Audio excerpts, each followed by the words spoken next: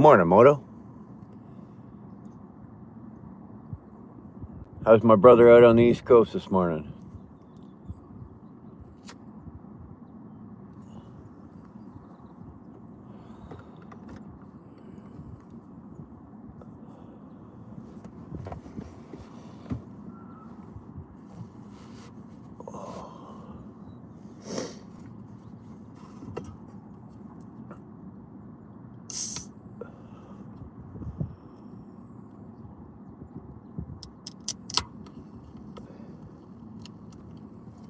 That never sounds good, Holler. From the side of the interstate, that don't sound good at all, brother. Hopefully you're okay. Hopefully you're all right, man. Good morning, Jim. Pleasure as always, my friend. Good to see you. Uriah, great to see you, man.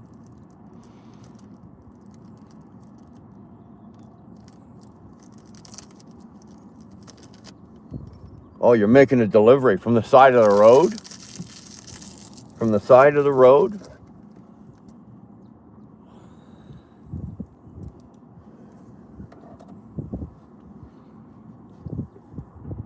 All you need is love. Good morning. Good morning.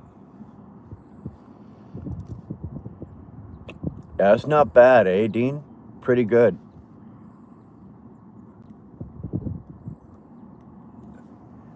The sun's coming up earlier and earlier, and like I used to when I first started doing these, I'd be coming out here and the sun would just be coming up over the horizon. But I'm not getting out of I'm not coming out here at 5 o'clock in the morning.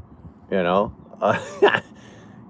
So to me right now it's 7:07. And this is about as early as, I'm doing this. I'm not getting up at 5 o'clock to come out and look at, as much as I'd want to, I'm just not doing it. Em, good morning, good to see you. Tyke, there's my boy, morning, afternoon, going into Edinburgh for a beer and some scotch. It has to be done. Well, you do what has to be done. That's what we'll give you, Tyke, we'll give you full points and full credit for you do what's got to be done no matter what the cost, eh? It's got to be done. Well, you'll take care of it and you'll do it.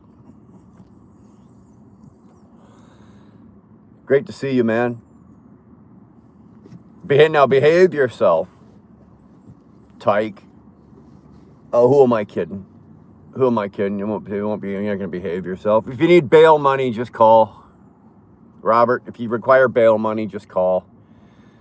Yeah, big project at 285 and 20 Atlanta delivered those sound barriers, wall panels. Oh, okay, so yeah, that explains why you're sitting on the side of the road then.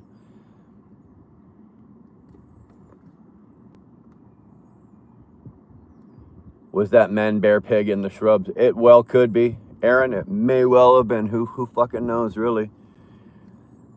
That's flat land of Alberta right there. There's nothing out there but, like I said yesterday, oil pumps and cattle. Nothing out there.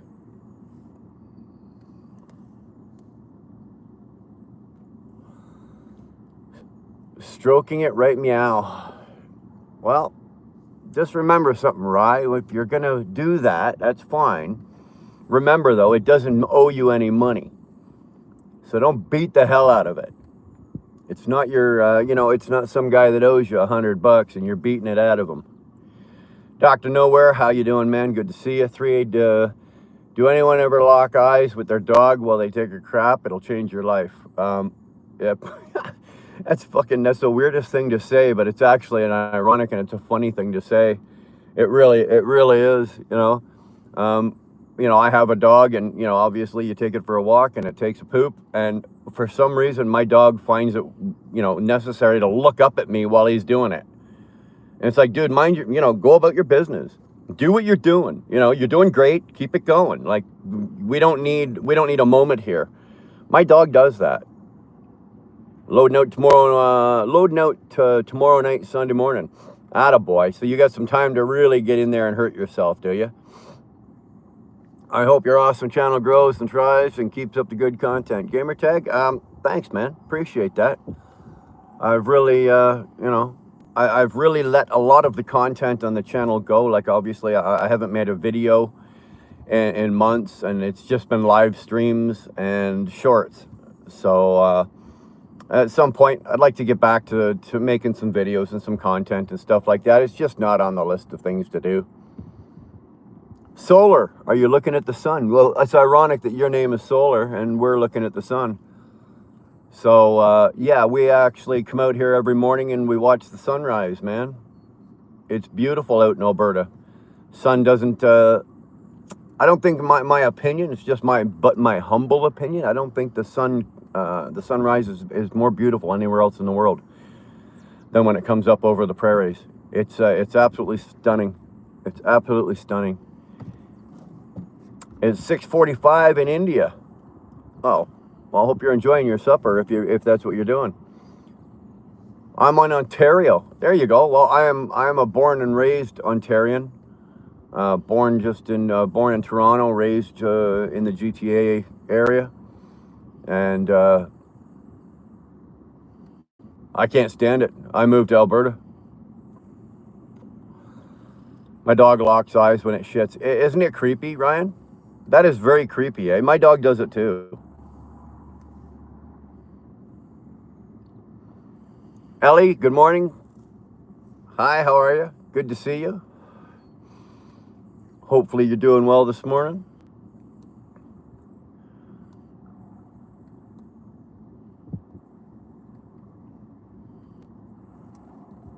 Oh, Michael, try harder. Do better. You're the first one this morning. Be a better man. Be a better person.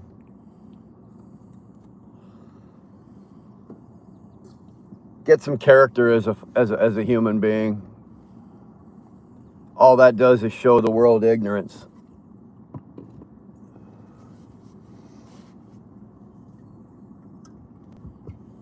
You're sitting on your mom's couch right now, looking at your fucking phone, typing stuff like that. If she walked by and saw you write that down, if she saw you write that, yeah, she'd probably smack you up the back of the head. Get a sense of humor. Get a sense of humor. There's nothing funny about that. And if you think that's funny, then you're really lacking. You're in the minority of people that would find that funny. If that's okay with you and you're good with that, then keep living the way you're living.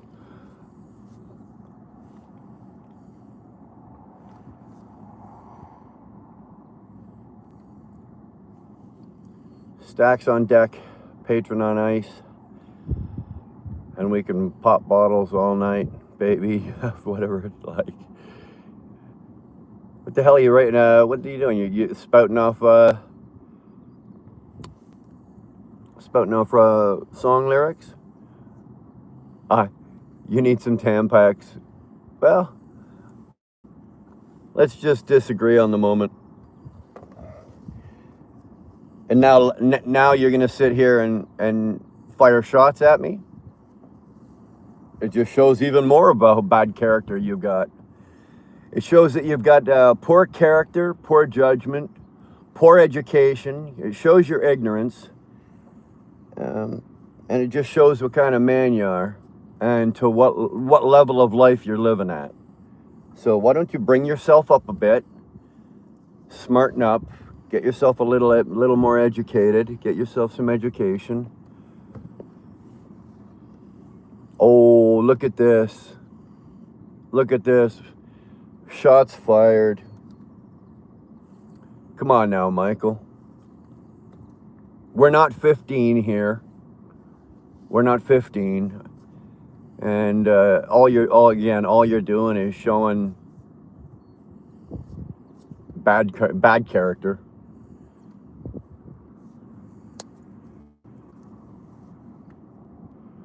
Good to see you, Camille. Damn, it's good to see you, son. Thanks for being here. 420. Nah, It is what it is. I sit on YouTube to 10 people on a weekday. Well, there's 39 people. It's a little more than 10. Actually, there's 45, and there's more than 10. And I guess you got your 2 minutes in. Well, who says I don't work, man? What, because I'm not at work right now? Who says I'm not retired? How do you know I'm not retired? Now I'm just, this is just a hobby, man. And that I'm not just sitting here, doing what I'm doing because I got time to kill. When you make comments like that without knowing anything, because obviously you've never been here, you don't know who I am. Obviously, it shows something about yourself. What side of yourself in life do you want people to see? What do you want people to know about you? They want you to know that you're, racially ignorant, that you're poor judgment and character. Like, when you type stuff like this on here, man, all you're getting is your name up on the screen, and you can go, oh, look, everybody, there's my name, and I wrote something. I'll give it to you. You can have your 2 seconds here. Go ahead and type what you want. You want to take shots at me and tell me to get a job? How do you know I'm not a fucking billionaire and I'm just sitting around with nothing to do? You don't know shit.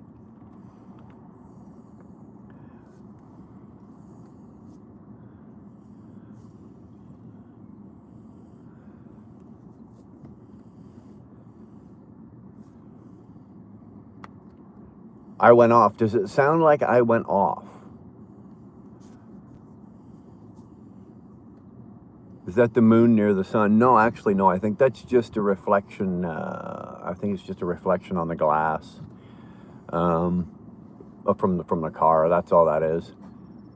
I can't do anything about that. Sorry about that, man. So anyway, good morning. Obviously, the trolls are out in full force this morning. And they're entitled. Let them roll. Thank you for the view. Thank you for the view. Come on in, trolls. Have your minute. And then be gone. That's cool. Checker 6, good to see you, brother. Is this UK or the States? It's neither, man. It's Canada. We're sitting in Canada. We're sitting in the second last province in Canada, out in Alberta. We're looking out at the prairies right now.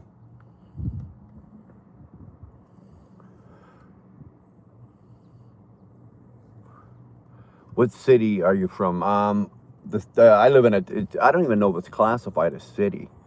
I live on the far end of Strathmore, Alberta.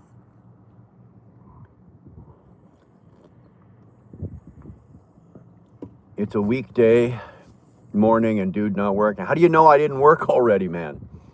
How do you know I didn't work nights? How do you know that, like, Jesus Christ, what's the matter with you? Adada. What a name. The earth is round. If anybody that's got the flat earth theories, give your heads a shake. It's going to be a beautiful day here in Illinois. It's going to be a gorgeous day here. We're supposed to be 26 or 25 or 26 degrees today. Up here. That's Celsius, not Fahrenheit. So for our U.S. friends, I think 26 is somewhere around, what is that? Somewhere around 78, 70, 77, 78 degrees.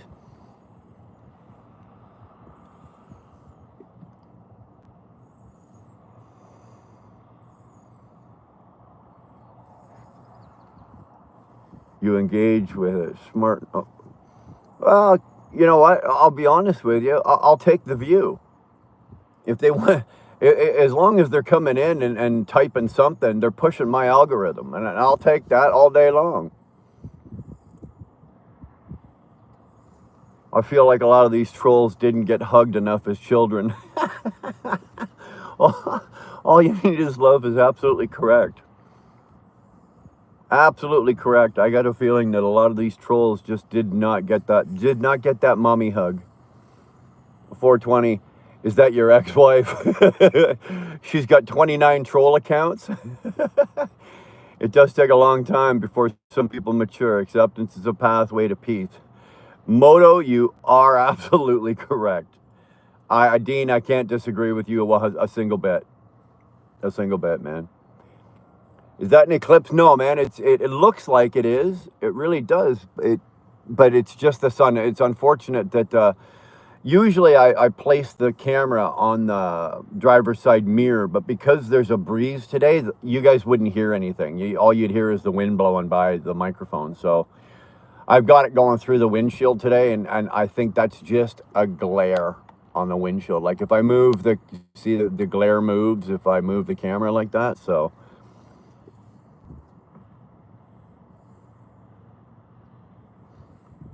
no, I don't need the monetarily. Are you kidding? See, again, you're showing your ignorance. Whatever the fuck your name is. You're showing your ignorance and your lack of what you think you know and what you don't know shit. I don't need the money. Okay, and believe me, your view is not giving me a single dime. Brown chicken, damn good to see you, son. How the hell you, man? I love how Mike's mom keeps me guessing, never know if it's Coke or donut powder on her nose. There you go. Light refract. Jimmy, thank you. Thank you. We now have a technical term. Okay, we now have a technical term. It's light refraction. There we go. Hit the like button, everyone. There you go. Thanks, Brown Chicken. Thank you for signing up for free trial of Algo Booth. We trust your automated trolls. It's just really boasting your algorithm. There we go. I don't need any help with that. They find their way here naturally by themselves. Are there any fires up there in the area? Paul, not yet. We are. It's fire season up in Alberta. Northern Alberta should be on fire. I hate to say this. I'm laughing about it because it's not funny. But Northern Alberta should pretty much be on fire just about any time now. Any minute now, we're going to hear about Alberta, Northern Alberta. Last year was probably the worst year for the fires. One of my kids was actually displaced. Her and her husband and my granddaughter, they live and work in Jasper, and they got displaced last year. They had to basically pack a suitcase, and they were given so much time and to pack a suitcase and literally get the hell out. They were lucky that the part of the lodge where or not the lodge, because they work at the Fairmont. Both of them work at the Fairmont at the resort. Luckily that the part where the housing is for the staff was not badly affected. It took a little smoke damage, but no water, no fire, no nothing like that. So they got lucky. But any minute now, it wouldn't surprise me. And believe me, when it happens, we'll know, because the smoke makes it all the way down to here. Checker 6 is absolutely, that's a good point. Yeah. Trolls got time to comment. That means they have no jobs. Well, most of them are about anywhere from the age demographic of 12 to 15, right? So Minnesota has a few fires going on. Well, like you said, brother, it's that time, right? It is that time of the season. All it takes is one cigarette butt, one ember of any kind. If you look around, like right now, you look out the front of the car and we got green grass, but off to the side over here, there's a lot of dead or a lot of brown grass, and all it would take would be to throw a cigarette butt out there, and you can have yourself a nice little fire going in a matter of minutes. I just got to worry about tornadoes here. A few bad ones. Home slice. That's a good point. We get tornadoes up here, but nothing like you guys do down Tornado Alley there through the Panhandle and like Missouri, Kansas, Texas, that whole stretch there. We get them, but nothing like you guys. We might get one, say maybe two, right? And then they're decent, they're F2s, F3s, but nothing like, you won't get like 2 a day for a fucking 2 weeks or something like what you guys deal with. No, Jimmy, it's I have to charge you the tariff for listening to it. You can send me a bill for that. Let me know how that works out for you.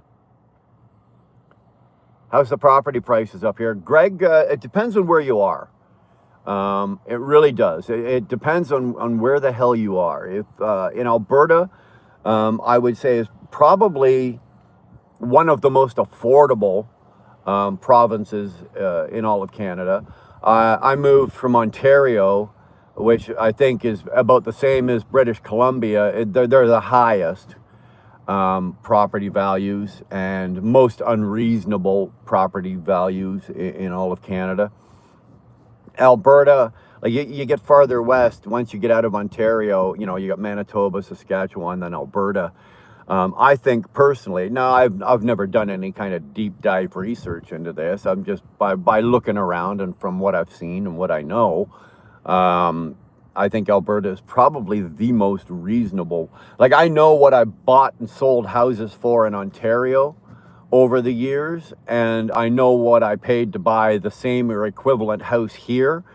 And we're talking about hundreds of thousands of dollars difference. We're not talking about like a $20 grand difference. We're talking, you know, you are several $100,000 difference between a home here and that exact same home in Ontario, sitting on the same. The only thing I think that it's on par with is the property tax here is about the same as it is there, but the price themselves is ridiculous.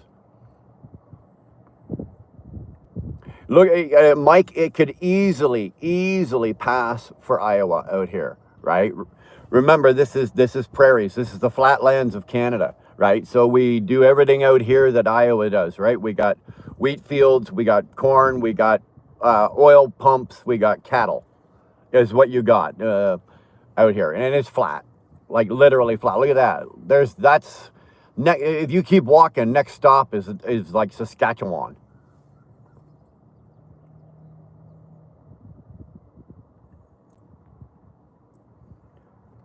Hey, Bella from Australia, good to see you.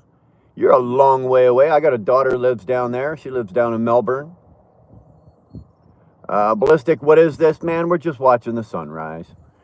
Watching the sunrise. As soon as the sun gets up far enough and it's higher than the dash, or sorry, the visor on the car here, then I'll turn the camera around. But right now the sun is like right in my eyes. I'm taking it dead, so I couldn't turn the camera around. I wouldn't be able to see anything anyway.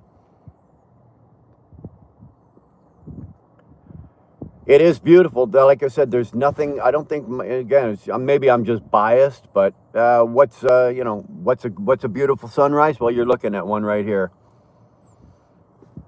Good morning, Shannon Thomas Trucking. Money. Well, you know how to get. Shannon knows how to get my attention. Shannon's been is a longtime friend of mine and a very good friend of mine, and she knows me fairly well, and she knows how to get my attention. You know, if she walked into a room with 50 people and screamed the word money, I'd be the first one at her feet. The South is on fire. Well, whereabouts are you burning? Is it on fire because you know somebody lit a match and is burning it, or is it on fire because you're out there tearing it up?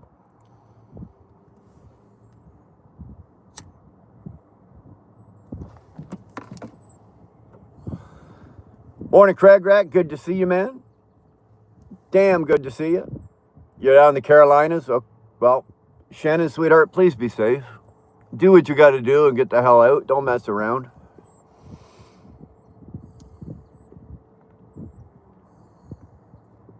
If I marry a Canadian, can I get a Canadian citizenship?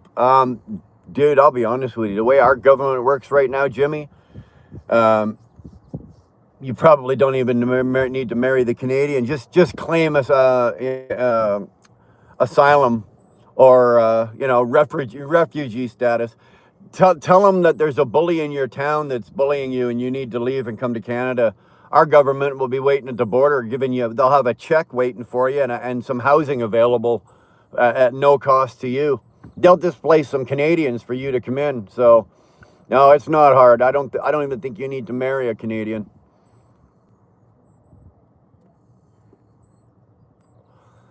Logical, sir. What are you doing, man? I'm just sitting here watching the sunrise, man.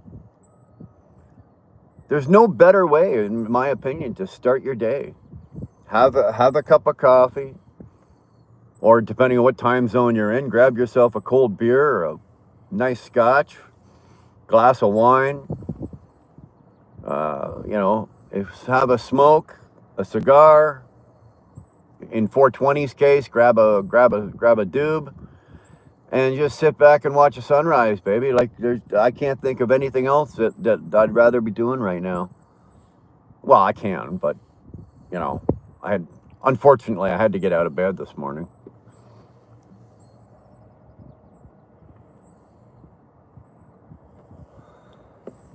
Staying down here till the money runs out. Well, from what I understand, you're in a hot lane. You're in a hot lane right now. If you can, you're not in any danger with the fires, and the work is there, then stay there and get it. Just need to live in Canada for 6 months. Why only 6 months? What are you afraid for? What are you afraid of our winter? Hi from Canada, Zaz. Where in Canada are you? You don't have to give us the city or the town you live in. Just what are you looking at for, like, what province are you from? They will drive you around so you can pick out which family you want to displace. Exactly, CB. Exactly. And they won't even take you around in a cab. They'll probably take you around in a black Lincoln Town Car or something like that. Whatever the politicians are driving around in. Patrick, good morning, man. Good to see you. Oh, fuck. I needed that. That was the first one of the day. I'm in the good books today. Just got Susie a new helmet with built-in Bluetooth. Look at you go. God save Canada from infinity Muslims and Indians. Well, David, you know what? We don't need to be saved from that. I think some of the immigration problems that we have are our government doing, and they did certain things on purpose. They didn't do it because immigration was set up for a reason, and there is an actual purpose for it. And we do need it, Canada and the U.S. You do need immigration, but I think the fact that they're basically paying people to come into our country to buy votes. And to sway opinions on certain things. That's what's happening. Already walked a mile this morning and sipping some great coffee, getting loaded. Atta girl. I don't like that walking the mile thing. Like I'm in total disagreement with that. I'm not walking. Like I'll walk from from the bedroom to the bathroom. I'll walk downstairs, go to the kitchen to make coffee. I'll do that. But if you think I'm walking anywhere, you're out of your mind. If I'm walking for exercise, that's not happening.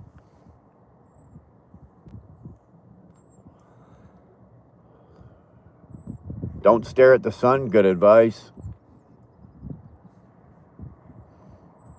He's really just enjoying life. Well, at some point, yeah, really I am. I've got no complaints. And any issues or complaints that I have are mine, and nobody else really cares. So, you know what? I'll deal with it myself. I think everybody's not everybody, but I think a lot of people in life these days are too busy wondering and being nosy, and they want to know what everybody else is doing, and their own lives are burning down around them. Man, I don't have time for that. I don't have time for that. I got a full life of my own. I got my own things going on, my own life, my own everything. I got kids. I got a great woman. I've got everything going on, and it's my job and my business to take care of that. I don't have time to be who gives a fuck what my neighbors are doing or what people are thinking. Or if everybody would just spend a little more time taking care of themselves, there wouldn't be so much hassle and headache and heartbreak in the world.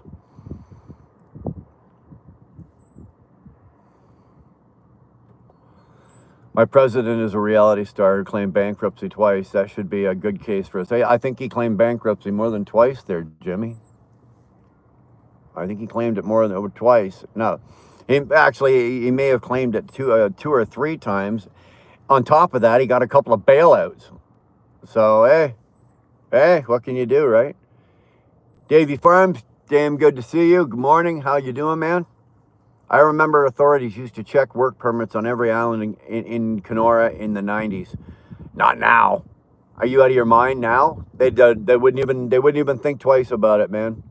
Wouldn't even think twice about it. Good morning. Fucking trucking. I love that name. 420 somewhere. What happened? What happened with what? What happened with what? I don't know what you're talking about. Is that two suns, Brian, or a sun dog? No, it's just a glare. It's just a glare off the windshield. I'm not sure. Here, is that better? Now we got 3 suns, 4 suns. We're on Tatooine. No, wait, that's a desert. They say I should get my truck back today. Oh, that's right. You're still waiting. Good God, man. Holy shit. They're saying all 4 tone rings were warped. Hopefully that's the final fix. Oh man, I'm hoping for you. I really am, dude. Get that thing going. Like at this point now, I don't know how you're not standing on the shop floor beside the guy with your foot tapping, going, looking at your watch, going, "I'm waiting, I'm waiting." Holy crap, man. That's one good thing I'll say about up here in Canada. Like, we don't have those kind of issues. Like, we have wait times. Don't get me wrong. If I put my truck in the shop today, they probably won't look at it till Monday. But if they got to do work on it, I'll probably have it back by Wednesday. There's none of this, oh, you bring it in on Friday, the 30th. Okay, we can look at it on the 7th. And we might be able to fix it. And once we figure out what's wrong with it, we'll have it back to you by the 25th. We don't have that up here. Not even at the major dealerships. At the going to Volvo or Kenworth or anything. We just don't. We don't have that. We don't have the population, so there's not as much. But Jesus, I don't know what I would do if I had to put my truck in the shop and wait 4 weeks. So I think you're at the 4-week mark now? 5-week? Good God. Good morning, Stephanie. No chicken hawk yet. I'd imagine as soon as you're here, he'll be popping in.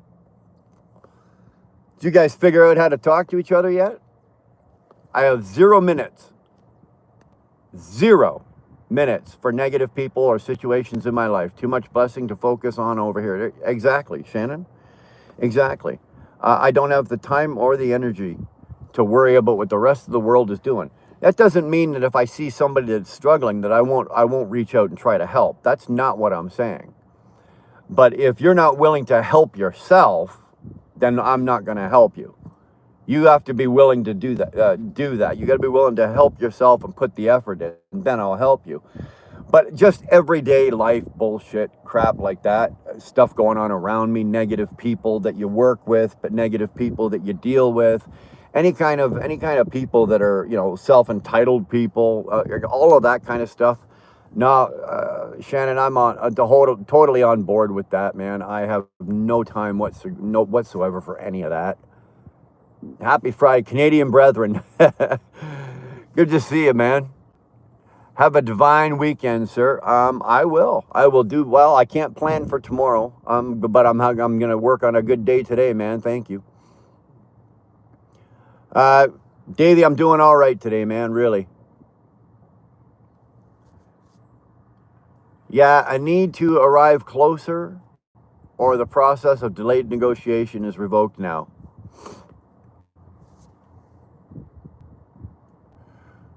Polar beard, he's polar beard, he's white. Oh, okay. Yeah, okay, yeah. I saw there, am I Indian? No, I'm not an Indian guy.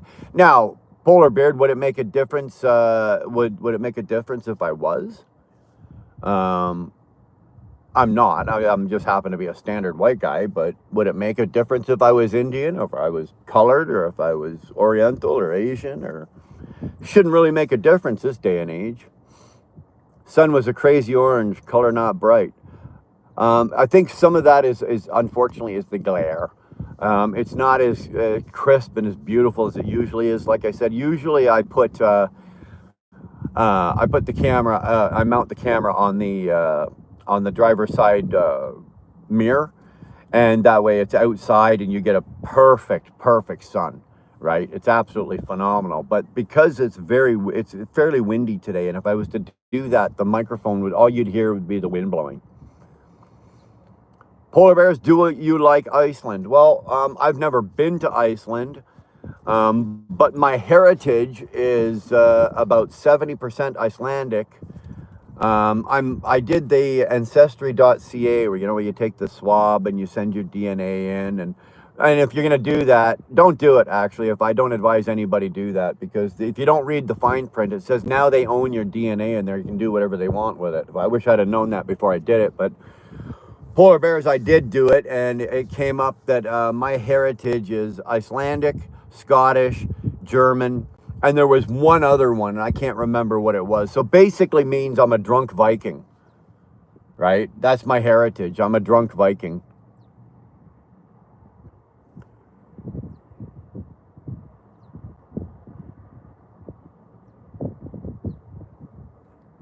Is this thing 265? Says hi, good to see you. I'm at the 3-month mark, dude. I can't even fathom that. I can't even come close to thinking about what that would be doing. I'd have probably, at this point now, well, here's the thing. You didn't know that you were going to be waiting 3 months. Because if that was me and I knew I was going to be waiting 3 months, I'd have rented another truck, right? I'd have still been working. Oh, we just lost focus. Look at that motherfucker. The camera's focusing now on the spots of the windshield.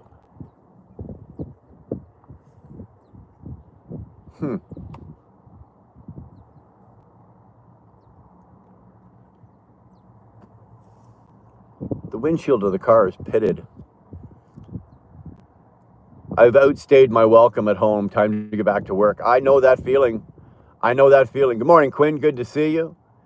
I lived in Iceland for a year thanks to the U.S. Navy. I've never been. I wouldn't mind going. I would definitely check that out. I'd love to see what Iceland is all about. I hear it's absolutely gorgeous. I think, if it was possible to do, feasible for me to do, I would definitely do it. I had my DNA and it showed I'm Afghani, Pakistani, and then Russian and Romanian, and yet I'm born in Iceland. Dude, you never know. When it comes to DNA, we are a mixture of a soup of just about anything and everything these days. You could sit there and go, oh no, I'm 100% African, and find out that you've got 15% Chinese. You don't know anymore. Viking is a term for rating. Okay, so there's our education this morning, guys and girls. We're getting an education. I didn't know that. Hold on, we're gonna see if we can refocus this. Sorry, I apologize about my hand. Bloop. Usually it'll refocus itself after enough time, but I did not know that Viking is a term for raiding. I knew that Vikings were famous for rape, pillaging, and plundering. Now, not that I've done any of that. Well, the pillage and plundering I may have partaken in at some point in my life. But I can't say the raping I've actively participated in or endorse. Snorlord OG, good to see you this morning, my man. Good to see you this morning. Always a pleasure.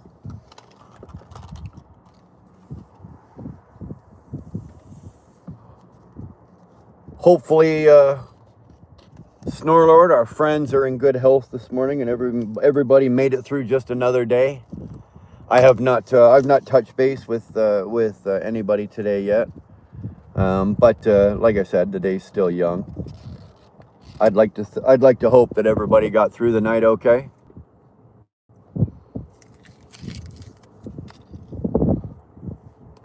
Which place is this? Polar bears. I'm in Alberta, Canada. I'm out west out in the prairies.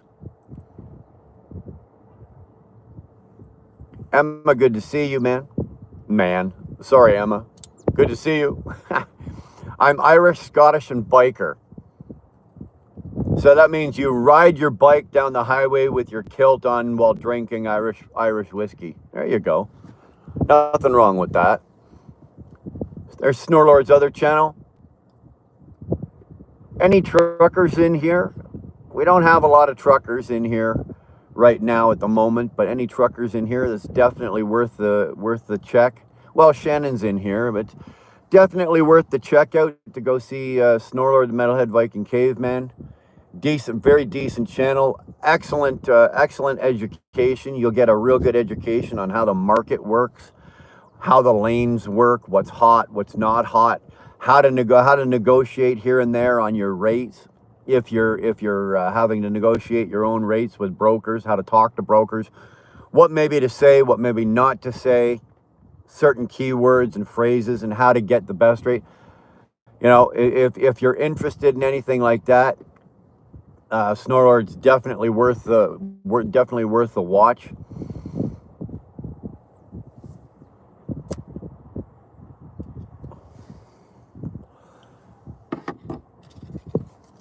Snorlord, if you feel like it, you can throw your link in there. I got no problem with that. Throw your link up. Anybody, actually, anybody that's got a channel. If there's anybody here that's got a channel and it's a viable YouTube channel. I don't mean it's an OnlyFans. We're not promoting OnlyFans.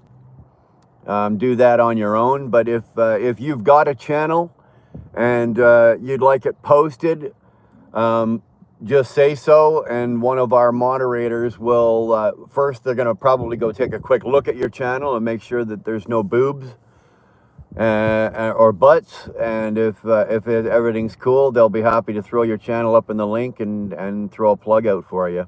I have absolutely no problem with that, promoting other channels, bigger channels than mine, smaller channels than mine. I don't care either way. If you've got one and you want to get it out there,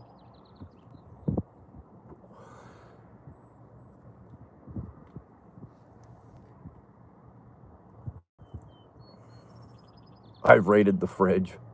I've done that. I did that this morning already, brother. Hope everyone is well. Need one more like. We need one more like. I'll take one more like after another like after another like. Dude, I'm not picky. An ex-trucker, but still have many family that still drive. Yeah, I'm a generational driver myself. Like, it's my grandfather, both my grandfather. It skipped my father. My great-grandfather was a kind of a trucker, but my grandfathers were both truckers. My dad never drove a truck, but I've got cousins and uncles, and it's always been, always been something. Trucking has always been in our family. It's always been something that we do. It's always, at any given point, somebody in our family or multiple people in our family are driving trucks. Was trucking Bud Life, but now a full participant of the hospital. Yeah, that sucks balls, man. I'm sorry to hear that. It's 9:47 p.m. at night in Asia. You were just winding your day down. So here, if it's that far ahead, give me my lottery numbers, would you? I know it doesn't work like that. I wish it did. I wish it did. I wish I could phone my daughter in Australia, because she's a day ahead, right? I wish I could phone my daughter in Australia and say, okay, what are the winning lottery numbers? I wish that worked like that. Unfortunately, it doesn't, but I wish it did. Susie wants me to do a channel based on biker events and rallies. That's not a bad plan. Bog-eyed.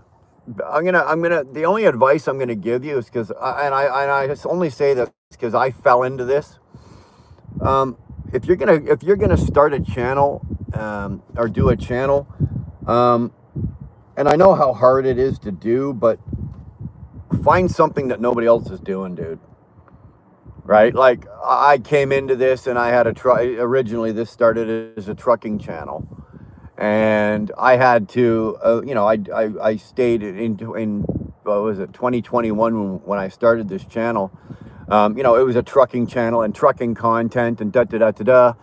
And it really wasn't really going anywhere until the convoy hit. But then even then, after the convoy kind of died off, the channel kind of, because it's one of those industries that in YouTube that's oversaturated. There are a billion fucking trucking channels. There really is. So you're competing with every other guy out there that's that's got a truck and a camera, and he's going to mount his camera on his dash, and he's going to drive, and he's going to do this. And so if you're going to do it, man, make sure that there's not somebody else out there, or not anybody other, no other YouTube channels out there doing the same thing. You know, that's all I'm going to say. I'm not saying that I'm not saying that that don't do what you want to do. You might have a market there for what you're saying, you know, based on biker events and rallies. You might have a good chance. The market may be wide open on that, and you may be one of maybe a few guys doing it. But if you're not, go take a look around, man. If there's, you know, if you've got in your area, or for that, because you're in England or you're in the UK, so you got a big population, but you got a small landmass. That means there's probably a lot of guys in your area all doing the same thing. Make sure that you know, they're not, because it won't go anywhere. Your intentions will be great. Your content can be out of this world, but if you're competing with, you know, like I said, a billion other channels, it's a little more difficult.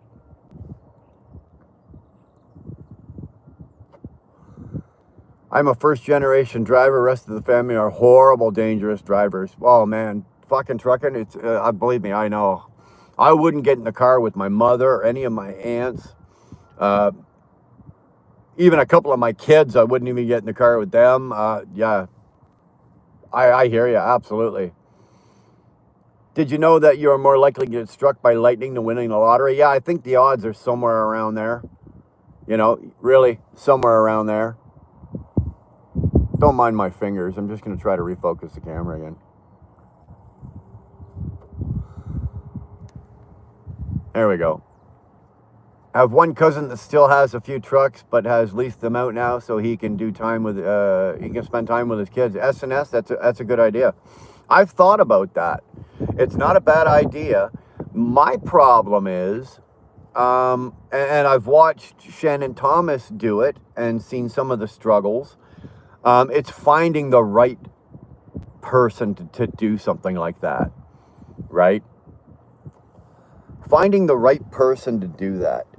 It's like you're going to take $100,000 or a couple $100,000 worth of your equipment and your livelihood, and you're going to basically hand that over to somebody else. That's hard for me. I don't know. Maybe some people can do it. You know, if you think about it, and I say this all the time, if you take emotion out of it and you do it in a sense of, you know, it's a business and a business only. If you do it in that sense, then it shouldn't be as hard. But I'm telling you, man, for me, it's very, very difficult. And I've done it. Like, I've been a multi-truck owner before and had drivers and payrolls and all that kind of shit. And you know what? It's stressful. It's stressful. You know, it really is. Especially when, you're 2 o'clock in the morning and you're laying in your bunk and the phone rings. You know that's not going to be good. It's not going to be good, you know, and one of your trucks is down the side of the road. It's, okay, the tow, you need a tow, you need this, you got to put the driver in a hotel and that kind of thing. Or even if you lease it out, like, for example, if I was to take my truck and lease it to somebody else and they're paying a monthly payment and whatever like that, they run into a bad stretch and they're not making any money and something happens or whatever, or, when the truck breaks down, it's on them because they've leased it off you. It's their repair to deal with. That's still, and they don't make the payment, well, you're on the hook for the payment.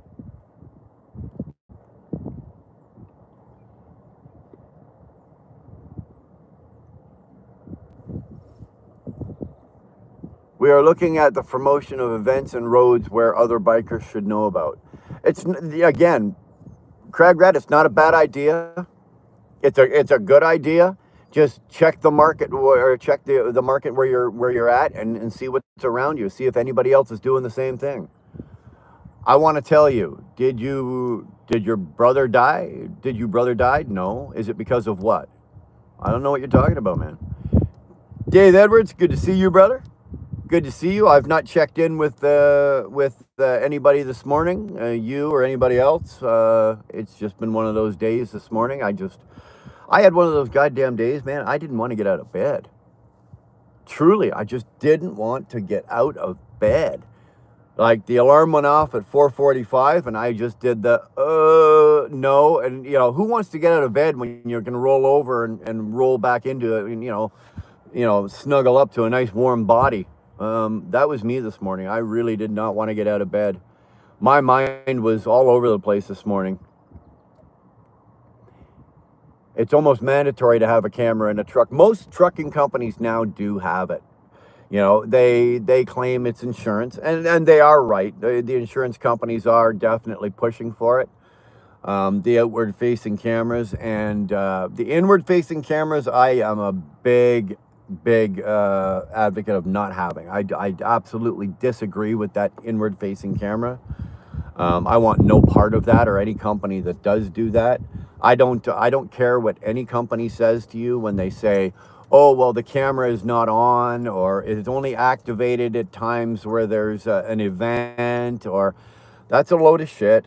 I happen to know firsthand because I've been in the office and I've seen it as it's working in real time, that they can look in that truck at any time they want. They can see what you're doing. And nowadays, that inward-facing camera is so bad that, when you turn your camera on your phone, sometimes you get that yellow box, and that yellow box is around, say you're pointing it at your phone, you're pointing your camera at your wife or something. The yellow box is around her head, right? Because that's where the camera is going. Well, these inward-facing cameras now have the same function, and it's focused on the driver's head, and the driver's head is in that box. And if your head, for any reason, comes out of that box, it sends a notification, right? And now they've got them. I know that Motive has it, and what's the other one? Not Keep Trucking. There's a couple of them. Now they've got it where they're following your eyes. So even if your head is straight, if your eyes look down at your phone, or if they look down, I used to get calls because my phone was mounted right beside the radio, right? So I would look down, or I'd reach over and I'd push a button on my radio to change the station on my Sirius or something. And 25 minutes later, I would get a phone call saying, you've got a distracted driving event. And I'm like, what are you talking about? Well, we saw you looking at your phone. Well, no, I wasn't looking at my phone. I got tired of that. It started to wear on me. The outward-facing camera, no problem. I absolutely agree, 100% with the outward-facing camera. Those cameras, the dash cams that they've got, and I recommend them in cars as well, because you know what, man, they have saved truck drivers millions and millions and millions of dollars. In events where something happened and the truck driver usually gets blamed for it, but now there's a recorded event showing, no, this ass hat in front of me did this, and this is why we've got that. For us old school truckers, this is our sit down at the liar's table that I miss in the industry. Thank you. Hey, no problem. Like I said yesterday, come on in here. We'll sit here and talk about anything you want. We'll talk about the women we say we've had that we've never had, the places that we've gone that we've never been, the bullshit and stuff that we've done that we've never done. But hey, we'll sit and talk about it. Silvercrest, the odds of dying go up after you win the lottery. Dude, that I wouldn't doubt at all. Tennessee TV, damn good to see you, man. Feel free to throw your link in there. You've got a wrench.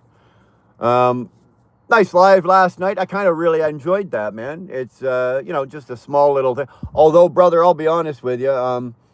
Balls out to you, you're ripping, showing your tats and everything. And you've got some nice work there, by the way. I really did like it. But you're ripping your clothes off to show your tattoos. It's like, yeah, I got tattoos as well, but I'm not ripping my clothes off to show them. Nobody wants to see me with my clothes off. Well, don't get me wrong. I do have the body of a Greek Adonis. Okay, I do. But that's according to my beauty at home. So the rest of you probably don't want to see me running around with my clothes off. Cragrat, a buddy of mine has a website called ridesandrallies.com. He advertised rallies and events. So we're thinking of doing a YouTube based on that platform. Not a bad idea. Not a bad idea. Good morning, kids. Getting ready to do stuff. It's always good to do stuff. I like doing stuff. Some friends are going to make sure I get some fun times. Well, that's also important. You know, you can't be doing stuff all the time. Every once in a while, you got to sit back and relax and take a break and do something for you. And it doesn't mean beat your meat, Sterling. It just means take some time for you. More adventures. How you feeling? I'm feeling really good today, man. That's a lot of people say I should do a cooking channel, but there's so many. What? There's a million fucking cooking. S&S contracting. You don't know how many. Well, you do know. Look, go on YouTube. Just scroll through the shorts. There's a cooking channel every second or third short. Somebody's cooking something. Christ, it wouldn't surprise me if they'll be cooking meth next. It's definitely hard to find good drivers. It is. It is. It's very, very hard to find a good driver. I used to be a good driver, but I let my personal problems get in the way. I used to have personal problems, but now I let my trucking get in the way. I let my good driver get in the way. Life is a perspective, man. Problems are a perspective. We all got problems. I got problems. You got problems. Everybody's got fucking some problems at some sense or at some point or another. Everybody's got a problem. Nobody's perfect. But it's a perspective and how you look at it, how you deal with it, you know, and how you keep moving forward. You know, I've got a friend of mine going through stuff right now. And you know what? The one thing that I keep telling him, because I have to keep doing it myself, is take your shots. Take your goddamn shots. I don't mean your COVID shot. I mean, take your shots in life. But keep moving forward. Progress. Constant progress. Take your shots. Get up and keep moving forward. Yep, it's your responsibility to make payments and keep up. Well, it is. You know, you start leasing out your truck to somebody else. If they don't make the payment, next thing you know, you're on the hook for it. Tennessee, I'll talk about anything you want, brother. Speak your mind. You know that. End up getting your jacking it video leaked. Well, that'd be just my luck, yeah, or anybody's luck.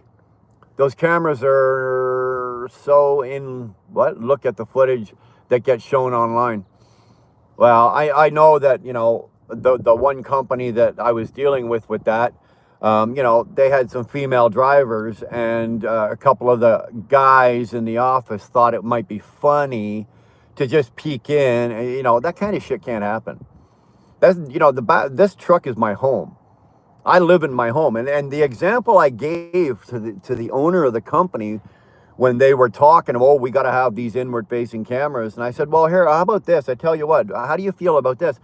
When COVID hit and everybody was working from home and all your employees were working from home, were you going to, do you think that as the employer that you had the right to walk into their living room and start putting cameras up in their living room or their dining room or wherever they were working from, and say they got a home office, and to watch them work? Do you have that right? No, well, no, that's their home. Well, you know what? This truck is my home. I live in this truck. You know, it's my safe space. It's my private space. It's got to be, and it has to be treated and respected in that way. And the trucking companies don't see it that way, unfortunately, right? They don't see it that way. And you know what I do when I'm going to bed, I don't want anybody knowing that I'm sleeping back there, or if I'm sitting there eating my dinner, or if I'm laying there watching TV. It's not right. If it's only activated, then it's recording all the time and saves the events. Well, cheap freight hauler, I agree. It's running all the time. Always running. Dubstep 61, good to see you, man. The odds of dying go up substantially after birth. That's usually how it works. You know, it's usually how it works. The minute you're born, you start dying. Isn't that funny? Funny how that works.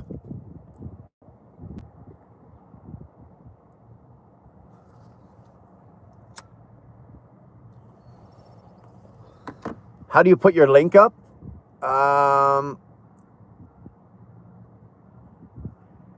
Hold on a second here.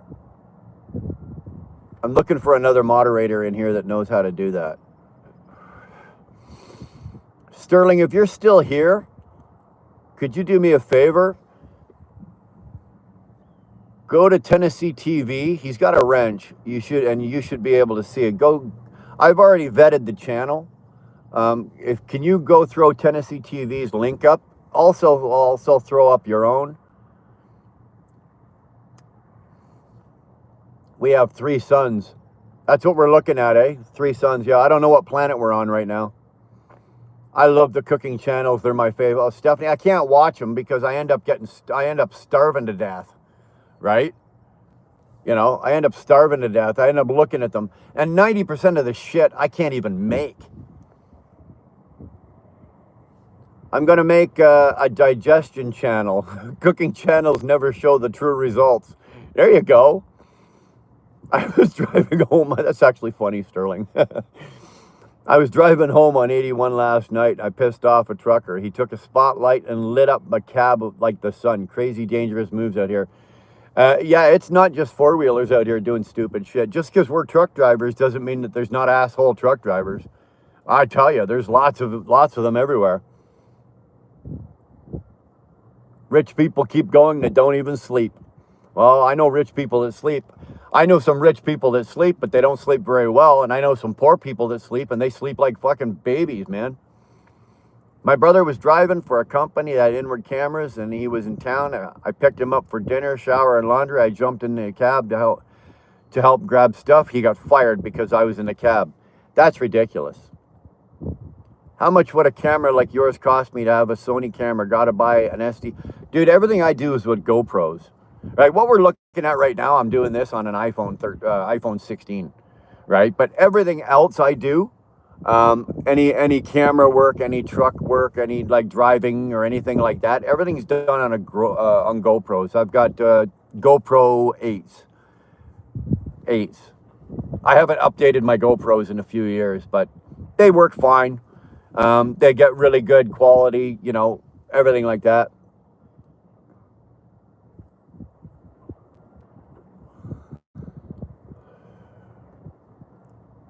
Good morning, all. I woke up. Good to see you, Salty. Good to see you, man.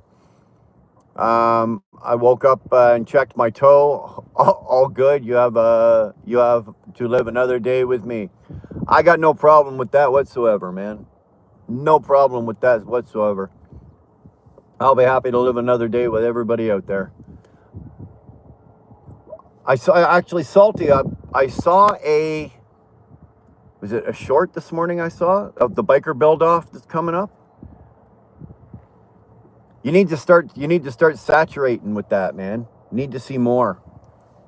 That's something that I think that you can get your teeth right into and get some really good content, and I think it's something that you could actually enjoy, that we would enjoy watching. That's the kind of stuff that I watch, Salty, from like, I haven't done it in years, honestly, but you know, back in the day, you know, we didn't take our bikes into the shop, you know, whatever horses we were riding back then, you know, they all either came to my place because I had usually had the bigger garage and I had a couple of lifts, or they went to another guy's place and we'd work on all our own bikes, and we didn't do a whole lot of fabricating back then, but it was all our own work that we were doing. And I love watching stuff like that. So Salty, if you're gonna go full balls to the wall with something like that, and with the biker build off, record it all and then go through it and edit it down. But record everything. It's absolutely fantastic. I love watching stuff like that. I really do.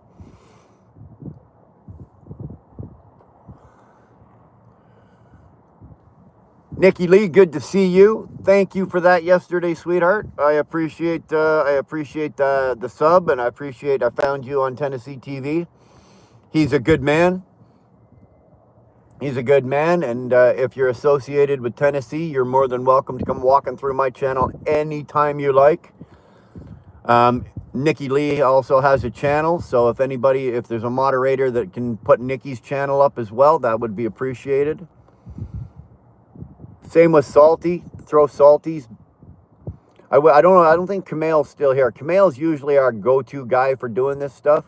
Unfortunately, because I'm doing it on my phone today, I can't throw links up. I can't put you guys links up. But if the moderators that are here that know how to do it, if they could just take a minute out of their busy days and throw Tennessee's up, throw Salty's up, throw Nikki's up.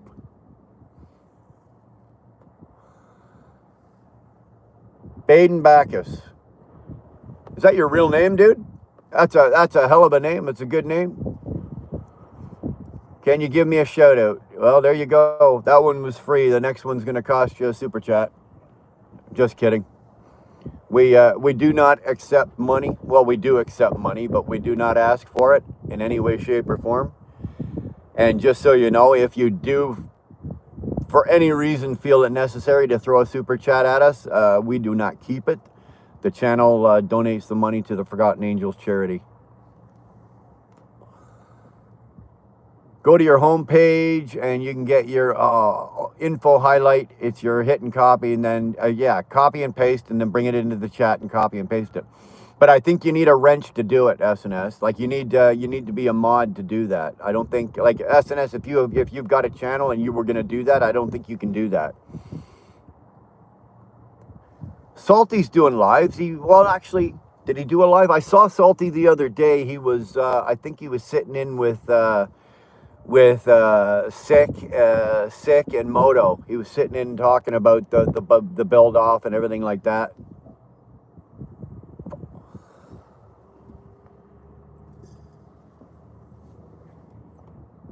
Salty, I'm gonna do this here because I took when I was watching you on I think it was Moto's channel. You were there the other day and you guys were talking about it and you were explaining what you were doing. I was really into it, and I took a long walk through your channel and loved it, and I subscribed to you, by the way. So I just threw a wrench on you, Salty. So throw your own link up there. You know, it'd be good for everybody else to see what you're doing. I absolutely get off on that kind of stuff. I loved it. Tennessee figured it out. All right, there we go. Who's that? There's Pat. What up, Wheel Burner? Good to see you, Patty. Zhao. That's all the German I know, and I don't even think that's a word. Or night. I think that's another word. I don't have a clue.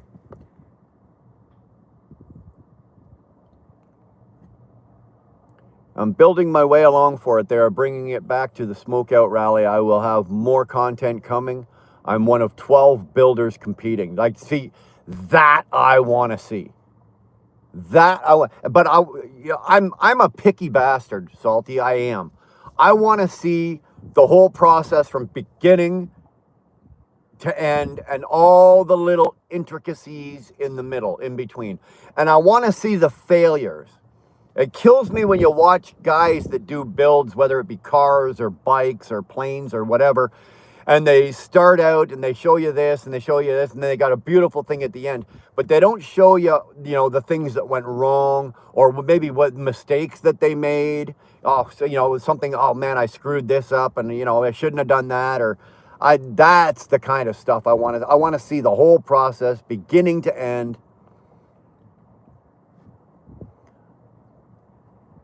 Do I have a girlfriend? Jaden, yeah, I do. I got a great girl. Unfortunately for you, you're going to have to maybe check out S&S Contracting, see if he's got a girl. Stand by for more. Come over the next few months for Cycle Source Magazine and Dennis Kirk. Lowbrow and many hardworking at the biker build-off, yeah. I'll be paying attention to that. I'll be watching that. Time to jump. Have a good day, y'all. Fucking trucking. Good to see you, man. Thanks for popping.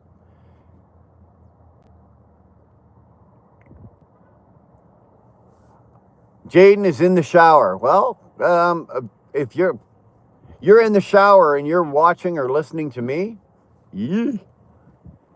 Wheelburner, if you wrench me, I can show them and you can take it back. I promise I won't boot anybody. Nikki Lee, I'm not worried about you booting anybody. I'm not worried about any problems. On my channel, I don't moderate people, right? Like you go to some channels and everybody's blue. I don't do that because I've run into other problems with that over the years. So now I have just 6 or 7 moderators, and they keep everybody in check. And right now there's only 21 in here, but usually there's, at any time there could be anywhere from 21 to 80 people in here, and I can't moderate while I'm talking. So they take care of most of that. Cragrat takes care of that for me. Kamale takes care of that for me. Tolga takes care of that for me. Sterling's usually pretty good for me, taking care of that kind of stuff. So, Nikki Lee, I will throw a moderator on you, but I will take it back at the end of the show. Not sure what the German word was that you said. That makes 2 of us there, Pat. There you go. Okay, ladies and gentlemen, there's Salty's channel. I definitely encourage you to just take a walk through, take a look at what he does. Although I will say I would like to see some more live content from you, Salty. Just for the fact that, you know what, you've got the voice for it, you've got the knowledge for it, and you've got the ability to do it. I'm sure you're busier than hell, and it may just be a time thing. You just don't have the time to do it. But you know what? I'd like to see some more live content from you.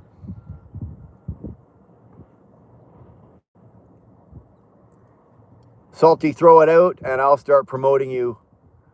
I lost a lot of my links when I got a new phone. Yeah, that's the other problem. Every time you get a new phone, you got to reset everything up for this kind of stuff.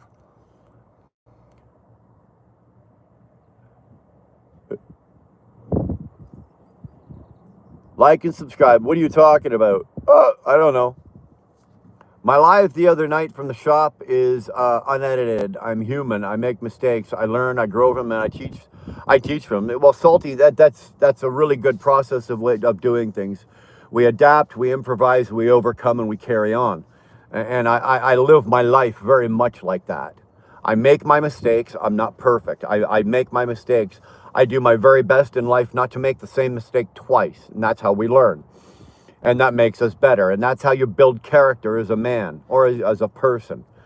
You know, character building is probably the most important thing in a person's life. Who you are as a person is based upon the type of character that you have. If you're a man or a woman of poor character, then you're probably going to be a douchebag for your life. But if you're a man of a good woman of good character, and you're willing to admit your flaws, and you're willing to work on problems that you might have, or change or adapt and then improvise, then you carry on with life, and chances are you turn out to be a pretty good person. I'm not saying that I am. I've got my flaws. There are people out here that think I'm an asshole, and that's fine with me. I don't lose a minute's sleep over it. But I know, Salty, at the end of the day, when I put my head on my pillow, I don't have any regrets.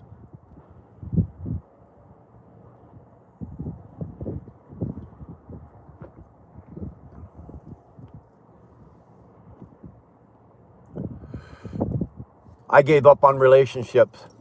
Widowed once or twice if you count my first fiance, and divorced 3 times. Now there, ladies and gentlemen, is a guy that should have a channel on what not to do. You know? Okay, folks, I'm going to start a channel on marriage. And it's not how to stay happily married. It's I'm going to tell you all the things of what not to do. Dirty Money saying, welcome to the club. Well, you know what? Exactly. Welcome to the club. I'm not exactly on my first wife either. You know what I'm saying? I don't know. I think the trucking business, excuse me, I think the trucking business, with the exception of maybe police officers and maybe something else, maybe airline pilots, but I think the trucking business has one of the highest rates of divorce. Really, it does. I don't know of another industry out there that, you know, the divorce rate.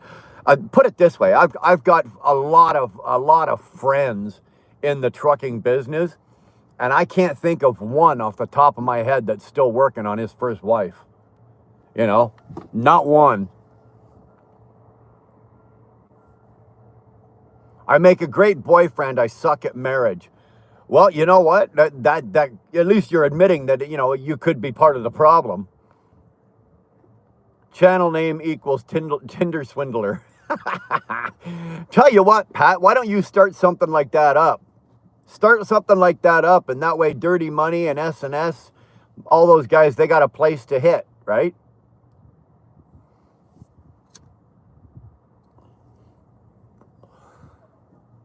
Don't have money, don't drive, OTR, don't be in a club. Well, some of us really didn't have a choice. Like we started it, trucking when we were young. And it's like, for example, I'm in a position now that even if I didn't want to truck, I don't know what else to do. I don't know what I'm not really qualified to do anything else. You know, I do a little YouTube here and there, but like I don't make any money on this channel. Certainly not enough to live on.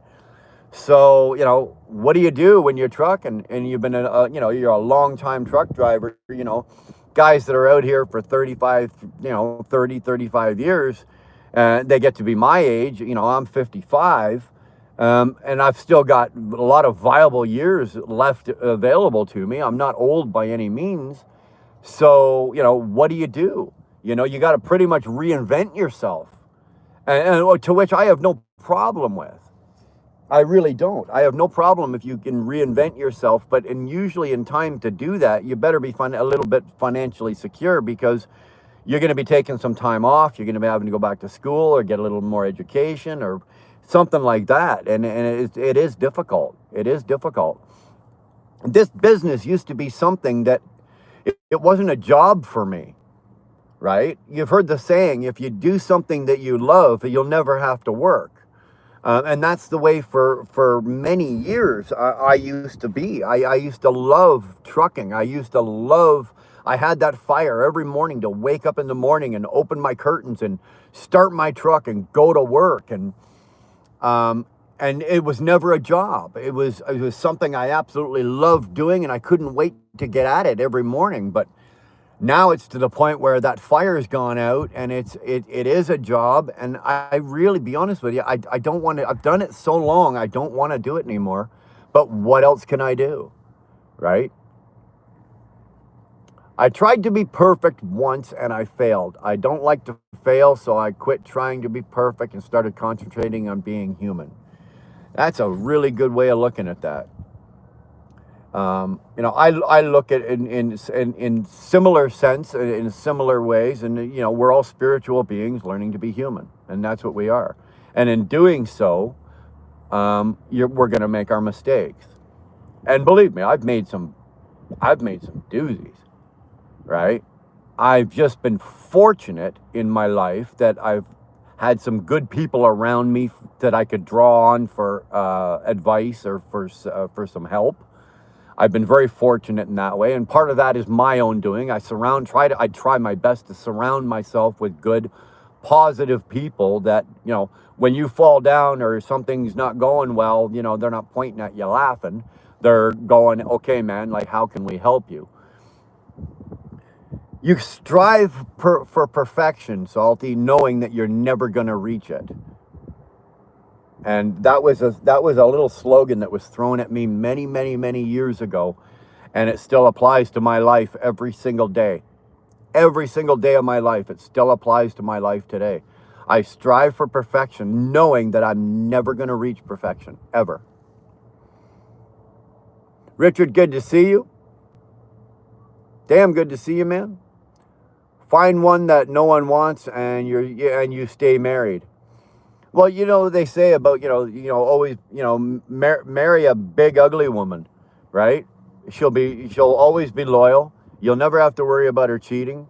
Da da da da da. I don't know if I believe that, but that's the saying. Oh, wait, no, I forgot. Don't join the military. I'm at 55. I'm not exactly in any hurry to go join the military right now.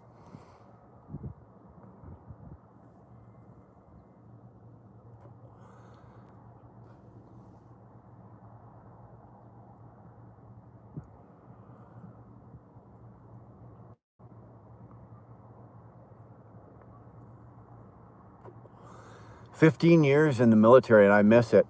Well, well, you think about the military as a long-term career. 15 years is a long time.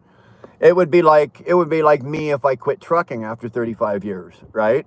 If I hung up my keys right now and walked out and did something else, I guarantee you within a couple of weeks I'd be missing trucking. I would. I would miss it. Would I miss it enough to go, oh my God, I have to go back and drive a truck? No, I wouldn't. Shade in the summer and warmth in the winter. Yeah. Nikki, I thought I gave you a wrench. Did I not?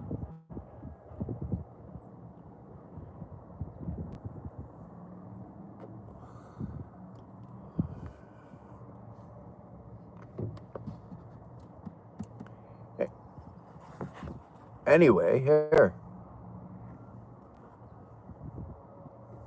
Let's turn this around.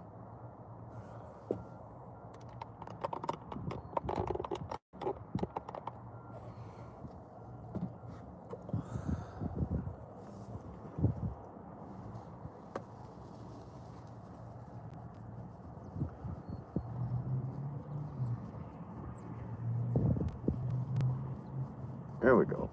Here we go.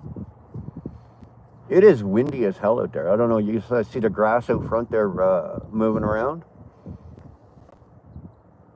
I don't think it's blowing in the window. You should be all right.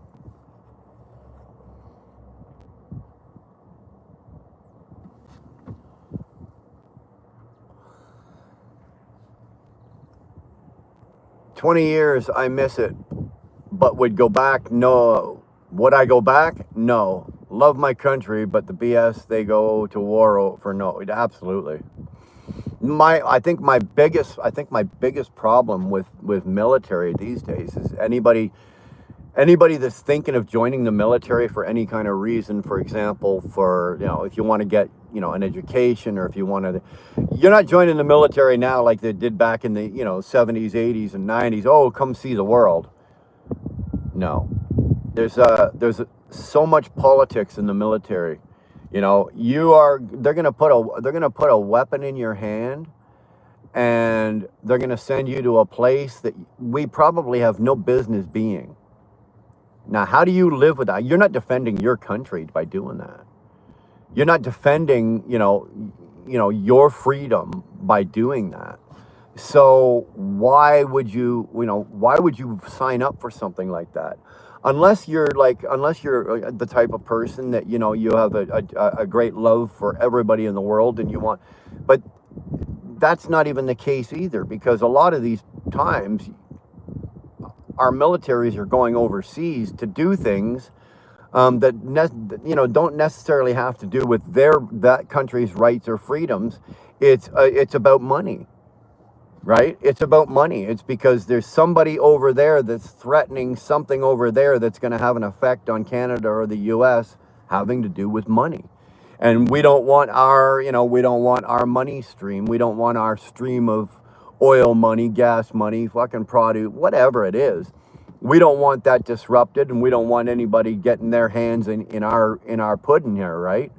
And that's what happens. So they send over, oh, well, we have to go invade this country. Why? Oh, well, the dictator's a mean guy. No, it has nothing to do with the dictator. It has to do with the politics. I'm not going to war for somebody else's stupid policies. You give me good policies, you give me a good reason, I'll stand up and I'll defend. But it's not for, our military in Canada, and in most cases as well in the US, the military is for defense. It's for defense. It's for defense of your own country, of your own freedoms and your own lives. It's not to go out and start invading countries for oil or for money or for anything like that. That's what the problems are. That's where the problems start. It's the politics that get involved in the military. You think that 18, 19, 20-year-old guys that are outfitted with $100,000 worth of equipment, they got all the state-of-the-art shit, you think they want to go stand out in a fucking desert shooting fucking shit, being shot at for no other reason other than the fact that they're there and that the people in that country don't want them there? I'm not doing that. I want no part of that. And I don't support it. I don't give my money to it. I don't give any kind of support to that kind of shit. Absolutely not.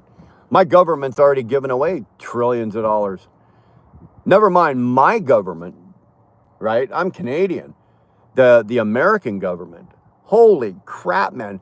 For the amount of money that you guys have sent the Ukraine or any of those other countries, for the amount of free money, because let's face it, you are never going to see it's supposed to be you're going to get that money back in trade or in this, or you're never going to see that money again, ever. It's gone. Kiss it goodbye. Say goodbye. It's out of there. But for the amount of money that's been spent, the U.S. government has spent, they could have fixed every road in the U.S. They could have taken care of your entire homeless population. They could have taken care of, and most importantly, in my opinion, you could have taken care of every fucking veteran that came back. Every veteran, the homeless veteran, the guys that are suffering PTSD, the guys, all of that could have been taken care of, and you'd have still had money left over. And yet they didn't do it. They don't do it. Same with Canada. We've got, seniors that are eating cat food because they can't afford it because their pension money is running out. We've got veterans here that are blowing their brains out. I think in the U.S. it's like something like 5 a day. 5 a day. There are veterans that are committing suicide. I don't know what the rate is in Canada. Buck Brown looked it up one time for the U.S. I think it was like 5 a day or something like that in the U.S. Veterans. That's unacceptable. 1 is unacceptable. Never mind 5. And they throw this money over there where, you could have taken care of every single one of those veterans, got them the help they need going through the whatever their issues. Because let's face it, you take a 19-year-old kid, you send him overseas, and he's going to be in a theater of war in some sort or another. Jesus, Tom, stop. Not today. They're gonna see things that you and I will never see. And then they're gonna come home and they gotta live with that for the rest of their life. They can't unsee it. And they need help. And what do the politicians think? That this kid's just gonna carry on life, go get a job at fucking Walmart or go truck or whatever? It doesn't work that way. It doesn't work that way. And the money should be available, and it shouldn't even be questioned. These guys and girls that are coming home should just get it. Same with your homeless, same with your hungry, same with the money's there to fix all of that, and yet none of it got fixed. You guys could be driving around, I say you guys, but I mean like Americans, Canadians, we could be driving around on roads made of fucking glass. So smooth, no potholes, no problems, and yet, no. War equals money, and it's the defense. It's the Department of Defense. Why are we always on the offense? Salty? Fantastic question. Fantastic question. Right? The Department of Defense. Why are we always on the offense? I think that's, again, it just follows right into line that we stick our noses where it really doesn't belong, and it's not us doing it. It's politics. It's big business. It's the war machine, right? It's the war machine. Everybody's heard that terminology, right? It's the war machine. And the faster that war machine cranks, the more money that's fucking generated. But it's not generated for us. That war machine money doesn't come back to the people, and it doesn't get, dumped back into the tax system and pay tax and pay road tax and take care of roads or infrastructure. That's not how that works. Trust me, that's not how that works. Bull of the Woods. Good to see you, my man. Hopefully everybody's doing well this morning. You're doing all right, man? Damn good to see you, TJ.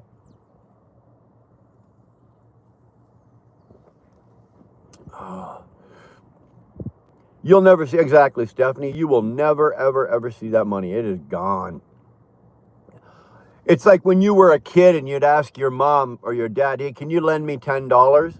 That's the biggest joke I ever heard. Like, I got 6 kids. I got, 6 daughters.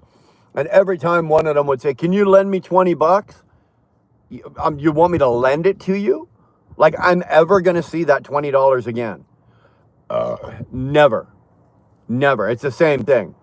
You think the Ukraine's going to pay any of that money back, or any of these other countries? I'm just using Ukraine because it's the latest one, but any of these other countries that got a huge financial dump of cash from Canada and the U.S., you think any of these countries are going to sit there and go, okay, well, we're good now, and we'll stroke a check for $7.7 trillion to Mr. Trump, and there you go. That's not how it happens. That's not going to work.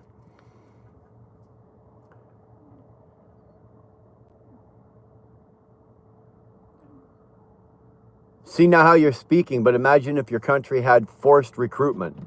Um,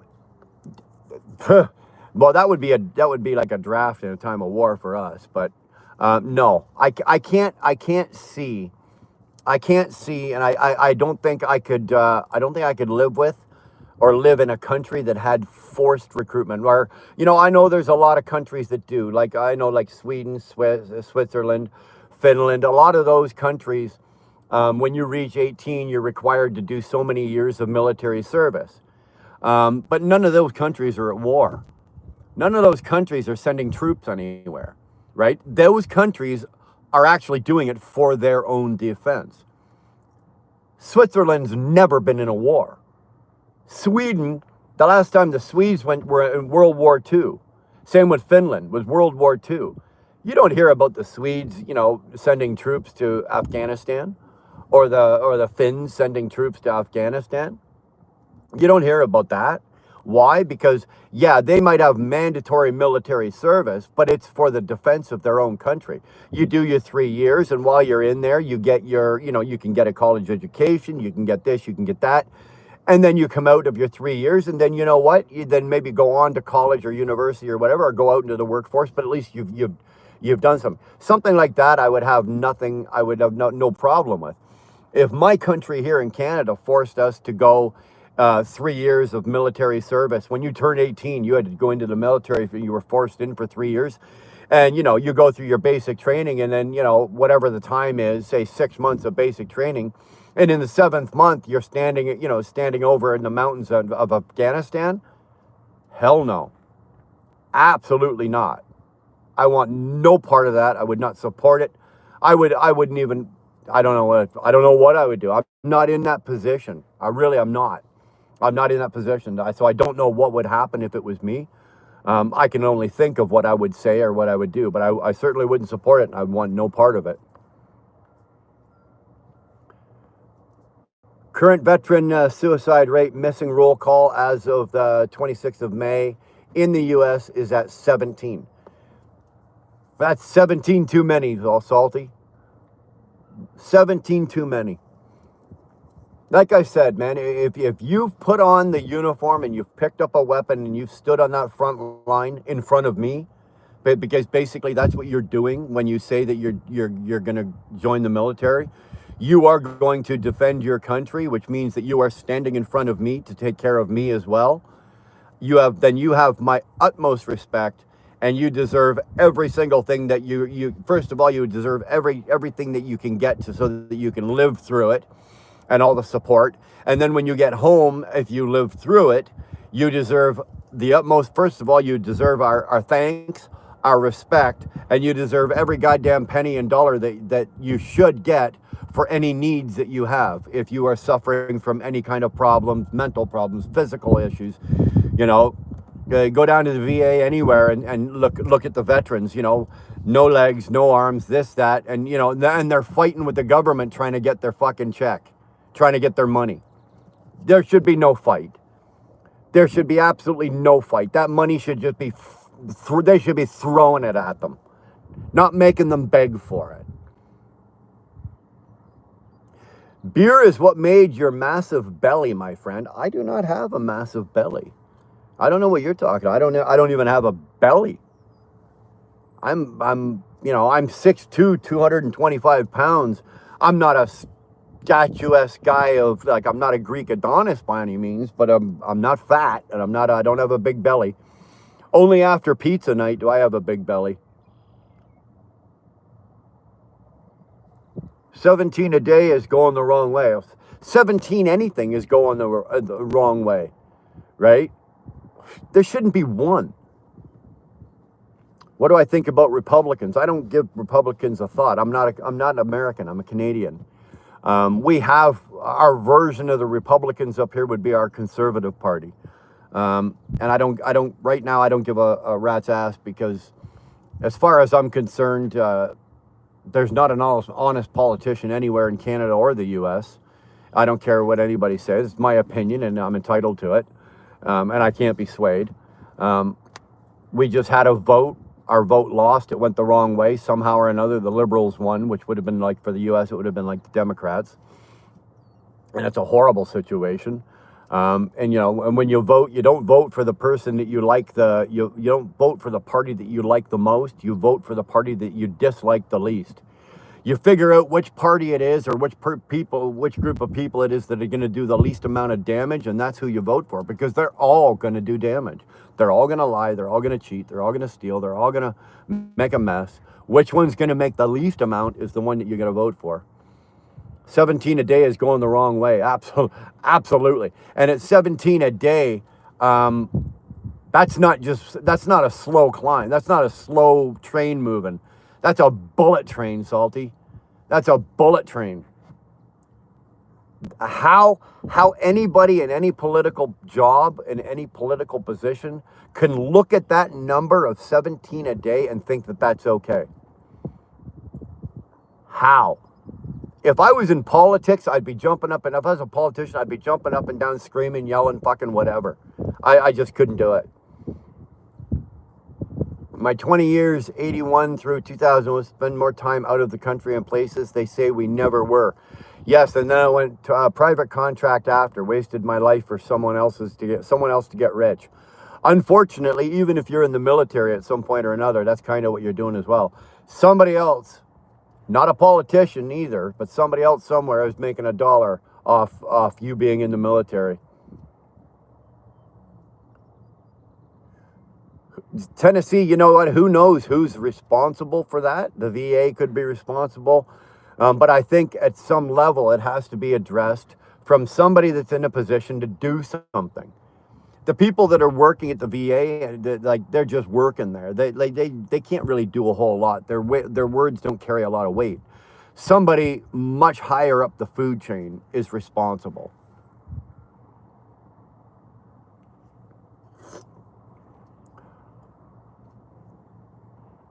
Do you support Israel? Astrogram, no. It's not that I don't support them. I don't support them, and I don't not support them. I don't want anybody, anywhere, in any country to be dying or turmoil and everything like this. But to touch back on my own country, that my country's got its own problems. We've got homeless, we've got starving, we've got aging elders, we've got veterans. I tell you what, when my country takes care of all of that with our money, with our tax dollars, if there's anything left over, then sure, we'll help out other countries and help somebody else. But take care of ourselves first. The U.S. should take heed of that as well. Feed your own people, clothe your own people, educate your own people, fix your infrastructure. For the amount of money that they've spent, the trillions of dollars they've spent, they could have taken care of all of this and had enough money left over to maybe help out other countries. So do I support Israel? No, I'm not supporting anybody. I support Canada. I support my own country. I think USA should do 2-year service for 18-year-olds. I disagree. Tennessee, I disagree, because I think if you do 2 years, if they said, okay, you have to do 2 years of service, but it's going to be on domestic soil, right? We're not going to send you off to the theater of war. We're not going to send you to Afghanistan, or we're not going to send you over to Iraq, or we're not going to send you anywhere. You're just going to stay here, and maybe. But just think about it. Imagine being an 18-year-old kid. You've just finished high school. You may have just, if you're lucky enough, you may have banged your first couple of girls. You're discovering a little bit of life. You're still not, you're technically by law, you might be an adult, but realistically, mentally wise, you're not really an adult. Emotionally wise, you're not really an adult. And then now you're going to be forced into the military for 2 years.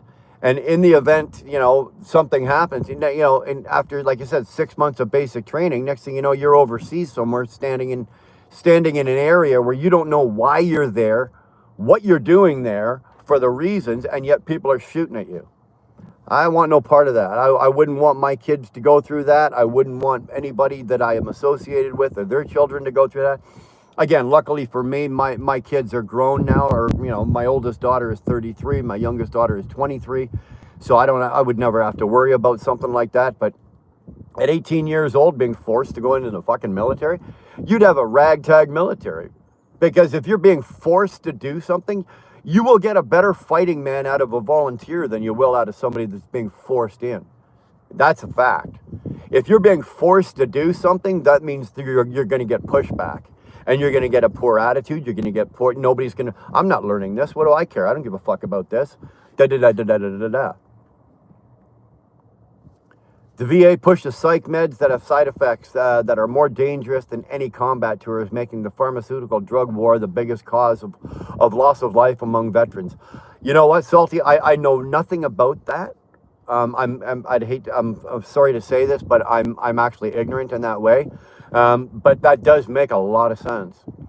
Big Pharma, come on, buddy. Big Pharma is what I think probably one of, if not the biggest industry in the world.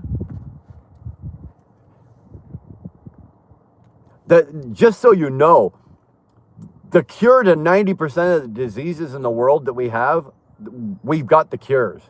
Do you think we're ever going to see that cure? Fuck no. Do you think Pfizer is ever going to release the cure to cancer or the cure to whatever? No. They may release something that'll curb the side effects, but it'll never eradicate the disease. Why? Makes sense. Why? We got to put yourself out of business?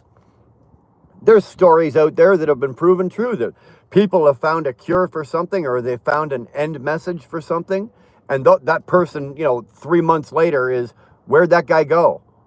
Where'd he go? He would tell you where he went. Him, his wife, his kids, and everything, that were taken off the face of the earth.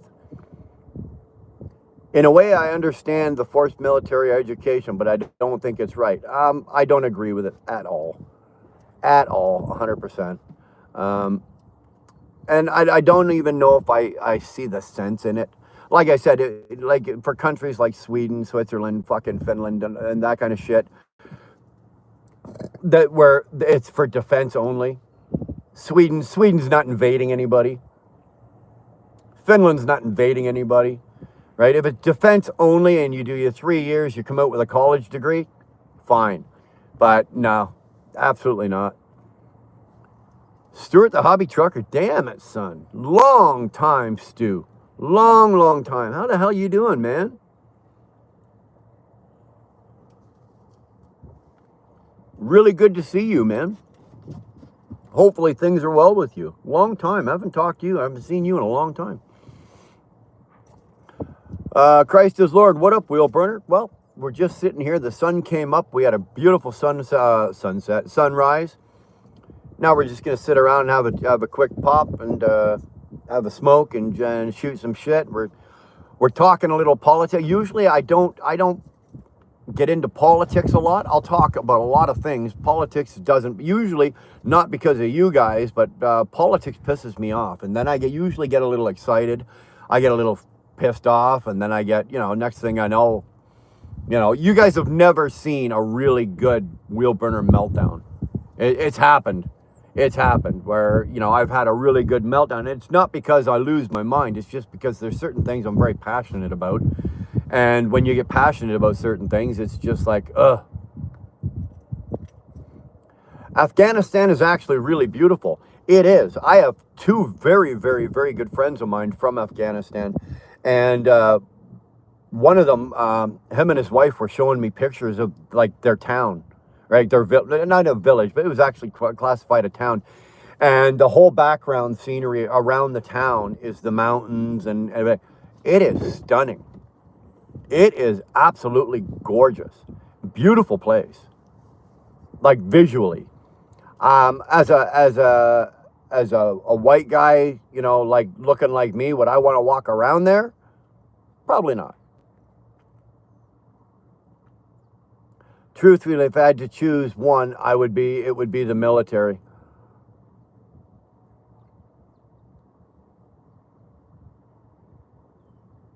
Sterling's in full effect today.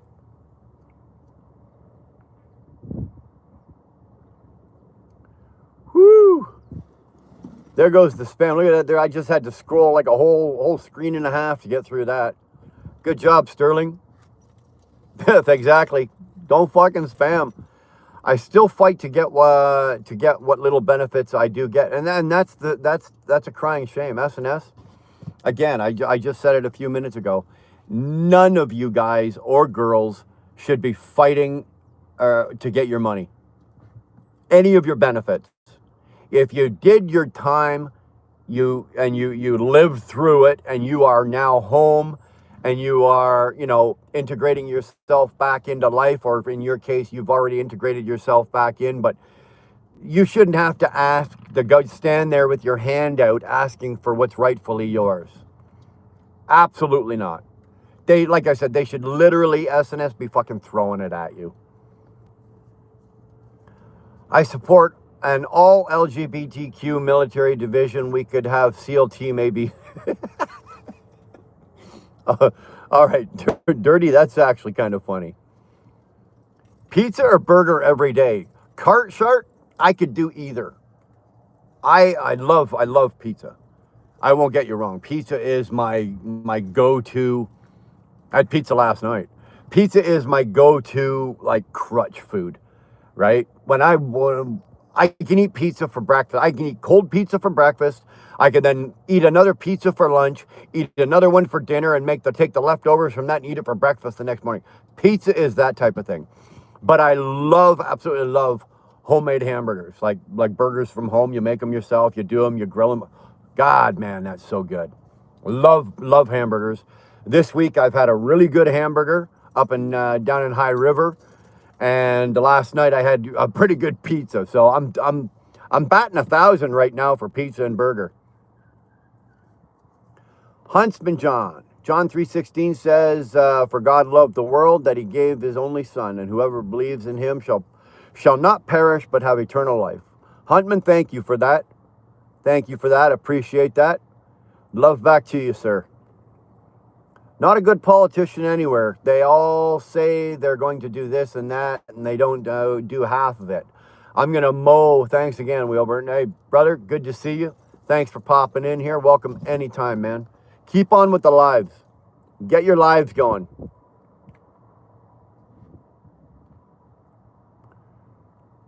For God so loved the world, He gave His only Son. Whoever believes in Him. Right. I thought I read that. Sorry. There's Tennessee TV. There's his channel. Give it a check. Take a little look through.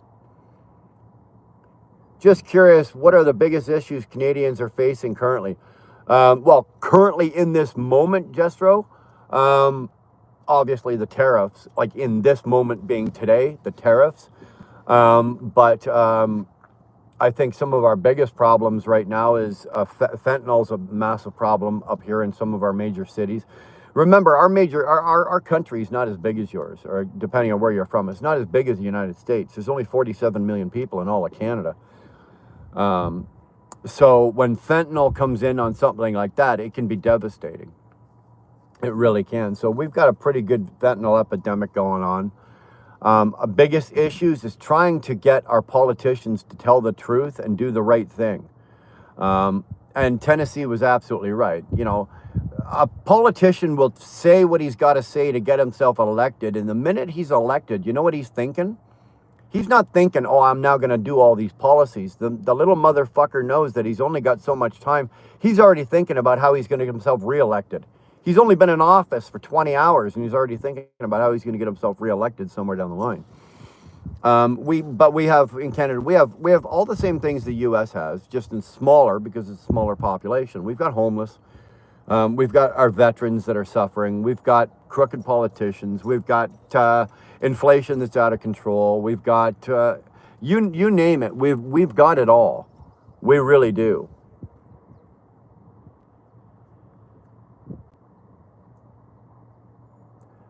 I didn't realize that. I didn't know that. You know what? I'm saying the doctors don't do a good job at the VA. But then down here it says on SNS saying, unfortunately, most VA works are volunteers and they're not even paid. I wasn't aware of that. I didn't know that at all, man. SNS, thanks for sharing that. I didn't know that.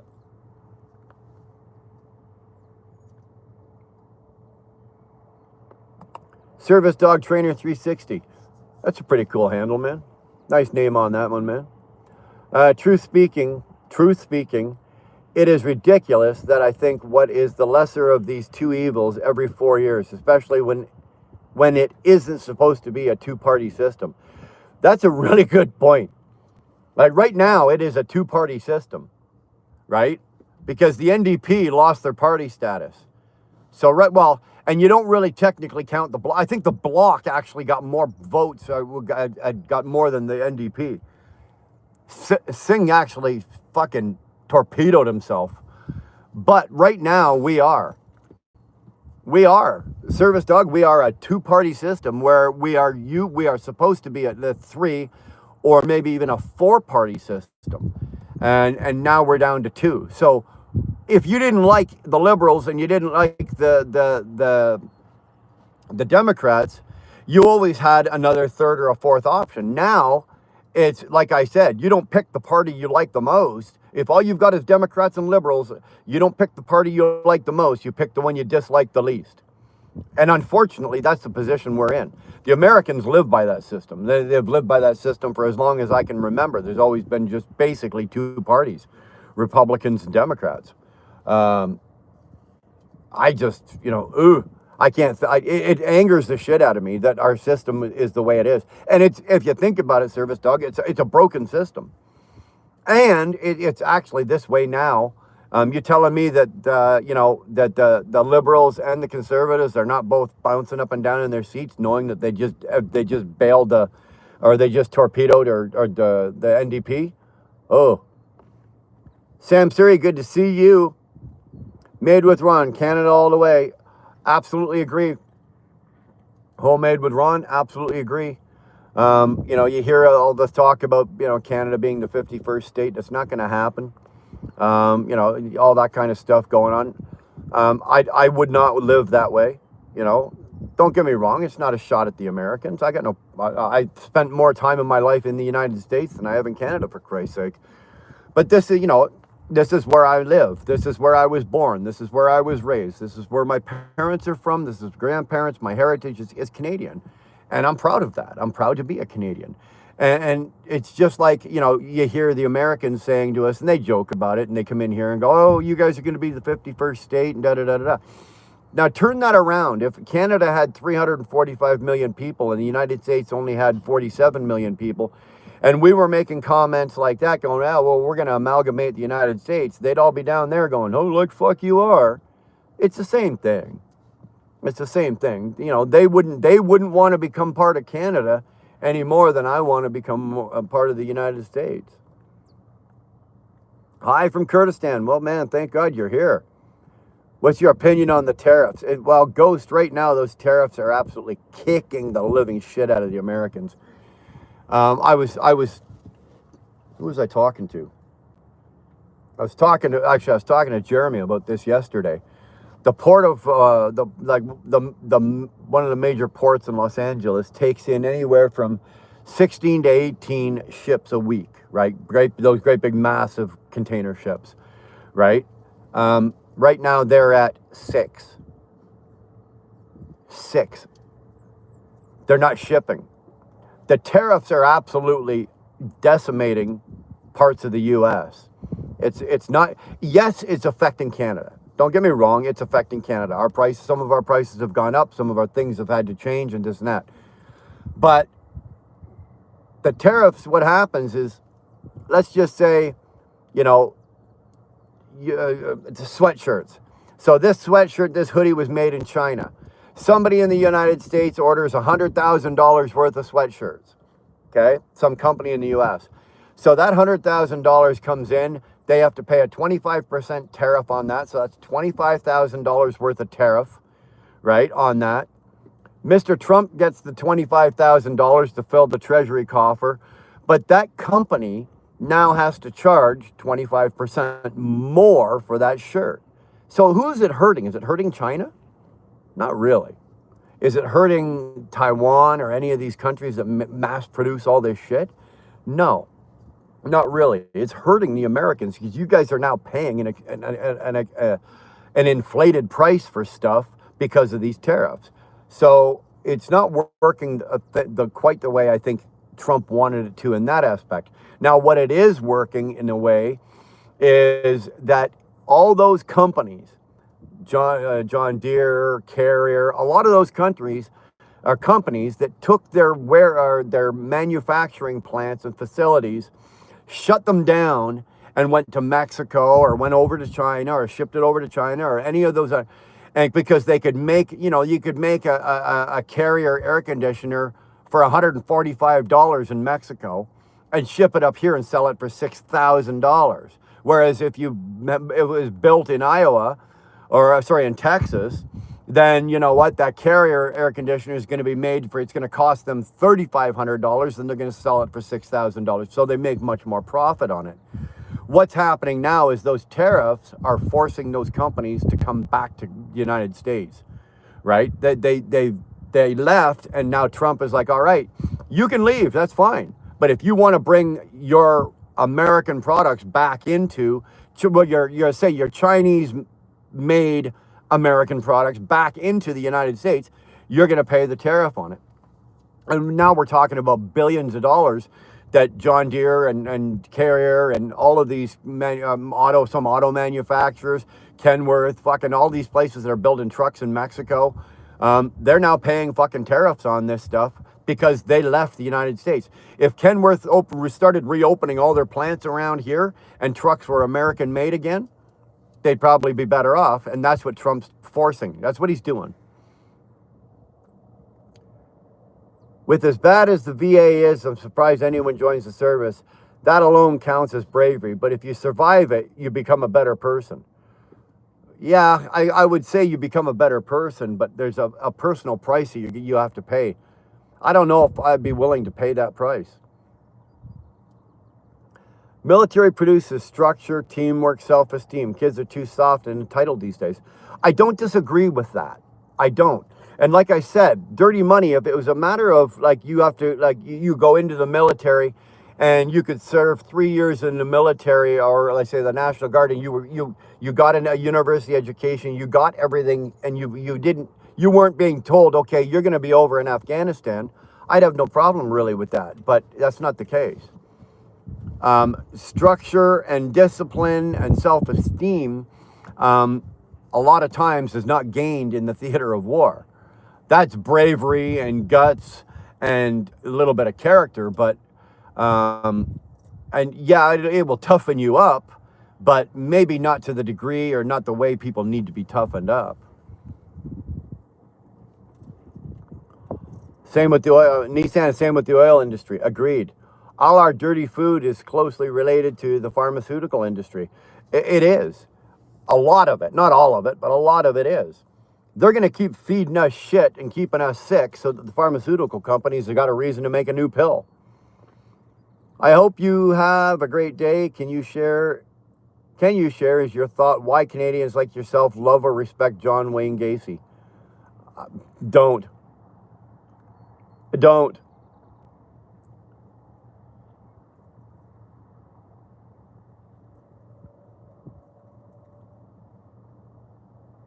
Well, that's it. Who the hell is Sweden going to invade? Probably nobody. But nobody invades Sweden either, right? Why? Because they have you go look it up.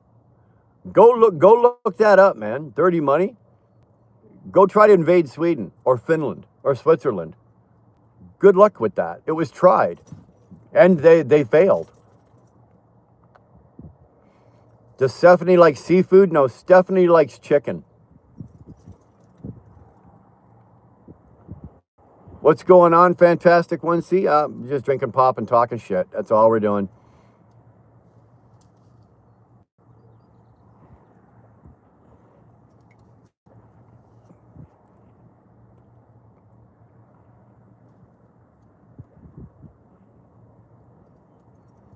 Good morning, Chad. Good to see you. Sterling, have a day. I got to do things, important things, and support Israel. You do that, man. You do that. I know a guy that did 19 years and 6 months, had a heart attack, and died. They didn't give him his full 20 years, and his wife didn't get widow benefits. That's ridiculous. That is, yeah. That's a horror story. Can you imagine that family? That should not happen. Forgasm. Ooh, that name. Love that name. There's Sterling's channel. Throw that up there. 6 cents is high. Monacos is high. Thanks, Sterling. Also, you can click my name and thank you all. I'm gone. All right, brother. We'll see you. We'll see you soon. I think Canada is bigger in landmass. Canada is bigger than the United States in landmass. Canada is the second largest country landmass-wise in the world next to Russia. The Russia is still the largest country landmass, but Canada is the second. I think U.S. is third. Canada has too much red tape. Yeah. The problem, Quinn, well, not the problem, but a problem that we have is we keep putting the people in power that use that red tape. You know, if there was a way to cut through all of the red tape, I would happily say that probably about 70% of Canada's problems would just, they take care of themselves. They really would. Cooking with Gulshan, there you go. There's a cooking channel. Hey, sir, good to see you, man. ATF, is that a Honda? No, this is a Kia.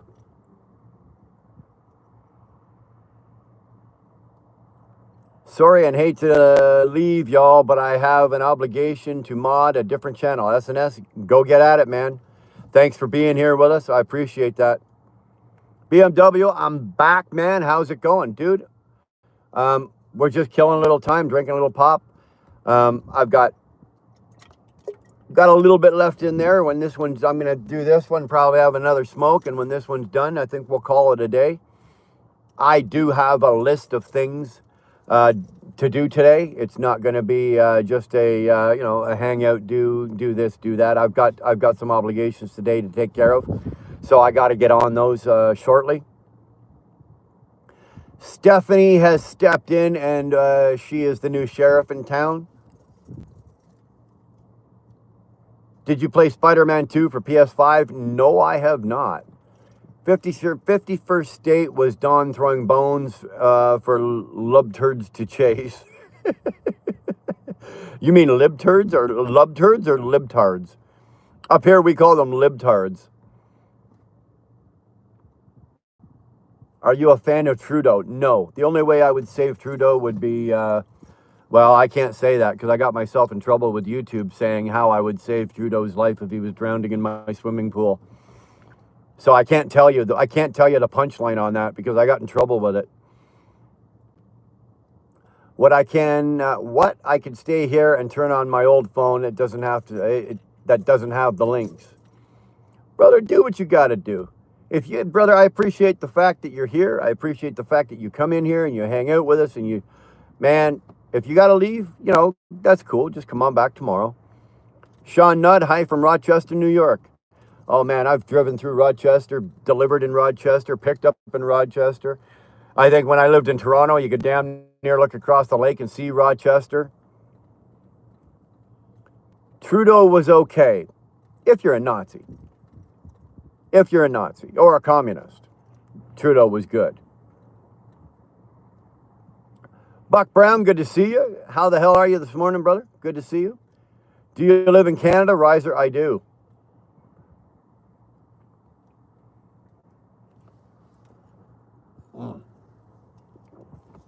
I've had one coffee and then I went to ginger ale this morning.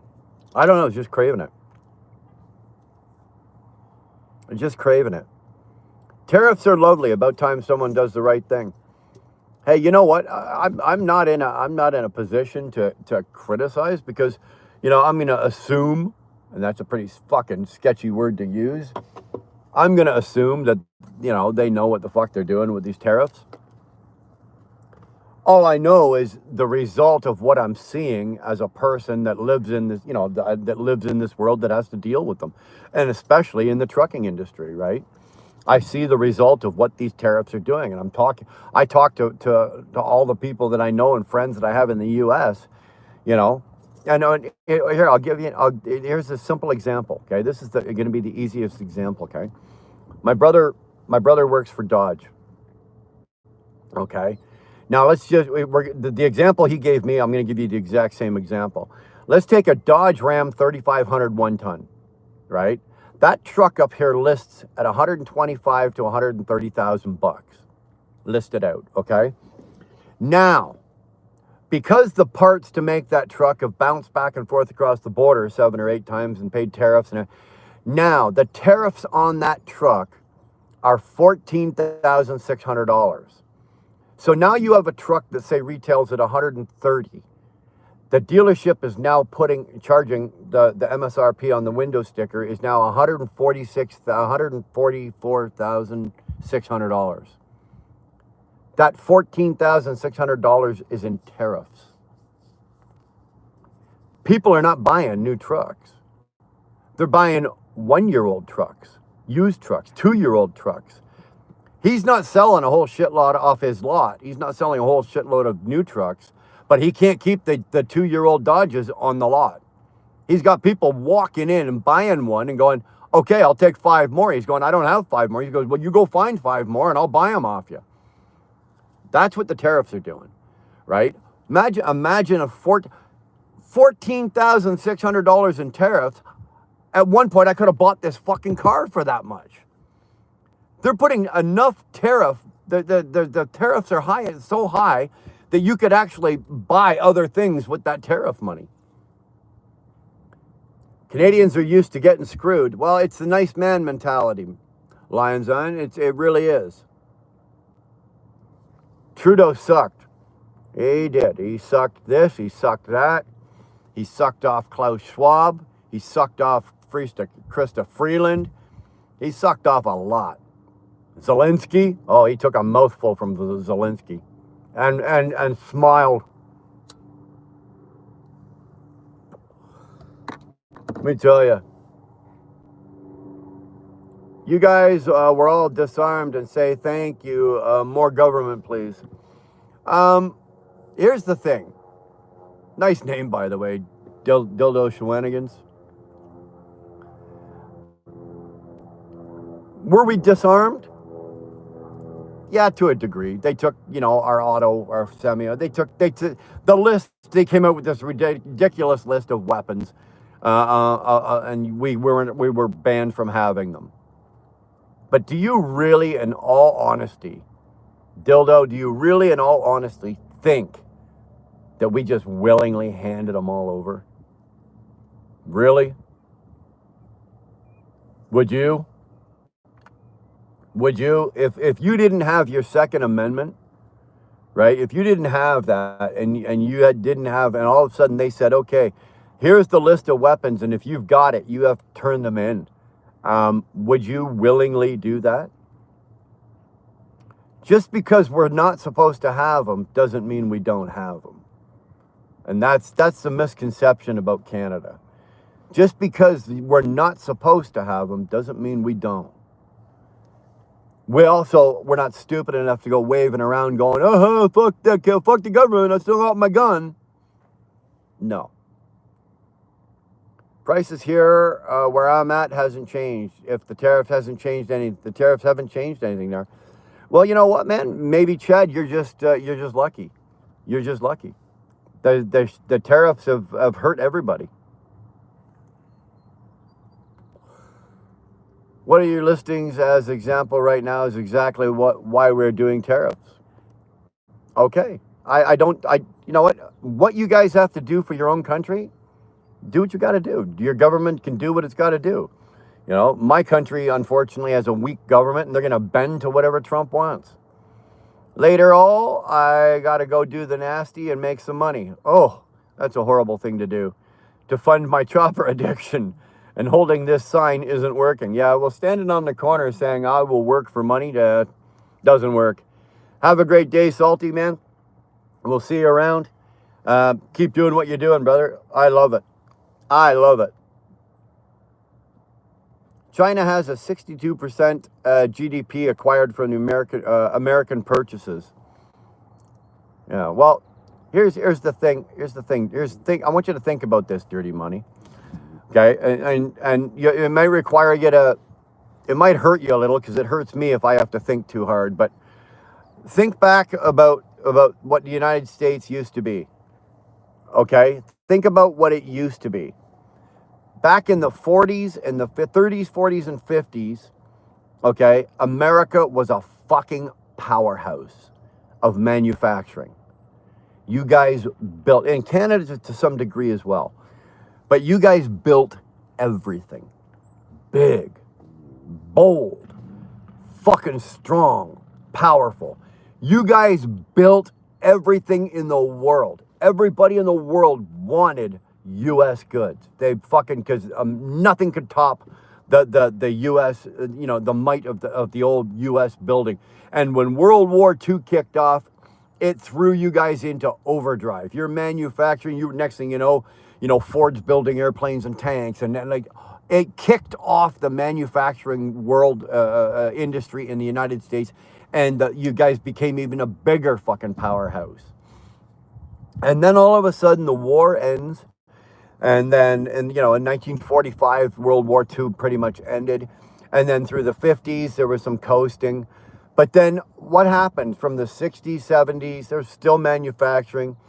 But then come the late 70s, early 80s, a lot of these companies went overseas, right? China is a big example of that. But Taiwan used to be a massive fucking manufacturer of shit, and it used to be made in Singapore. It was made in China. You shipped everything overseas and ceased to become that manufacturing powerhouse that you were. And Canada is guilty of that as well. And what happened, you went from a production powerhouse country to a consumer. And so is Canada. We consume. And we consume everything. We are a consumer nation, and so is the U.S. And we look at it nowadays where we are so comfortable with being the consumer that it's like we get it, we use it, and we throw it away. Don't get me wrong. Yes, the U.S. still produces steel. They still produce lumber. They still produce oil, but they don't produce like they used to. Otherwise, 65% of all those companies that were producing and building great things and awesome things, they wouldn't have all left and gone overseas. They wouldn't have done that, right? Now we are a consumer country. So is the United States. We consume everything. We make very, very little. Or we make probably enough just to get by, but it's cheaper to get it from overseas. A company, I could start a company here in Canada that makes fucking laces for hoodies, okay? And it might cost me $1 to make this here. But if it's going to cost me a nickel to make it over there, and it costs me another 10 cents to ship it over here, that's going to cost me 15 cents. Well, I'm going to do that.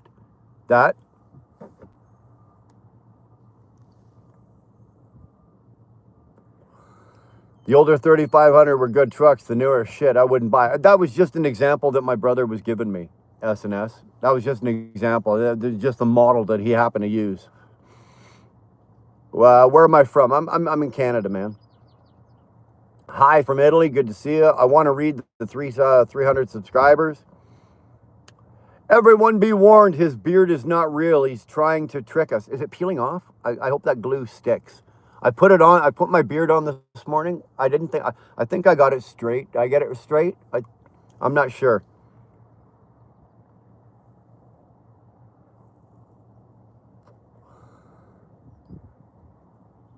Do you ever pay attention? When sales drops, the prices drop. Profit gets lowered to sell trucks.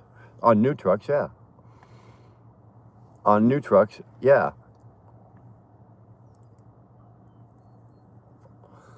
But if sales drop, it's for a reason. It's because people can't afford to buy them. So then they lower the price on them. Or they don't necessarily lower the price. And what they'll do is they'll start giving you more rebates, right? You ever look at that? You ever think of that? The price on the truck might be $135,000 or $130,000. They'll take it down to $128,000 and they'll give you $5,000 in rebates. The rebates, they can write off those rebates. Those are tax deductions. That $2,000 they take off the sticker price, they can't write that off, right? They've already paid for that truck. They've already paid their price for that truck. The beard is fake. Oh, I hope you guys don't mind. I put on my fake beard this morning. Tariffs haven't affected any Americans. Well, Eddie, you know what? If you say so, if you're an American and you say so, that's fine. That's fine. But you know what? They have. America is number one. And Jungle, you know what? If you're an American and you're saying that, then rightly so. Be proud of your country. If you're an American, be proud of your country. Be proud of America. America is number one. I'm Canada. I'm from Canada. I'm not Canada. I'm from Canada. I'm proud of my country. My country, in my eyes, is the best country in the world. The United States, in your eyes, is the best country in the world. You know? Simple as that. Be proud. I got no problem with you saying America is number one if you're an American. Be proud of where you come from. Be proud of your country. You know, I'm proud of my country. I'm proud to be Canadian. I'm just not proud of my politics. I'm not proud of the face that represents my country. That face needs a good beating. It really does.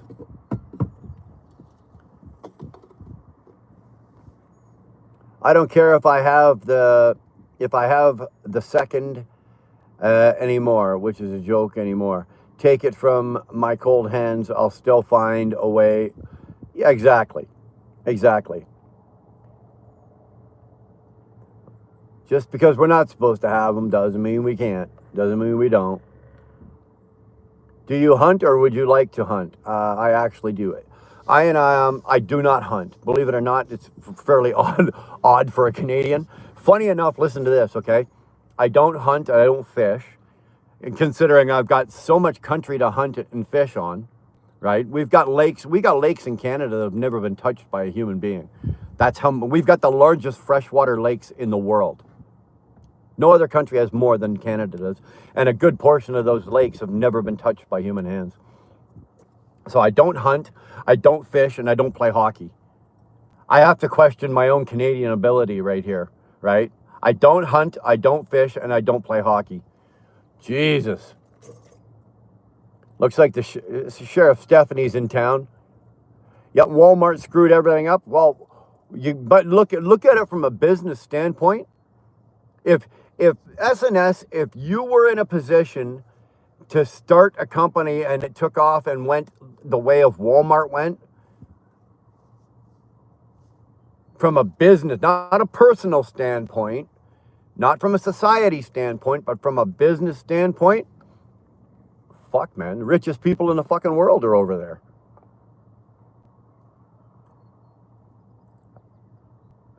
America is the number one country. Man, you know what?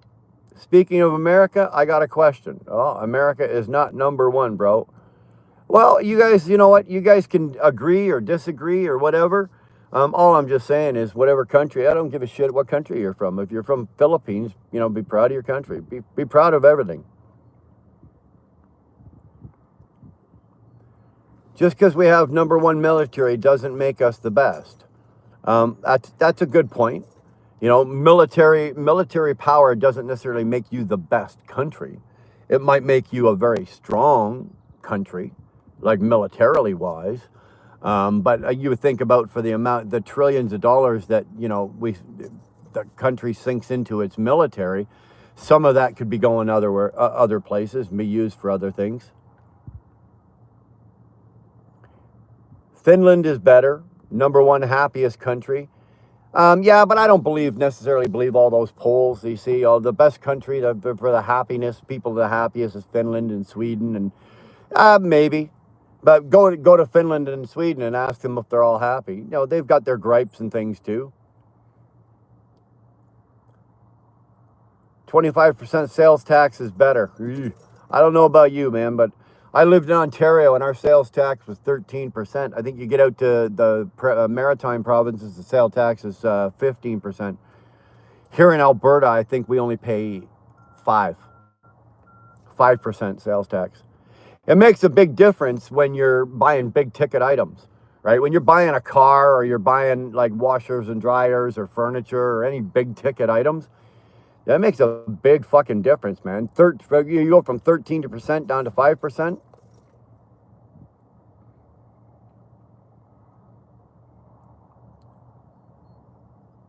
I'm not even going to justify that. Wolski, why? Like, America has poor health care. Well, America's got its system and how it works. It's broken. It's broken.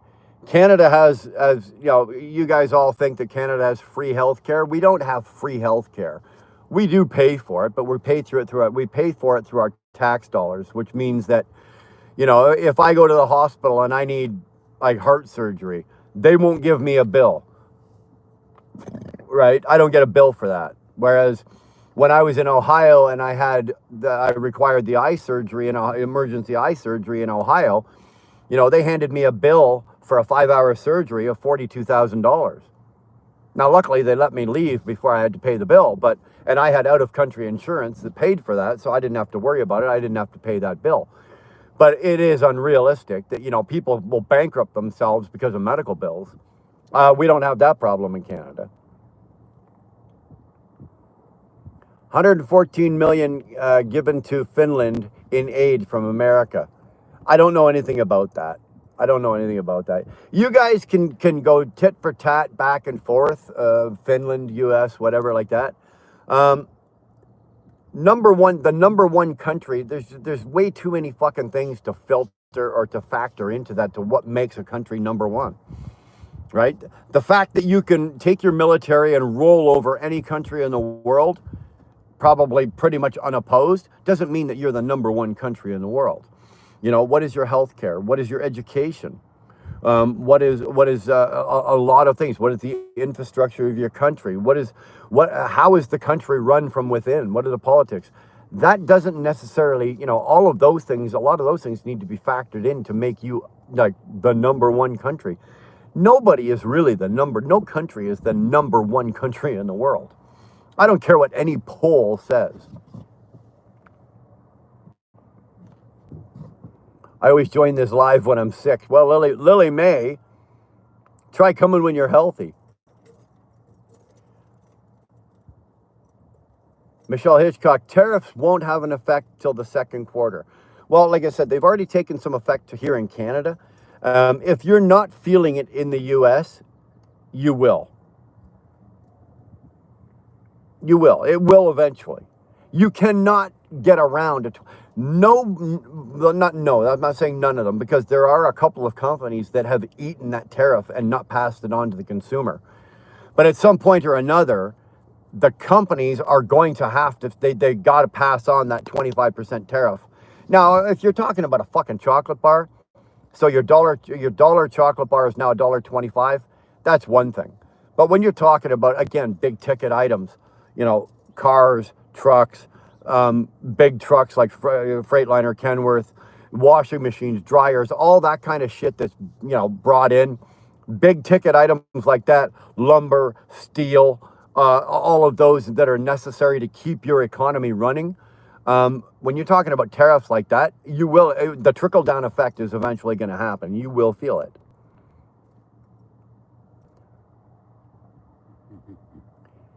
Is healthcare still free? It's not. Like I said, we pay higher taxes here, but part of the higher taxes we pay is because it covers our medical. We have to pay for our prescriptions, right? Like, well, I don't, because I have a health plan. I pay for a health plan so much per month, and you know, my prescriptions or whatever I need. Same with you know, your eye care and all that kind of shit. But if you don't have any kind of health care, we still have to pay for our prescriptions or eye care or anything like that. But like I said, if I was to go to the hospital and I required heart surgery or something like that, and it's a $400,000 surgery, I don't see a bill for that. They fix me up. I go into recovery. And I go home. I don't see a bill for any of that. Good morning, Demonetized. Good to see you, man.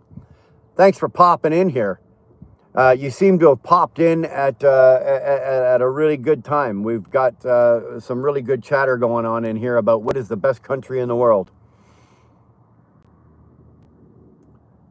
I do all my hunting at the grocery store. So do I. So do I, dude. Let me tell you, though, I'm on, my girl and I are on this kick right now. Like I made a meat sauce the other day with bison instead of beef. And so then I did a lasagna, and then we did these like pasta rolls, stuffed pasta rolls, lasagna type pasta rolls with this bison meat. We've done elk. We did a lasagna with elk. That didn't turn out so good. I think that was more on me. I have to learn how to prepare it a little better. Not that it was bad. It just didn't taste as good. It needed more seasoning and this and that. But yeah, we're on one of those kicks right now that, if I was a hunter, I'd be eating the whatever I was hunting. Alley Mapping, you should go live abroad. You'd be begging to get back to the States. Well, it depends on where you live, man. I got a lot of friends that bailed out of the United States, and they're living abroad right now, and they're not coming back. Nowhere.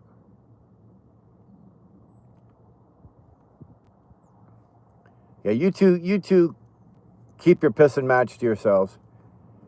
USA 1, Canada 100. Amazon is taking over. Amazon took over a while ago. I don't know where you've been, man. Sir Drop TV. Amazon took over a while ago. Between Amazon and Walmart, bro, like, think about this, okay? Between Amazon, Walmart, Instacart, like here in Canada, I don't have to leave my house. I can have any kind of fast food I want delivered in fucking 15 minutes. I can have my groceries delivered right to my door. I can have any goods or services that I need from Amazon delivered. Walmart now delivers. Like, realistically, we are so fucking lazy that we don't even have to get off our couch. I can do all of that from this device. I can sit on my couch, order my groceries, order something to eat, order a new refrigerator, order whatever, shingles for my roof. I can order it and have it delivered. I don't even have to go to the store anymore.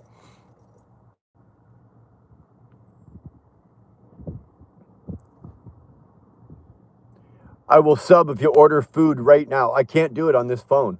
I'm using the phone that I would order on. How funny is that, eh?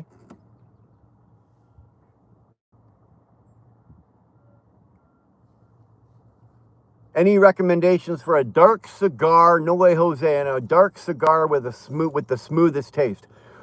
A dark cigar, first of all, usually any of the darker, especially the wrappers and fillings, you're gonna get. They're gonna be a little harsher. They're not necessarily, and I like them. I myself personally, I like them. Alec Bradley makes a couple of really, really good. Like they would be considered like a harder smoke. Alec Bradley does, and they're Nicaraguan. Rocky, I see my two cigar go-tos are Alec Bradley and Rocky Patel. I don't think Rocky Patel makes too many darks.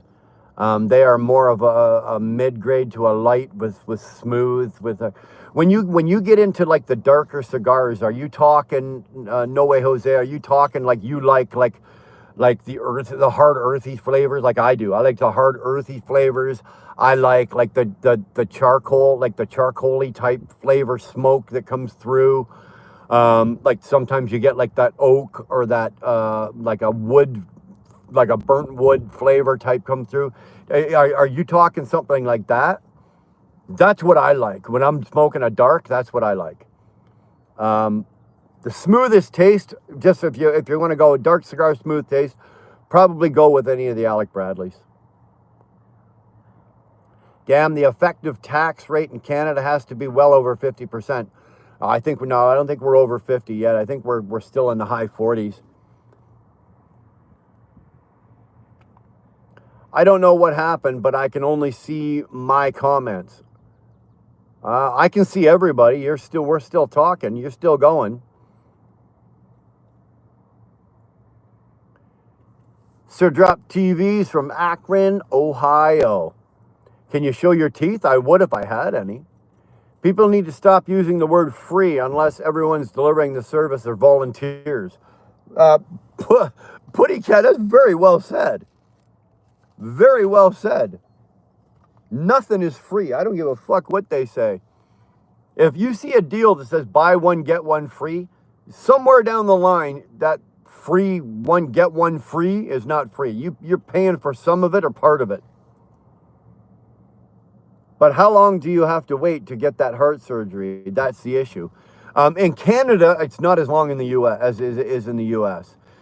Yes, our hospitals are backed up, but if it's an emergency heart surgery, like for example, if I'm sitting here right now and I have a heart attack, ambulance shows up, this guy's having a fucking heart attack, I'll be in surgery today, right? But if I say, for example, they do some work on me and they find that I've got a blocked valve or something and it requires surgery, it might be a couple of weeks. There's none of this. Like I know I got a very good friend of mine that's awaiting some surgeries, and his surgeries aren't, one of them's not till fucking September. Thank God that one's not life-threatening. But could you imagine you got to wait till September? Okay, I had to back out and come back in. Now seeing other comments. There you go. There you go.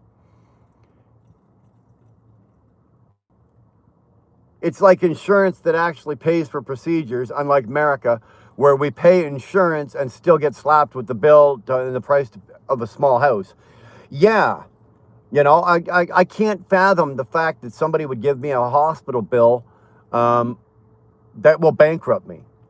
You know, if somebody handed me a $300,000 hospital bill, I can't pay back a $300,000 hospital bill. I'd have to sell my home, my cars. I'd have to be pimping fucking my wife out on the corner. Where are you coming up with that? Where are you coming up with that?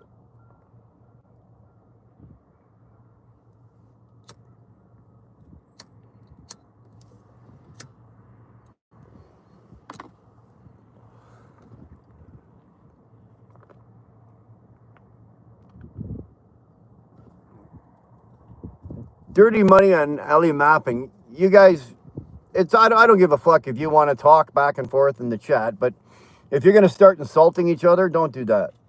Don't do that. Keep it clean. Voice your opinions. That I got no issue with whatsoever. You want to voice your opinions back and forth, or if you're fact checking each other, I got no problem with that. But keep it clean. Don't be insulting each other. Don't be calling each other names.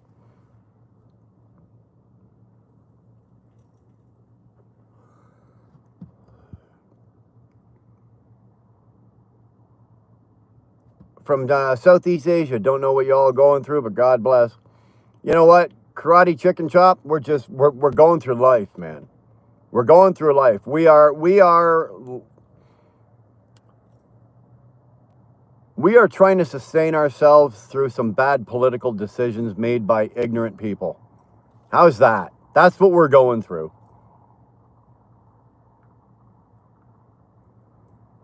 Hold up, you need a health plan and free health care. No, I need a health plan for my prescriptions. They don't give us free drugs, right? My medical care is free, right? My medical care, off surgeries, dog operations, checkups. You knock up your wife, you go have a baby, you don't get a bill, right? What does a baby cost? What if you have a baby in the United States and you have no health coverage? What's the bill for that? 20 grand? $20,000 to give birth to one of your kids? I got 6 fucking kids, man. You know what that would cost me? How much do 12 eggs cost? I don't buy them by the dozen, but I think if you go to Costco, you can buy 36 eggs for like $12. But if you buy them from a grocery store, 18 eggs will cost you about $8 or $9. That's a ripoff. Bro got a fake background in the window? you're looking out the back of the car. I got that, Lisa, so you'll be able to keep an eye and see if anybody's sneaking up on me. Isn't it cool how all these young morons are wearing AC/DC and have no idea what it even is? It's cool to see one who actually grew up listening to the music. Not only have I grown up listening to the music, I've been to the concerts, and my phone or my playlist is full of just about every piece of music that AC/DC has. And excuse me a second, it's getting warm in here. I gotta take this one off. I'm getting a little fucking toasty.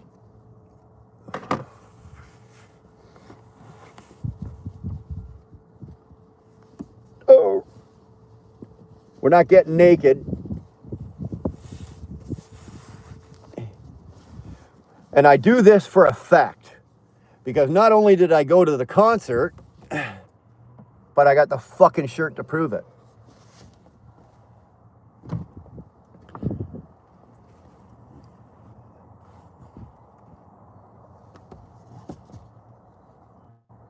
I got the shirt to prove it.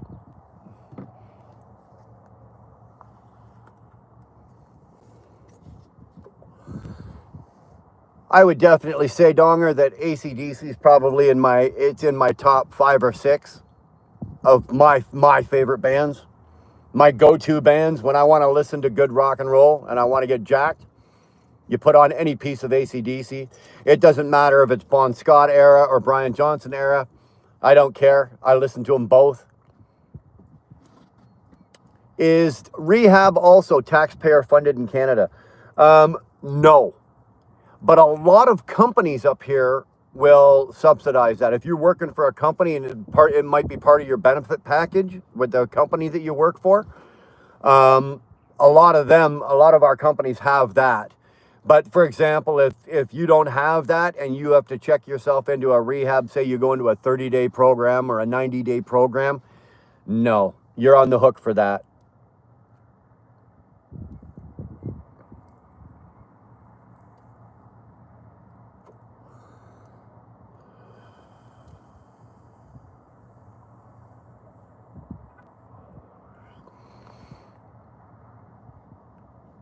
Nauru is the best country in the world?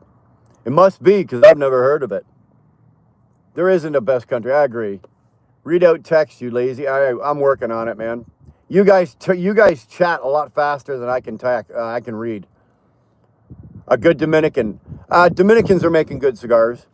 They are. The good Dominicans. You can actually buy, like in the United States, you can't buy like Cuban, right? Well, you can get your hands on them, but they're harder to get.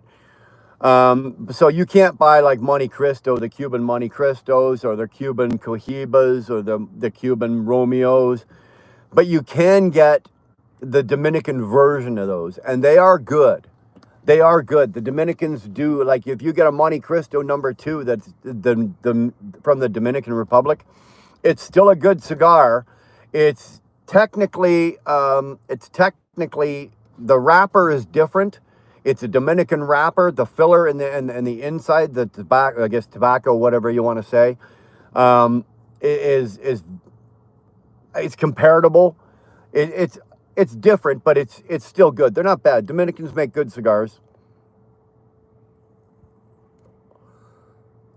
Medical number 1, brother. Switzerland, 21 to 46% tax rate. Yeah, but they don't pay for anything over there. Your university's paid for. All your schooling's paid for. Your university's paid for. College is paid for. All that kind of shit over there. You don't pay for any of that. So if you had to take, say you went down from 46%, and you had to pay for all your own university and your college and your medical and all your shit, they'd probably take that tax rate from 46% down to say 18. Right? That's why. America's got number 1 health care. We're gonna have to agree to disagree on that. Nobody waits on emergency heart surgery. Well, no, not in an emergency. You're right. But even if, like I said, I did explain if it wasn't an emergency surgery on my heart, say I had a valve that was sticking or something like that, I'd have to wait, but I wouldn't be waiting 6, 8, 9 months for it, right? I just dropped in. How are you today, Stephanie? I'm doing all right. Or Stephanie, Jesus Christ, get my eyes fixed. Hold on. There we go. Sorry, Stephan. Damn right. Free ain't free. Nothing's free. I don't care what anybody says. Nothing in life is free. I get cheaper doctor's bill without insurance. Well, here's the other thing, SNS. Even if you've got coverage for like your doctor's bill or for your prescriptions, I hate the fact that, you got to fight to get them to pay it. It's like, wait a minute, I'm paying X amount of dollars a month to have this benefit plan. And then every time I submit, and it's happened to me, I've submitted something and we don't cover that. Or it's not quite something we cover. Well, yeah, it is something you cover. And then you got to argue back and forth and you take it to another department and they go, yeah, okay, we'll cover it. They just don't want to, but they do. And you got to fight. That I don't agree with.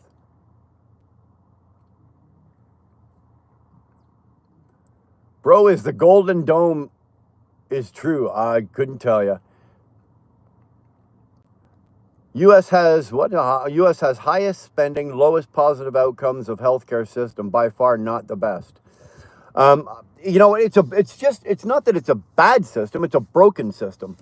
If they were to, for example, go the way that Canada's gone, I think that they would benefit greatly from that. Right? They really would. The problem that they've got now is that it's so embedded. Like, hospitals are not owned by, the government. They're privately owned. They're businesses. And like any business, they're there to make money. Whether they can make you better or not, regardless, that's a side effect. If they make you healthy, great. The fact is they want you there because they're billing you, right? And it's a private business. Hospitals in the US are a private business. And like any business, the most important thing about business is you got to make money. Where am I? I'm in Canada. I'm in Alberta, Canada. The United States is generally considered to lead the world in medical innovation and healthcare breakthroughs over the past century. Demonetized, I'd like to know where you got that from. I'd like to know where you got that from. Is what source you got that from, honestly. Because I've been kind of led differently to believe differently. We've moved on to the hard stuff. The United States has had some good medical innovation. That's not to say that they haven't, but there are countries, and my own country included, that have had probably more, that have made an impact on the world. I don't know what y'all are talking about. I can call a doc now with a problem and be in today. You're lucky, brother. You are lucky. You're going to be fined $20 million. Okay, I'll take that fine. 18 case of grade A eggs is $8. I think we were at Costco last week, paid $36.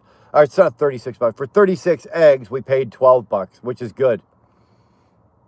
United States or U.S. is ranked 44th in world health care. Not very good.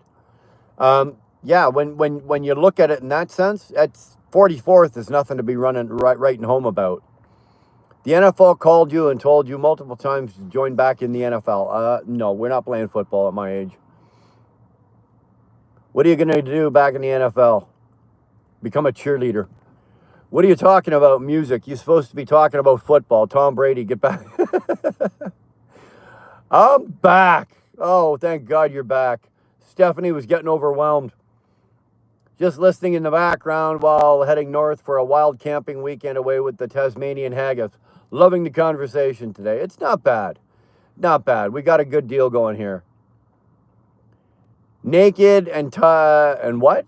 Naked and tied, only way to live. There you go. Okay. I can't disagree with that. At least the naked part, right? Love AC/DC. Okay, Steph, favorite song? Favorite song? Demonetized? Favorite song? Give me your favorite song, AC/DC song.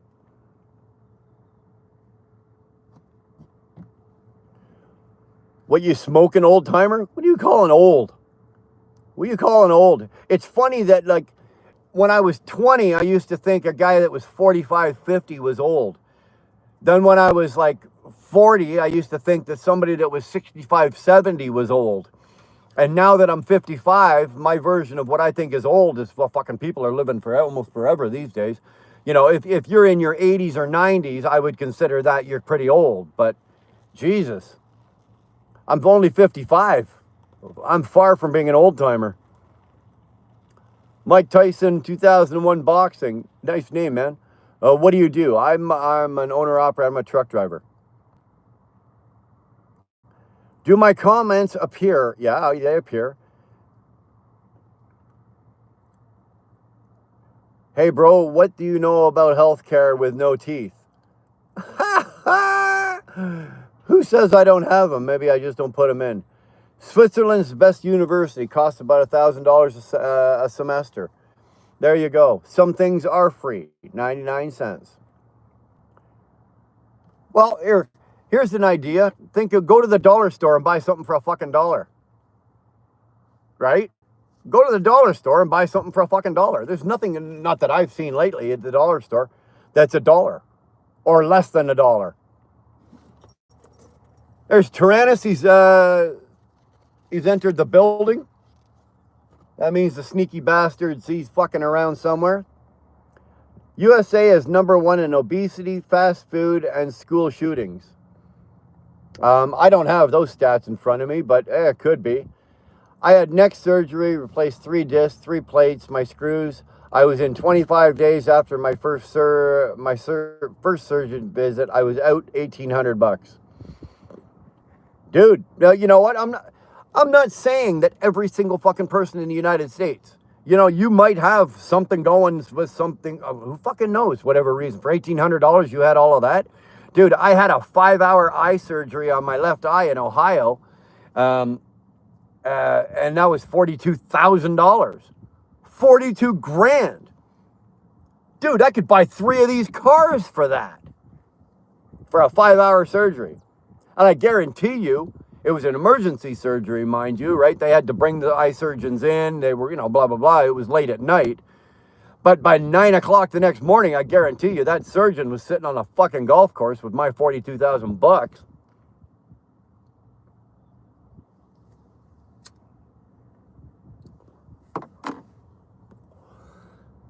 What happened if all the people take care of their health? Well, that's not a bad idea either, Borealis. You know, if maybe if we all smartened up a little, myself included, and got a little healthier, we wouldn't be flooding to the fucking hospital every time we had a cough, hiccup, or a sneeze, right? You use Google for your information? Well, don't get me wrong, I use Google too, but I don't always believe everything I write or everything I read. I don't believe everything I write either, but I don't necessarily believe everything that I read. Are you a scammer? Audi only? Am I a scammer? Well, what am I scamming? I'm not asking for anything, man. Really, I'm not asking for jack shit here. I'm not asking you to be here. I'm not asking you to listen. I'm not asking you. If you're here, it's only because you want to be here.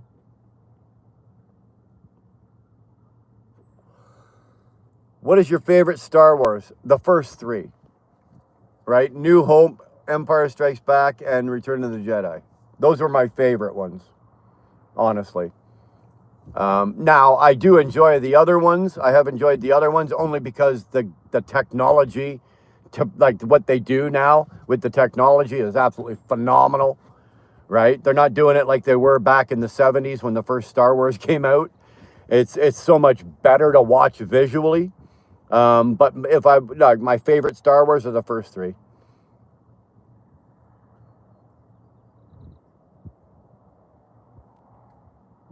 They got cucked hard. Yeah, well, you got to remember, United States is the big fish, right? A big fish. Everything that happens, so you guys are the big pond. Everything that happens in the United States, Canada, Mexico, certain other countries, you drop that pebble in the pond and then you get the ripple effect. Whatever happens there, eventually it will ripple out and will affect Canada in some way, shape, or form. Sally's favorite song is Ride On. She's got balls. She's got balls or big balls. Thunderstruck. Thunderstruck will get me moving. Thunderstruck will get me moving. Ride On is one of my favorite songs. Whole lot of Rosie. you want to get a speeding you want me to get if I want to get a speeding ticket, Whole Lot of Rosie and an open highway. Guaranteed speeding ticket.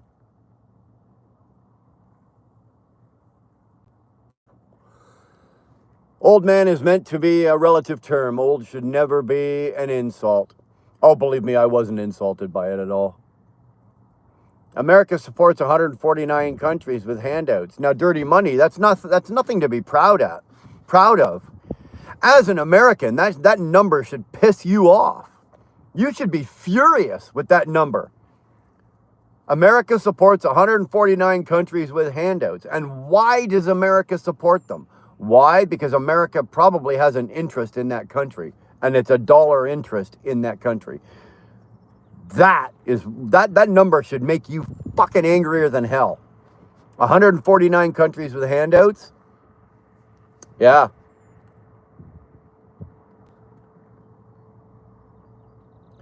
Canada doesn't understand freedom. They are a different people. I don't understand 4MK and a half what you mean by that. I have as many freedoms and maybe not I might have different rights as per se than say your constitution allows you, but freedoms and everything like that, I have just as much as you do. Then don't turn around and sit there and say, oh yeah, well you can't go buy a gun. You can't do. That's irrelevant. Okay? If you want to talk about the freedom and quality of life, I have everything in Canada that you do. And maybe even some better things in Canada that you do in the United States. We understand freedom here. I understand freedom. At 55 years old, I've lived in Canada all my life. I understand the freedoms of what I'm allowed, what I'm afforded in this country. And somebody made a comment. I think it was Dirty Money. He made a comment as, go live in another country somewhere and see. And in that aspect, he's absolutely right. If you're not happy with your freedoms and your rights in your country, go to some other countries in the world and try to behave or live or act in those countries like you do here.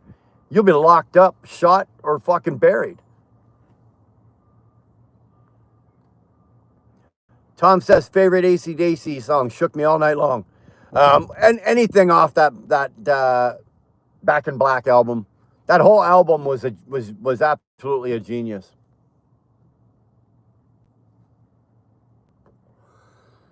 Why do foreigners come to America for training? No, I get your sarcastic point there. I do get that, Dirty Money. And it's the same with Canada, right? Why do foreigners want to come to Canada? Why? Because they want a better living. But if you're living in a country like fucking like Afghanistan, where it's been torn to shit and blown up and bombed, yeah, you don't want to live there anymore. Other countries as well. A lot of people want to come there because their country is not ideal or it's not a safe place or whatever. But and of course, America's got that, land of the free, home of the brave, land of the free, whatever. And you can come here and make a great life for yourself. Everybody's equal. Bullshit on that. Bullshit on that. What I want to know, Dirty Money, is this. Why do foreigners come to America, right? Because they think they're getting a better life. So you go, oh, well, look, we're so good. We've got all these foreigners trying to get into our country for a better life. How many of them actually stay? How many people actually fucking turn around after a few years, they look around and go, fuck this. And they go fucking somewhere else. I'll bet you don't know that number, but there's probably a number. The dollar store is going to be the $3 store here soon. Demonetized. I don't even know why they call it a dollar store up here in Canada. There's nothing for a fucking buck. Pretty soon they're going to charge you the $1 just to walk in the door.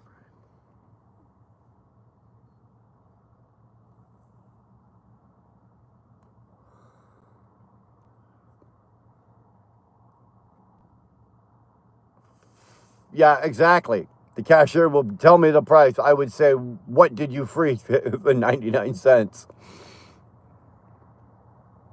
My knee surgery was 65 grand. Demonetized. I don't know about you. I don't know how you did it or whatever, but if I had to take a fucking knee surgery and got handed a $65 bill, that would set me back. Like I'd be struggling on a $65,000 fucking knee surgery bill. A $65,000 bill for anything would set you back, right? I don't care who, unless you've got, generational wealth and you don't work and you don't have to work and you can just sit around all day and you've got like millions of dollars backing you up, and I don't. And then you can do that kind of thing. But a $65,000 knee surgery, plus then you're going to be off work for X amount of months, and you got rehab. I don't know if in the US, I don't know if your rehab is free. Like here, if I had a knee surgery, I wouldn't get a bill for that knee surgery, and then they would book my rehab, and I wouldn't get a bill for the rehab either. So all the rehab would be free as well for me.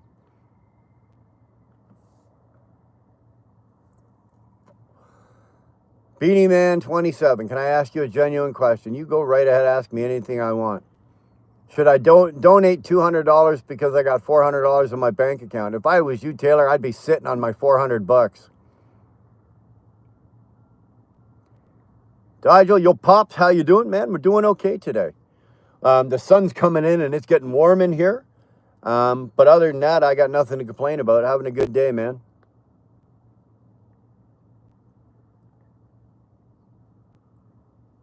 Charmaine's checking in from Detroit. Detroit?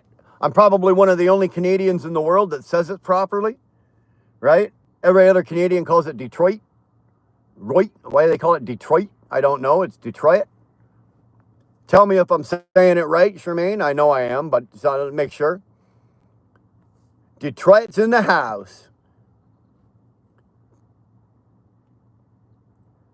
Damn, we were talking about healthcare. My wife just texted me my sister-in-law had a heart attack this morning. Son of a bitch. Damn, that sucks, man. I'm sorry to hear that. Demonetized. Truly I am. Hopefully it wasn't the big one, it was just a smaller one, and you can, heart attacks you can recover from. The strokes, Jesus Christ, those are the fucking life killers, those ones. Our thoughts are with you there, Demonetized. Flick Sean, you still yapping? Dude, you still listening? I didn't tell you to listen. Yeah, of course I'm still yapping. What's going on? I'll make you uncomfortable. Good to see you, brother. Good to see you, man. Cheers. This mouthful is for I'll make you uncomfortable.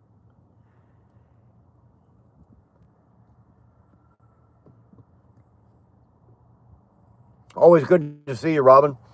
Now, Robin, I got a message from Tolga saying that you're sending messages and I'm not responding. Do not send an email to the Wheelburner Express email. It's been hacked. It's been jumped. It's dead. I'm not getting any messages from that. I'm trying to recover that email only because of the name and because there's things in there that I need, but I have no access to it right now.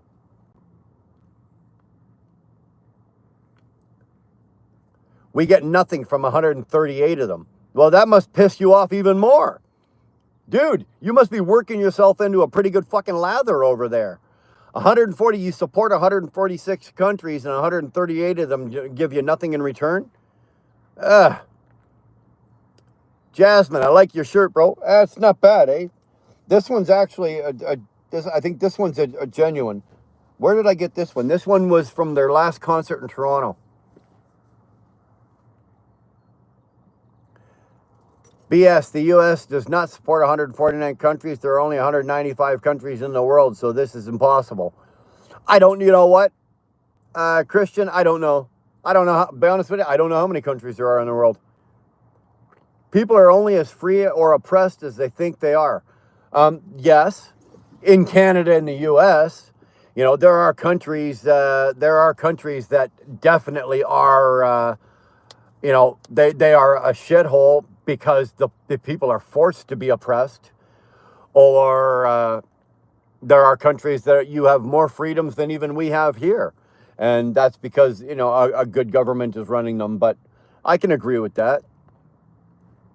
Frankie Plays, hi Grandpa, good evening, good to see you. I kicked out Sandra. Damn, man, I'm sorry to hear that. My condolences, I guess. I don't know the story. I'm sorry to hear that. You guys have been together a long time. As long as I've known you, you guys have always been a couple. So I'm sorry to hear that didn't work out, brother. My condolences to both of you.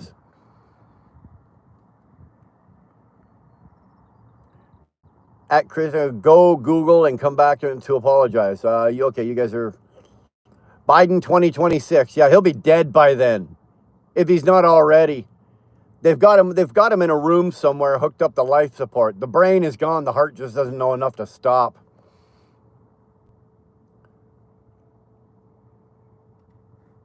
Google knows everything. I don't think so. My health. Oh, hey, old man. Well, good to see you, my health. Pass some of that over to here. We'll take it. Those foreigners give what? Those foreigners give you a better life. Nashi boy, if the immigration system in Canada and the U.S. worked the way it's supposed to, you would be correct. Unfortunately, it doesn't. Right? The immigration system in Canada and the U.S. was set up to bring in like a continual labor force. The country's economy was growing faster than the population, right, in the United States and in Canada, but we're using the United States. The economy back in the 30s, 40s, 50s, 60s was growing faster than the population. We didn't have the workforce to keep up with the economy. So what did they do? They instigated the immigration system, and it was to bring in immigrants. And not necessarily refugees or anything like that, but you would bring in immigrant people, and that would make up the difference, right, for the labor workforce. Nowadays, that's not the case. The immigration system in both countries has been blown out the fucking window. That's not what it's used for. That's not how it works. Our last election and the last 5 years in Canada, our immigration system has been used to get people into our country so that when they got here, a certain political party would bring them in, as many as they could get in as fast as they could. So those people, and they'd be handed a check and money and housing and this and fucking whatever. And then when it came time for election time, all those immigrants would go, well, look at this political party. They did so nice things for us. We're going to vote for them. And it's a sad and sick story, but that's like, there's much more to it, but that's the long and the short. That's the short version of it. But that's what's happened in Canada and to a certain degree in the U.S. They believe the lie. Oh, sorry, the whole fucking chat just jumped. They believe the lie came, saw, and said, let's get the hell out of here. It does. Okay, guys, I'm so far behind in comments. I'm just going to scroll quickly. Yeah, she's reading your emails. No, she's not.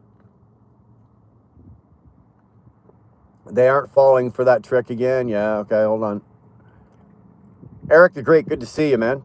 Americans will film your children without permission for public distribution and profit, yet watch blurred suspects on the same platform. Good point.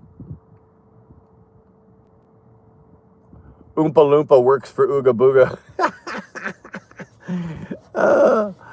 Akbar and Barack have the same numerical value. Just don't go all Jan 6th again. Did I have a meltdown on January 6th? I should have went to Bali. I am extremely sorry I ever helped anyone, especially my family and friends. Eric, it's not a bad place. I have a daughter that lives in Bali as well. Funny, eh? I have my two oldest kids abandoned Canada when COVID hit. When COVID hit and the mandated vaccines were mandated and we were forced to take them, But my two oldest girls went, nope. They sold their condos, they sold their businesses, they sold everything, and they left Canada. They wanted no part of it. I seriously thought about it. I really did. Detroit is the armpit of the USA. No, Gary, Indiana, Ronald, is the armpit of the USA. I've been to both multiple times. I can tell you with a surety that Gary, Indiana is the armpit, right? Detroit might be the nutsack, but it's not the armpit. What's the difference between a snowman and a snow woman? The snowballs. It's a new world since my father was tortured to death and my identity stolen. Well, I don't know what to say about that. I really don't. How does somebody like me respond to something like that? I'm sorry your dad was killed, and good luck with your identity. I've had my identity compromised. I've never had my identity stolen. I've had compromised, but it was caught and everything was okay. But my dad's still alive.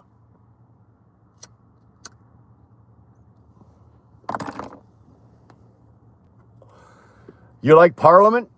Do I like the Parliament we have? No. Do I believe in the idea and the concept of having the Parliament and the government the way it's set up? Yes. If it's run properly. Absolutely.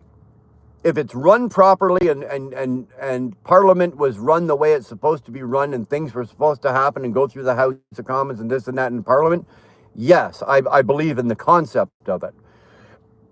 Do I believe that it's working properly and that it's working for the people? No, absolutely not. You been to Baltimore? I've been to Baltimore. Yeah, that's another crotch rocket down there. How old are you? I'm 55.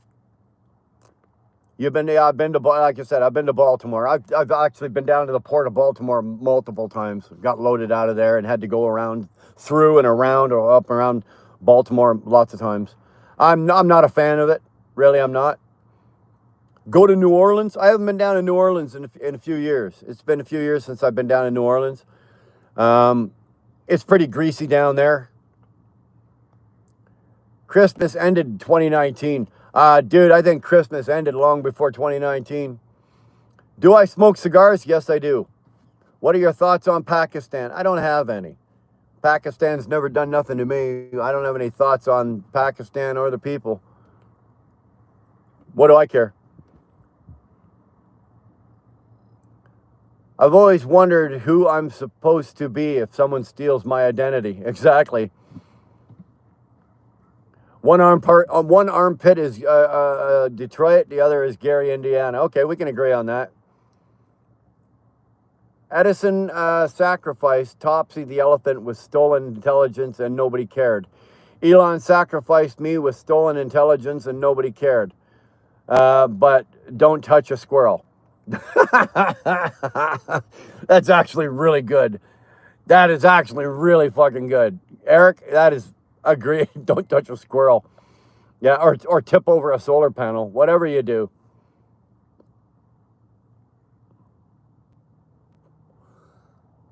Oh, do I like Parliament cigarettes?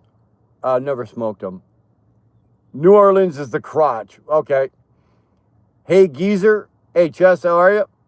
May I ask you a genuine question? Yeah, go ahead. Ask away. Ask a genuine question. Jesus. Here we go. Eric's got one. Jesus saves and comes too quickly in more ways than one. Things just didn't work out at all. I'm from Kentucky, and I love Kentucky. Well, you know what? Scream it loud and proud, brother. Scream it loud and proud. If that's where you're from, and that's where your roots are, and that's where your heritage is, absolutely scream it loud and proud. I've been to Kentucky. I've been through Kentucky thousands of fucking times. Love it. Love the barbecue in Kentucky. Unfortunately, I enjoyed a little too much of the bourbon back in the day from Kentucky, but I got a handle on that.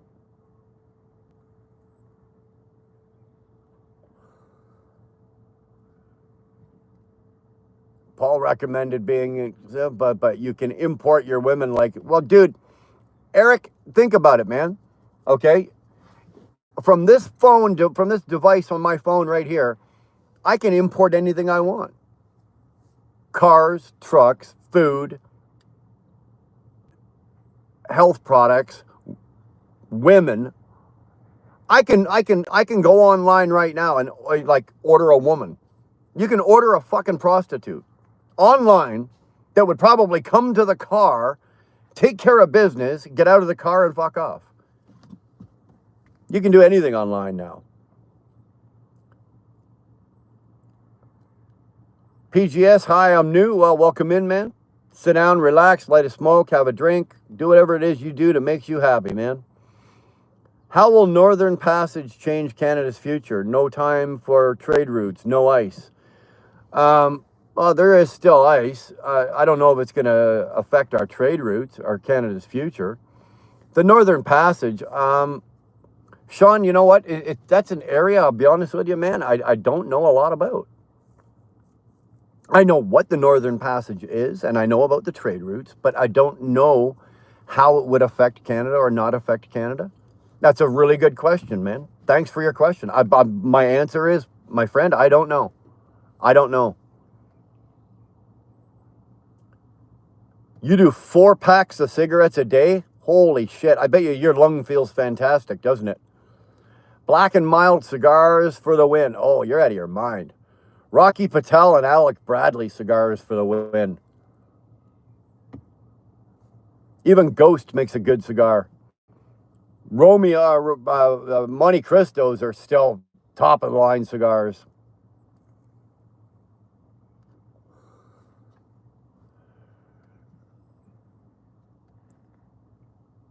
I bought my daughter a house because she wanted to be a teacher, not a plumber like her mother was forcing on her. And there is only room for one woman's attitude per house. Dude, Eric, I got 6 daughters. That's a lot of fucking estrogen running around my house. They're not in my house anymore. Luckily for me, all my children have grown up and left home now. But at one point, that's a lot of estrogen and a lot of attitude, a lot of female and women's attitudes. Trust me, especially when you got a wife on top of that. I feel your pain and I know it. What's your thoughts on Kentucky Fried Chicken? Well, if you're buying KFC from the restaurant, not so much. If you're down at Kentucky and you're at one of the side house smoke shops or something like that, or if you get up into some of the hills and you get into some of the mom and pop restaurants up there where they've got really good fried chicken, I say, take your cholesterol pill and go get it, man. It's the best in the world.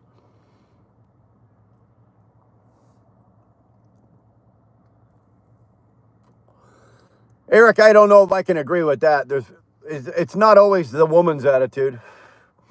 I can tell you from experience that, men can have a pretty piss poor attitude too. It's one thing when you hear about a guy kicking his woman out, but, you more often hear about women kicking the men out. Dude, where are you from? I'm from Ontario. I'm from Alberta, Canada. I want to visit Kentucky. It's a beautiful place. It is. Unfortunately, I think it's one of the poorer states. It's not in the high end, or I think it's on the lower end of cost of living and everything like that. Like, it's a poorer state, but it's a beautiful state, and it's got some of the. I worked for a company that was out of Kentucky years and years ago, and I got an education because I had to go down there for the orientation. I was down there for 7 days doing the orientation. And I learned a lot about the culture of the Southern culture, especially about the way they talk to their women, especially their older women. And I was very much amazed, and I was warned very early when I was doing the orientation. When you're inside any of these buildings, you do not swear. They do not use foul language. It's not allowed. And all of the senior ladies, I mean ladies that are like 50, 55, 60, any of those women that are working there, they're all addressed like very formally and properly. So If if the lady's name was Veronica, a gentleman would walk by her and say, "Good morning, Miss Veronica." Everybody was Miss Veronica or Miss Daisy or Miss Sandra or Miss whatever, and it's always done with utmost respect on how they treat their senior women. And same thing with a lot of their senior gentlemen. I got a very big eye opener because I've gone through Kentucky 100 times, but never spent any time there. I got a pretty good a good eye opener on certain things. My girlfriend of 7 years just decided I wasn't enough anymore, and she left me, and I'm just looking for advice. Dude, figure out what the problem was. Really. She didn't leave for no reason. And that's not to say that you're 100% at fault for it. There could be things in her life that she wants or she needs that you're not interested in. If my wife or my wife wants to go skydiving or go fucking bungee jumping or go to Europe and travel this and travel that, and I don't want to do it, and she leaves me because of that, well, that's on her. But I would take, if a marriage breaks up, and I've got a couple, divorces myself. If a marriage breaks up, it's usually a two-party system. It's not all one person's fault. Is there a race problem in Canada? Let's say this. Is there a race problem? Not so much. Is there race issues? Yeah, there's going to be race issues. It doesn't really matter what country you're in. There's always probably going to be a race issue at some point or another. But do I see race issues? Like, do I see the problems like some of the major U.S. cities have? Not really, not so much. There is some. Again, you can't get away from it, but there is some, absolutely. I'm not from Kentucky, but I love Kentucky Fried Chicken. Well, I used to love like KFC, the restaurant KFC. When I was a kid, it was really good, but now not so much. Batshit crazies in the house, man. Good to see you, man. The Midwest has got the best chicken and barbecue. I've eaten barbecue everywhere. Like everywhere. And that's because I love ribs. Ribs are one of my favorite food in the world. I love eating fucking ribs.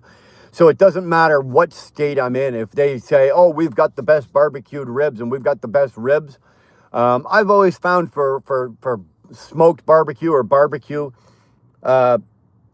Tennessee, Kentucky, parts of Arkansas, Texas, Georgia, that area down there, for me, and just my opinion based on my own travels, I've always found the best. I've always found the best. You did it all for Nookie. Well, it's a funny thing about pussy, eh? It's the funny thing about pussy. We spend the first 9 months of our life trying to get out, and the rest of our life trying to get back in. That's all I'm going to say about that. You can't buy love, but you can rent it for a weekend. Agreed. Ignorance is bliss and not considered abusive. So that's miserable. Or lonely for anyone struggling. Yeah, it is. But the thing about ignorance is not a permanent. Ignorance isn't permanent. Okay, you can be ignorant about something, but you have the ability and the self-awareness to go and learn about it. There's no reason for ignorance, right? If you're ignorant on something, I'm ignorant on a subject. I'm ignorant on something that we're talking about. If I don't know the answer, that means I'm ignorant on it. I don't know the answer. I don't know.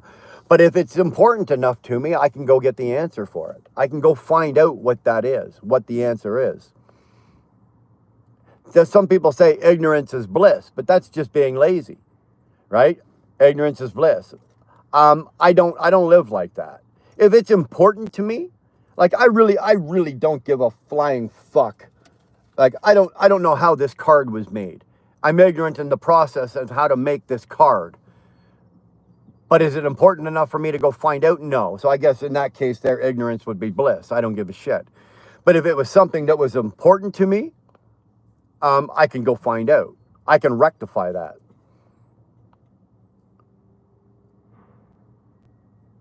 I'm going to have to go plug in before I'm on my third phone today. How many fucking phones do you got, dude? I can barely deal with the one that I've got. Do they still do they still expo cigs up there? Also, ever had a Russian cigarette? I've never had a Russian cigarette. No. Sean, I've never had a Russian cigarette. And expo, we've got export, like they're called Export A's cigarettes up here, but I don't know of anything called expo. I've never had a Russian cigarette. I've smoked Portuguese. It was fucking horrible. Italian, they were horrible. The Portuguese cigarette I had, the tobacco was actually black. It was like you take a couple drags on it, put it out. You could make one cigarette, like that one cigarette would last me like 4 of what I've been smoking. Ghost cigars suck. It's all in your taste. What do you like? What do you don't like? What is your favorite truck driving dinner meal? Ribs, Ronald. Fucking ribs. I will stop at a restaurant that sells good, like we'll go to the Tennessean truck stop, and I will buy ribs, and I'll buy like 3 or 4 racks of them and put them in the fridge, right? Like the ribs are my go-to fucking, when I'm on the road, I love ribs. Or I will make ribs at home and do up a large, like I'll do, again, 3 or 4 racks of ribs. We'll have ribs that night, and then I'll pack out to go, say Sunday night, we'll do ribs on Sunday, and then I'll load out the truck to go to work, and I'll be taking ribs with you. Love from Arizona, Trey. I love Arizona, a great state. Love to truck through it. I'm not a big fan of trucking through there because most of the work I've done has been like flatbed and oversized. And when you're standing in 110-degree fucking weather in Arizona and you're standing on the back of that trailer and you're locking something down and you're working, Jesus Christ, let me tell you, there's not enough water on the planet. I'm not a big fan of that, but I love driving through Arizona. My dad used to have a place in Arizona, down in Wickenburg. I dare you to have a child in November. I've had one in December, one in November, one in January, one in February, 2 in May. So yeah, I've got them spread out. We've had some cold weather babies. 6 daughters. I'm truly blessed or truly crazy, one or the other.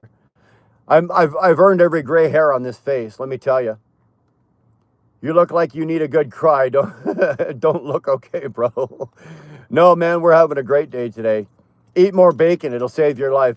Bacon is probably in the number 2 or 3 spot of favorite things to eat. Being Canadian, we love bacon, man. Come on. Women hide behind emotions to avoid accountability. Well, dude, I don't know, because I can't say that because my woman doesn't. My woman doesn't. My woman is obviously being female. She's emotional. She's got her feelings.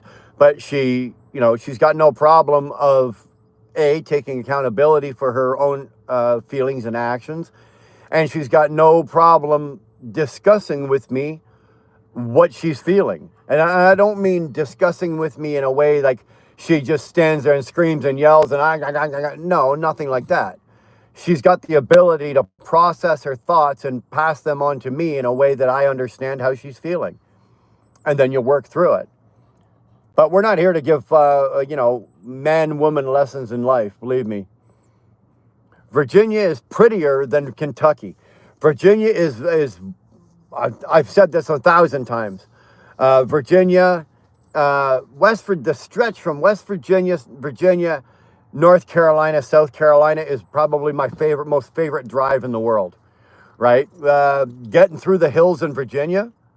Now, Nakaram, one of my favorite, and when I'm working or even in my car or whatever, some of the most beautiful fucking scenery in the world is in that whole area of the country there. Love Virginia. Absolutely love it. It's a great place, yeah. Well, especially they joke, in Kentucky and certain places like that. When you park your truck, if you hear banjos playing, close your curtains and pull your blankets up. Do you have OnlyFans? Hell no. Virginia is a good place, and Kentucky is too. I agree on both of them. I'm from Estonia, and I want to visit USA with my friends someday. What states you recommend? 100% going to go to Florida, Texas, Vegas. Not interested in New York because of weird woke people and city full of trash. Well, let me tell you something, Estonia. New York City is a different animal than New York State. New York State is some of the most beautiful country you've seen, especially you get into upper New York State. New York State is beautiful. New York City itself is a mecca of chaos. It really is. But if you want to come to the U.S. and see some of the most beautiful countryside and see some of the most beautiful things, yeah, okay, everybody wants to go to Florida. Yeah, you want to go to Florida. You want to go to the coast. You want to do the beach. You want to go to Daytona. You want to go to Bike Week. You want to see, blah, blah, blah, blah, blah. But my opinion is go to the middle of the country, man. Go to the Carolinas, Virginia, Tennessee, Kentucky, Arkansas. You can even get up a little farther north into Missouri. Or if you're from Missouri, sorry, I said that wrong, Missouri. If you want to see the country, that's where you want to go. That's where you want to go. Go out to, what, I don't do it because I just don't like it. But if you want to see some beautiful coastline and some beautiful scenery as well, go out to California. California is a beautiful place to look at in some places. But nah. What do you do for a living? I'm a truck driver. Compare the panos of a brown bear with a polar bear. A polar bear would absolutely wipe the floor with a brown bear. I think the polar bears are the biggest and the most ferocious animals in the world. Or out of the all the bears. Remember, polar bears are 100% carnivorous. They hunt only meat. And that includes people. Brown bears, grizzly bears, and black bears will eat berries, shrubs, vines, leaves, brush, whatever. Polar bears are absolutely vicious. If polar bears cooked their food, we'd all be screwed. Yeah, no kidding. Camel non-filtered, not a chance. Are you kidding? Feelings have absolutely destroyed humanity. It's not necessarily the feelings have destroyed humanity, and I'm not going to say the feelings have destroyed humanity at all. I think it's how we express them. I'm okay to have how I feel. I can have my feelings and feel the way I feel. It's when I turn around to you, Eric, and I say you have to feel the same way. That's what destroys humanity. That's what destroys people. That's what causes conflict. When I don't allow you to feel, and you have the right to feel any way you feel about anything. You've got that right. It's when I tell you that you have to feel this way, or you don't feel that way. You should feel like this. That's where we run into problems. Louisville is fun around race time everywhere. You're talking about what? You're talking about the horses, the ponies. I've been down through Louisville 1,000 fucking times. That's actually where I was talking earlier about being down in Kentucky doing an orientation. I was down there in Louisville doing an orientation down there. How am I? I'm doing all right. Technically speaking, there's only one thing in life that you need a woman for. Woo! Oh my God. We're going down that road. You go down that road. I'm not going down that road with you. I like extreme accountability. I can agree with that. I think, and Eric, I think it falls back on if everybody was accountable for themselves and themselves only, you wouldn't need to be making sure or policing everybody else to make sure they're accountable. If everybody had the mindset that, you're responsible and accountable only yourself and take care of yourself and mind your business and not worry what everybody else is fucking doing, we wouldn't have a lot of the problems. I take full responsibility for my trust issues I have had since birth and the barbaric separation. It wouldn't have been so bad. Unfortunately, I had the Jesus-style birth so my teachers didn't even believe I was related to my brother or sister. You know what? At the end of the day, be accountable to you. I'm accountable first and foremost to myself. I don't answer to anybody, right? I answer to myself and myself alone. After that, then I am accountable to my girl and my family, right? There has to be an order. You can't go through life with no order. There has to be an order to which you run your life. And if we're talking strictly accountability, I'm accountable to myself first and foremost. And then I'm accountable to my girl and my family.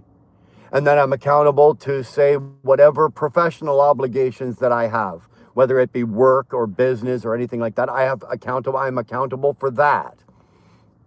But those are the lists. You have to be accountable in a list of what you're going to be accountable for. And then you have to actually stick to it and do it.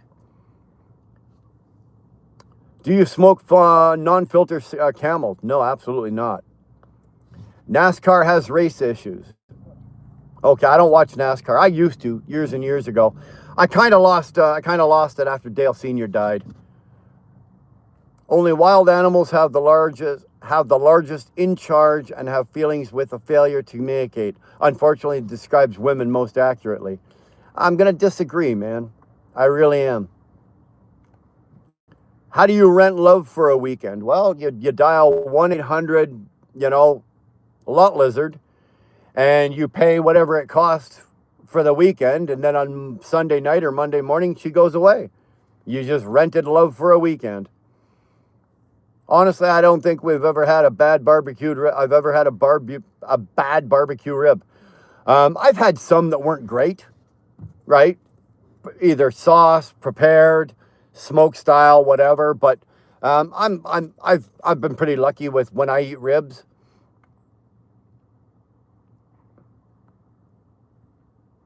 Ignorance is love. I don't know about that.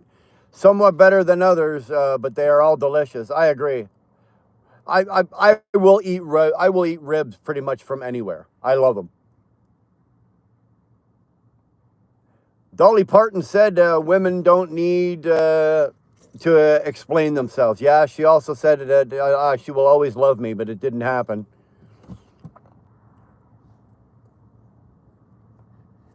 God said everyone has feelings and a failure to communicate. Well, do you believe that too?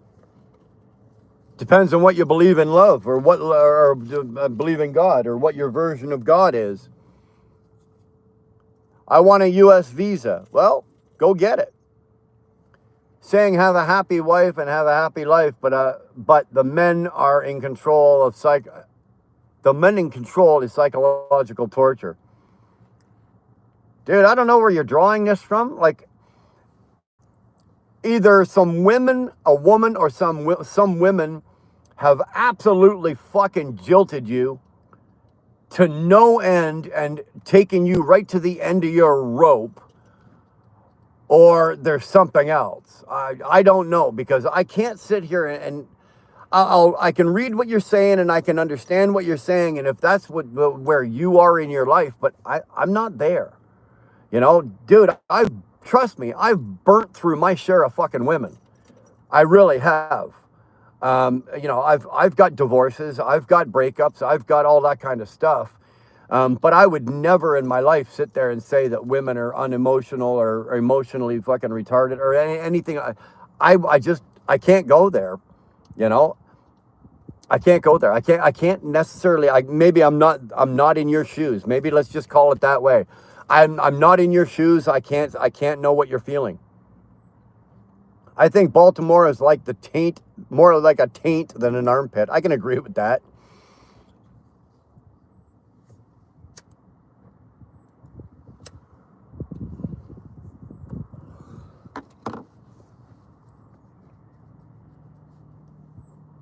Righteous geniuses grow marijuana indoors just to complain about power outages or fire created by them and dead firemen.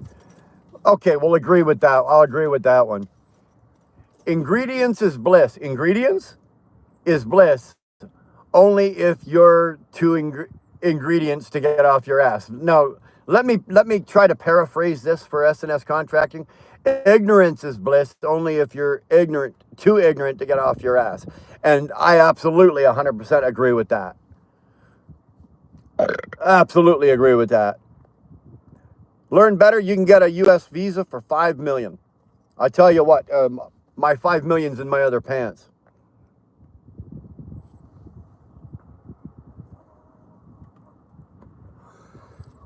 Good winery plays good wineries play music to grapes so they grow optimally. Unfortunately, modern music will destroy vineyards just like society.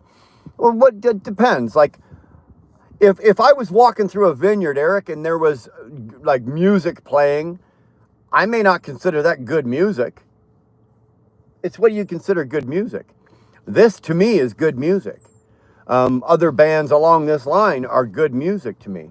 Merle Haggard is great music, good music. Johnny Cash is good music. Hank Williams Jr. is fucking awesome music. Would I suggest you play any of those to the grapes? Probably not. But I don't think any of that would be the failure or the downfall of society.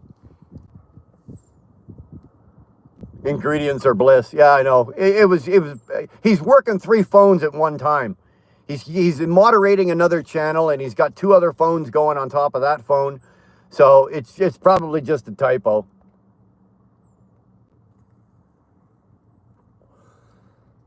LOL rap music. Is this 1988 again? You know what?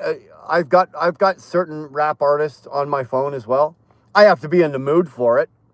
I do. I got to be in the mood for it. But there's certain rap that I will listen to for short spots. I won't sit and listen to a whole afternoon of fucking, Jay-Z or fucking Eminem or anything like that. But I will listen to, like, it's on my Spotify. So if I just do a mix and it jumbles all my playlists together, I could be listening to AC/DC, Motley Crue, Metallica, Judas Priest. Then all of a sudden I'm going to get fucking, Shania Twain or Merle Haggard or Hank Jr. And from there, I might end up going to, an Eminem tune or two, whatever. I listen to all of that, man. I really have. I wish all hardworking North Americans are as decent as your personality. Give us 3 truck horn blows to show us love. Thanks, Ronald. I appreciate that. Thanks, man.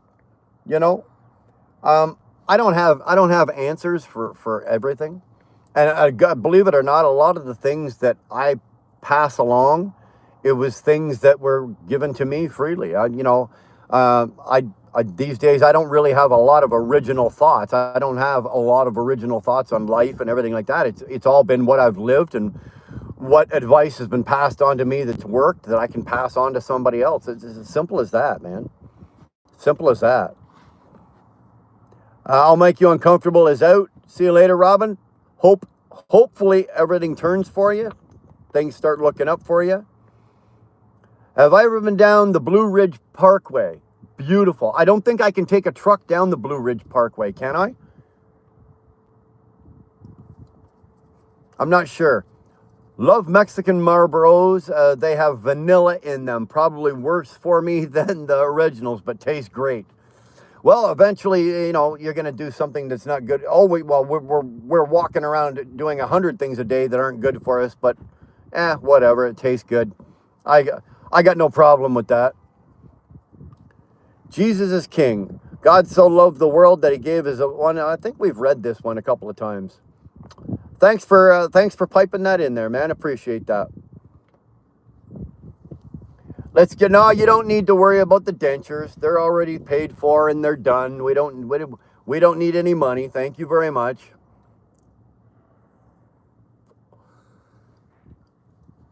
Where am I from? Well, I'm born and raised in Ontario, Canada, to Toronto. But I'm living right now. I currently reside and I work, and my family is in Alberta. New York does have some beautiful scenery. Oh, it does. Upper New York State, even, other areas of New York State, beautiful. Lots of hills, though. What's your job? Man, I'm a truck driver, Harrison. Upstate New York is definitely beautiful. It's gorgeous up there. Like I said, though, there's a lot of frickin' hills. they're not big hills like long hills. They're fucking like inclines, right? So as an owner operator, I pay for my own fuel. So I try to stay off of those as much as I can. I am back. Damn it, boy. Thanks for coming back, man. Every time you go live, it's like the world hits pause and all that matters is your smile, your laugh, and the way you light up the screen. You're not just entertaining, you're enchanting. Hey, man, I appreciate that. Thank you very much. And if that's what you're getting from this, fantastic. Absolutely fantastic. We all don't have to agree on everything, but all that I ask is that we just respect each other's opinions and ways of life and ethnicity and religions, and we don't have to agree on it, but let's just show a little bit of love and respect to everybody.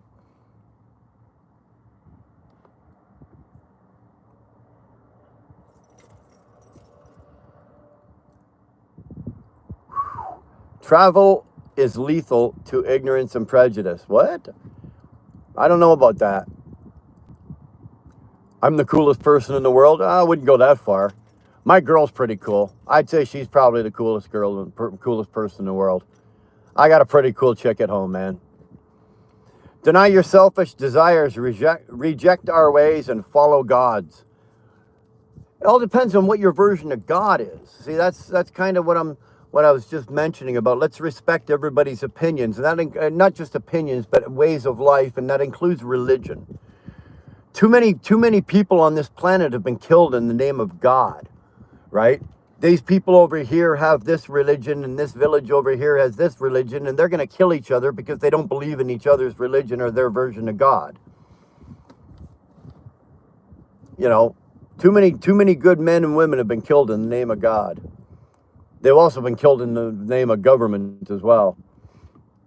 One lives near a river and the others don't, I think is the difference. What, between a brown bear and a grizzly bear? I'm not 100% sure, man. I am not a bear expert. All I know is if one come walking up the side of this fucking car right now, I'd be rolling my window up, sticking my head between my legs and kissing my ass goodbye. Because a full-size grizzly bear would open this car up like a beer can. As a man with 6 daughters, you realize that everything must have balance. And that's exactly what it is. Balance. You know, you don't go to war, you know, with that. You have to have balance. You don't get me wrong, I had to pick and choose my battles at times, and I didn't always win, but there has to be balance. And it's not just balance when you've got 6 daughters, it's balance when you've got a girlfriend or a wife, or it's balance in your relationship with people around you. Everything is about balance. Jason Morton, there you go. There's your shout out. That one's free. Feelings have to be balanced by fact and reality. You know what? I can agree with that as well. We're getting pretty fucking deep here, man. I didn't realize that we were going to have to put our doctor's hats on here, like our PhD psychologist, psychiatry hats on here today. We're getting pretty goddamn deep. We accountable. We might be a duck to someone, and then they pass and sin in the next situation. I'm not getting you. I'm not feeling that. I'm not sure what you're talking about there. Honestly. No room for feelings when facts and reality matter. Yeah, but how do you feel about the fact? If this is a fact, how do you feel about that? Right? If this is your reality, how do you feel about living in that reality? Feelings are always going to be a play. They're always going to be a factor. You cannot turn feelings off. You can. Some people say they can, right? I'm unemotional, or this guy over here, or this woman over here, she's so unemotional. Don't get it wrong. At some point or another, she has feelings. How she expresses them or he expresses them is a whole different issue. Skank Hunt. Nice fucking title on that one. Like that. Hey, I hate to bother you like this, but did I leave my wallet on your nightstand? No, not on my nightstand. Like, be light in the world. Like, be a light into the world. Well, that's most people should try to aspire to at least do something good. You cannot be a douchebag all the time. At some point in your life, if you're a douchebag, at some point in your life, something's got to give. And either you're going to fall down, get taken out, get knocked down, And eventually something's got to give. And you know what? Your life will have to change. Skank, no, but you left your earrings and your pink panties. 1-800 skunkfish. There you go. Are you non-binary? What a ridiculous question. Sorry. Am I non-binary? You know what? I'm a man. I don't think I need to identify any farther than that. I'm a man. If you identify any way, shape, or form in any other way, that is entirely up to you. And man, I respect it. You want to identify as a them, they, that, their, thing, fucking whatever. Gay, straight, bi, I don't care.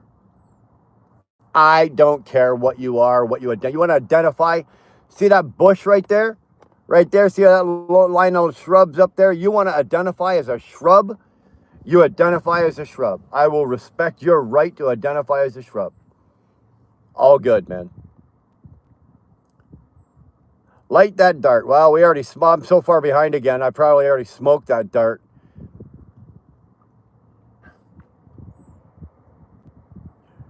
Woo!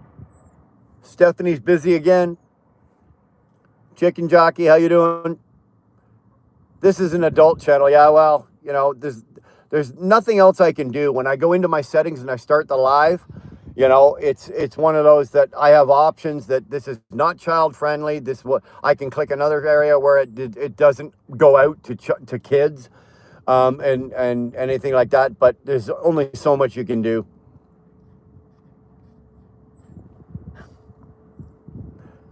Your greatest strength is that you understand how to communicate. That is a rare quality these days. And you know what, Necarium, I don't always get it right either. Man, sometimes I fuck that up. Like I foobar that all to hell. Believe me, I do. Communication is something that I've had to learn how to fucking express my feelings in a way where I'm not expressing them at you, I'm expressing them to you. And I've had to learn that. It's taken a lot of years to learn that and to adjust. And I still fail at it sometimes. I still fail at it. And I accept that I'm going to fail at shit. Why so many illegal immigrants in Canada and America? Oh, cloud gaming. We've already talked about that about an hour ago, man. There's a lot of reasons right now. Don't do the parkway in the ice and snow. Okay, I'll take your word for it. You old head, God bless. Thank you, guaranteed. Good to see you, man. We're coming through the mountains of Cumbria, and it's absolutely beautiful. Well, it's made even better there, buddy, because you got your girl sitting there right beside you. So you can look out the window and you got all that scenery and all that beauty, and you look there, and in your case it'll be look over on the other seat because you guys drive on the wrong side of the fucking road over there. But you know, you got the Scottish haggis sitting there beside you, and you got some more.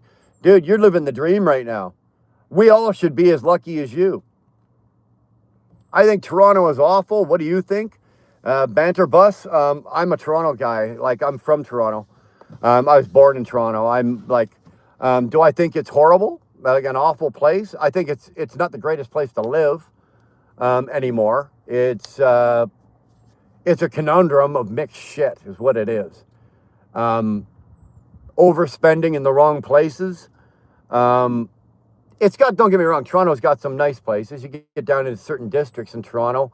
The theater district is good. You get down to Queens Quay, like the Front Street area. That's all really nice and da-da-da-da. But that's because it's maintained and it's tourism-y, right? And you get to the museums. You get to the Ripley's Museum. You go up to CN Tower. You got the Ontario Place, shit like that. That's all nice. But is it an awful place? It's a city. It's a big city. I think there's, 4 million people now in Toronto? 3.5 million, 4 million people. There's as many people in Toronto than there is in the entire province of Alberta. Alberta only has a population of 4 million people.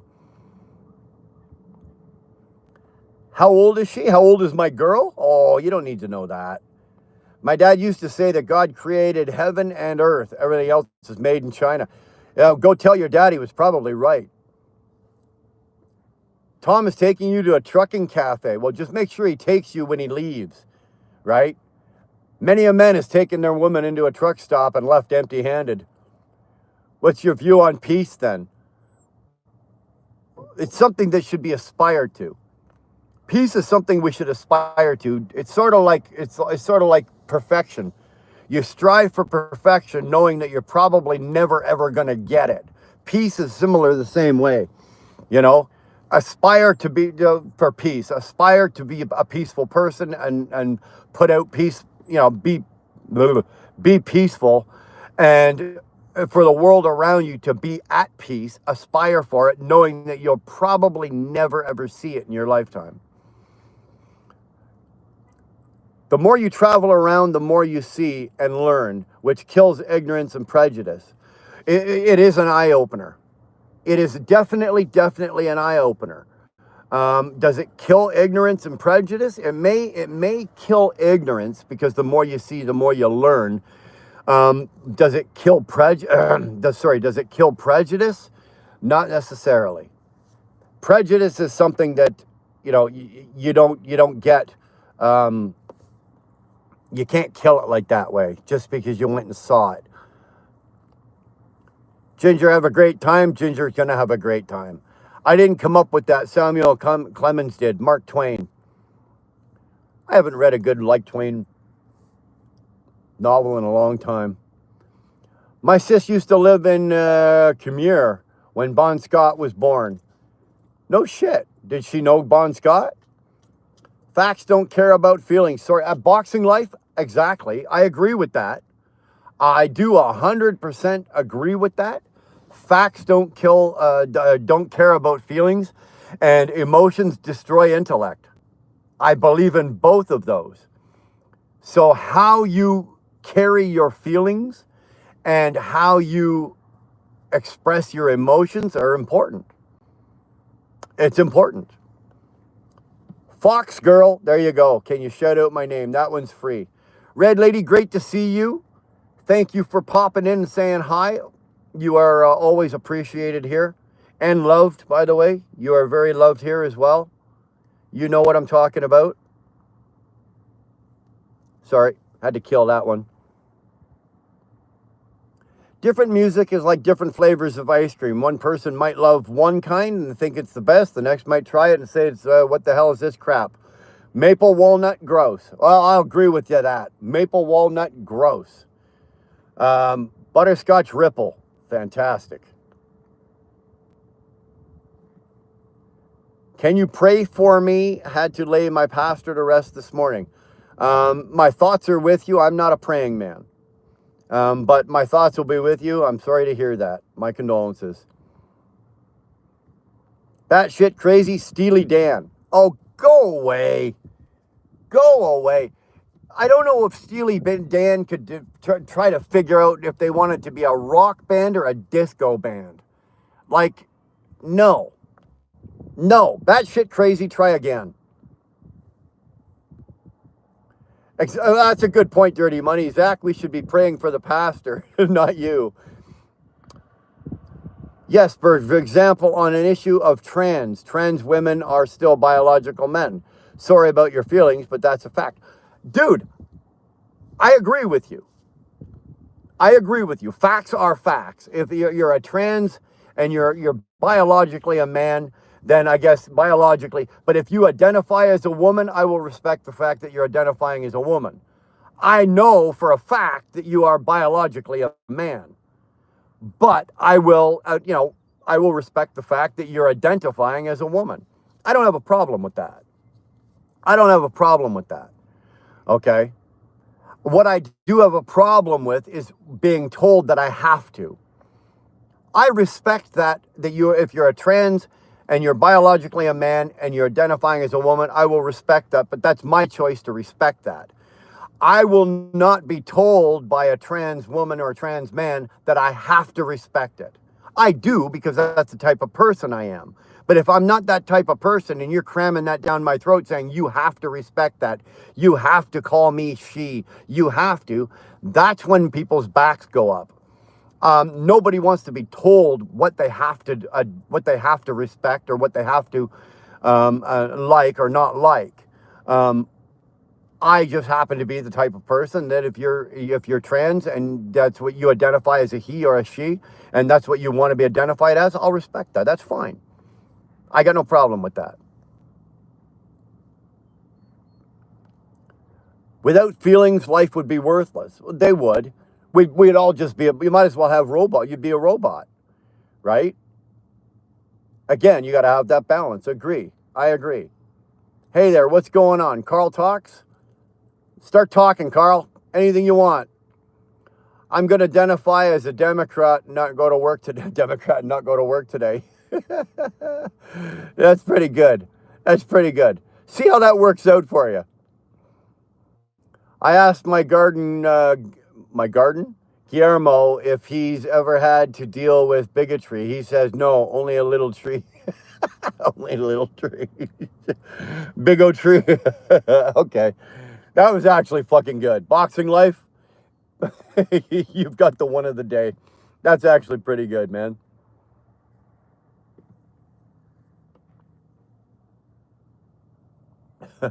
I'm still laughing at that. It's pretty fucking good. I'm jorking it. Yeah, not bad, eh? Good day, Brian. I have 5 years experience driving from Ontario to the U.S. looking to purchase a 2022 to 24 used Freightliner Cascadia. What dealership would you recommend? First of all, I would probably go private. I wouldn't buy it from a dealership. You'll get a better price from a private sale. You'll pay less. But if you have to go to a dealership, Freightliner in Cornwall is very good. I don't know where in Ontario you live, right? I don't know where you live. If you give me an idea of where you live, I might be able to point you to the dealership. Freightliner in Mississauga is very good. They have good customer service. Their sales reps are pretty on the ball. They won't cram shit down your throat. If you're looking for a 22 to 24, my advice to you is don't just look at one dealership. Shop 3 or 4 dealerships.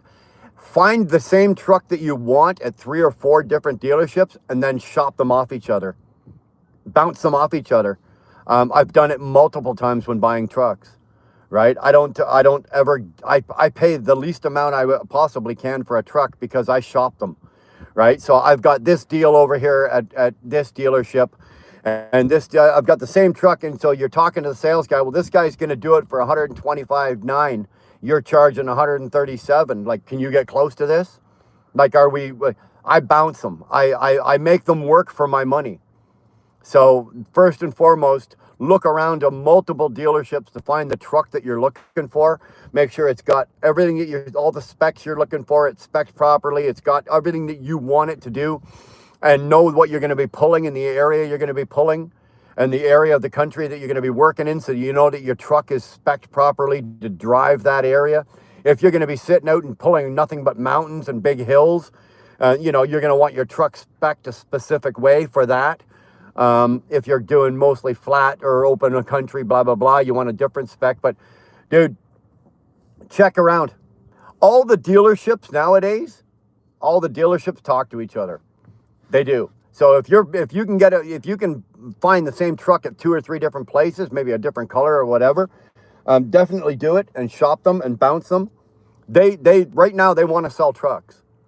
If you can do that, that's definitely what I would do. But Mississauga Freightliner is good. Freightliner out of Stony Creek is pretty good, not bad. Freightliner in Cornwall, I've had very good dealings with them. Freightliner, well, what's the one in Montreal? There's one in Boucherville, not in Montreal. There's Freightliner in Boucherville. I had one experience with, wasn't thrilled with. What else? The one in Mississauga is pretty good.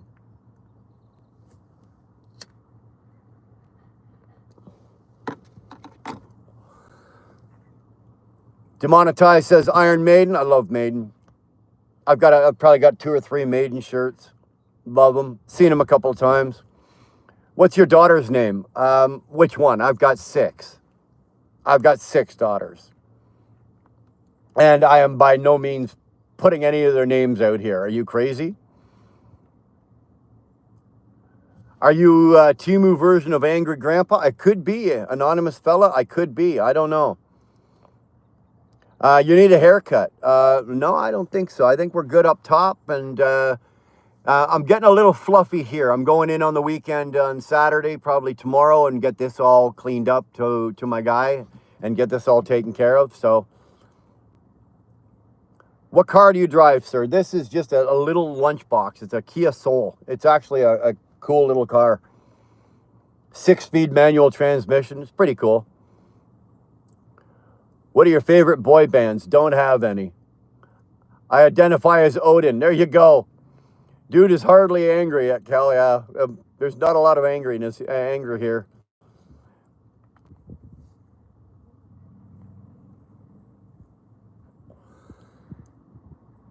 Is that an AC/DC shirt? No, it's a CDCA shirt. Meditating yogi. There you go, meditating yogi. Funny you mentioned yogi. I identify as a billionaire going to the bank for millions. Well, you know, in the trucking business, they say if you want to be a millionaire in the trucking business, start with 5 million. You'll be down to $1 million in no time. Indy, nice shirt, thanks. Like the beard? Not bad. I just slapped it on this morning. The glue's coming a little off. I'm just kidding. What do you think of King Charles giving Canada to the... Oh, for fuck's sakes. King Charles. King Chuck the Turd. Oh, my God. What business does that ass hat have in Canada? What business does the royal family have in Canada?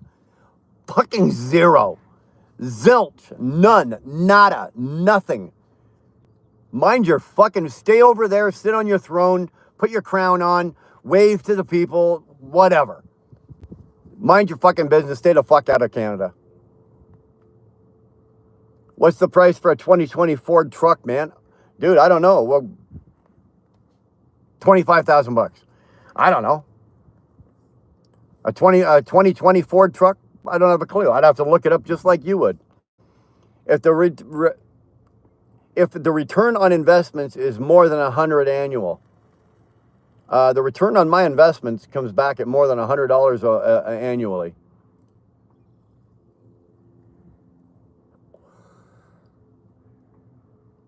The sad thing is most trucks have gone to automatics. Oh, S&S, I couldn't disagree more with you. Absolutely could not disagree more with you. Don't get me wrong, okay? My entire career, up till about 4 years ago, I drove an 18-speed manual. Always had an 18-speed. The Kenworth, if you go into some of my videos from back a few years ago, I had that beautiful twin-stick W9. But going to automatics, first of all, let's correct that. It's automated. They're not automatics. They're automated transmissions. But I now have, for the last 4 years, I bought that Freightliner. I now have an automated transmission, and I fucking love it. Dude, no more sitting at Atlanta traffic, rush hour traffic. I just sit there like this.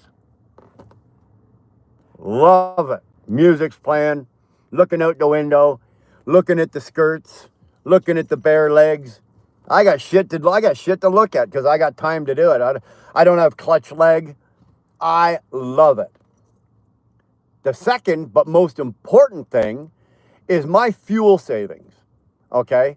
My fuel savings going from a manual transmission to an automated transmission was, the first year alone, was upwards of $20,000 I saved in fuel. Why? Because yes, I can shift gears as good as anybody. As good as the best in the world. I can shift an 18-speed manual transmission, but I can't beat a computer. I don't know anybody that can. And if you say that you can, I'm going to disagree with you. It's impossible. I know Sterling was in here, and he might still be in here, and He says that he can, and I'm going to argue and disagree with him all day long. A human being cannot compete with a computer. The computer will shift your gears in a way that you can't compete with. Remember, when I've got an 18-speed manual, if I'm at a stoplight, I've got a clutch, add gas, go into the gear. Let's say you usually start in second or third gear, depending on how much weight you got on. But you pretty much got to go through all the gears. 3, 4, 5, 6, blah, blah, blah, upper range, go through all your gears, right? My automated transmission, even if I'm loaded heavy, like I came off doing heavy haul, I'm carrying around, I'm grossed out, maxed out, say 110, 115,000 pounds. My truck still starts in second gear. And then it'll go second, third, fifth, sixth, eighth. It'll skip gears depending on the situation. I can't do that in a manual transmission. By the truck shifting gears like that, it's saving me thousands of dollars in fuel. There's no over revving. You don't realize it, that when you're actually shifting gears, especially if you're downshifting gears without using your clutch, right? You have to pop that gas to do the gear, right? To downshift is like give it a quick pop, bang, and drop your gear. You don't do that. The automated transmissions don't do that. There's no over revving. There's no in the first year, and then I was able to actually get it down to almost like a science on that automated transmission. That now my fuel savings is anywhere per year compared to say if you took a 13-speed or an 18-speed manual, and the same truck, same specs as mine, and we did the exact same loads for an entire year, I'm going to come out probably $25,000 to $30,000 more in my pocket in fuel savings than the manual will. And I'm okay with that. Don't get me wrong, do I like to grab gears? Fuck yes. Fuck yes. Do I love the feeling of, you're jamming? Absolutely. But can I compete with a computer? No, I cannot. I cannot. Yukon Bub, good to see you, man. What up, good this morning? We have something in common. I have the same shirt. Did you get it at the same concert? I got this one in Toronto. When they played Toronto, they played 2 in Toronto. One was at the ACC, and I think the one before that I saw at, it wasn't the Rogers Center. It wasn't the Sky Dome. Where the hell did I see them? It wasn't Maple Leaf Gardens because they tore that down. Maybe they were both at the ACC. I've seen them twice. I smoke for your safety. You know what, SNS? I appreciate that. Thank you for caring so much.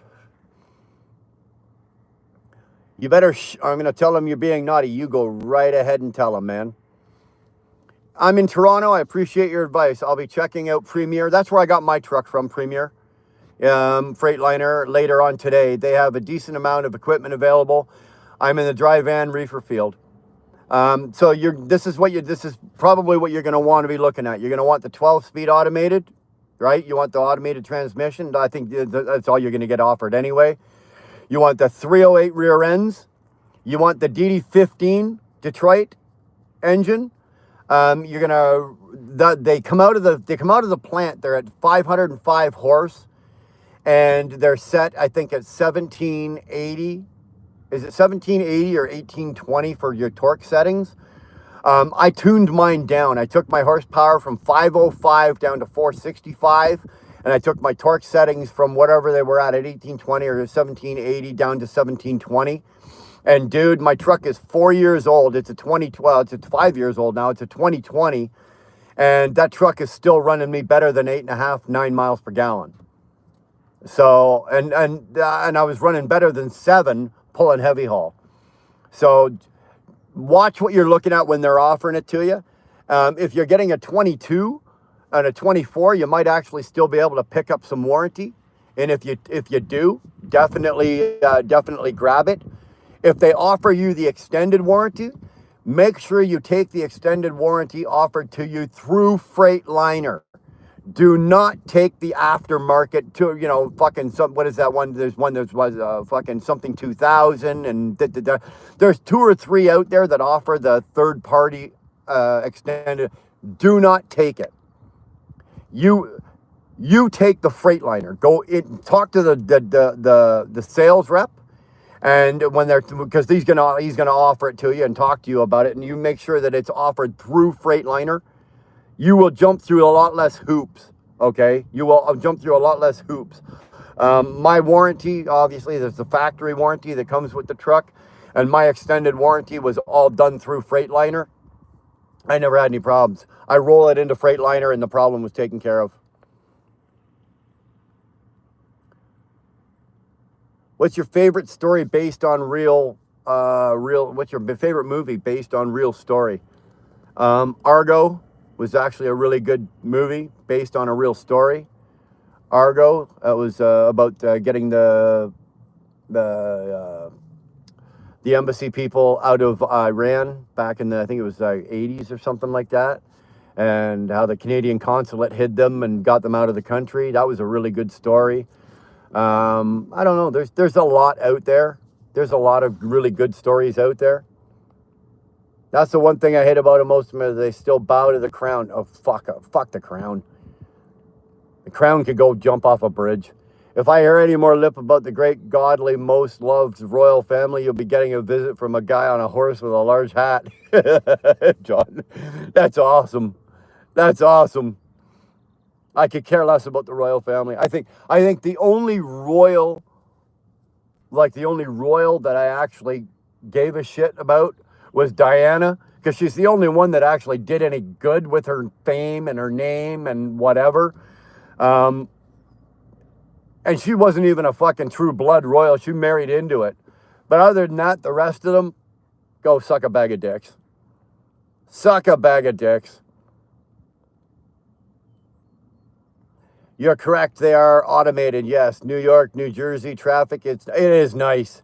It is nice. Let me tell you, having an auto, man, I love it.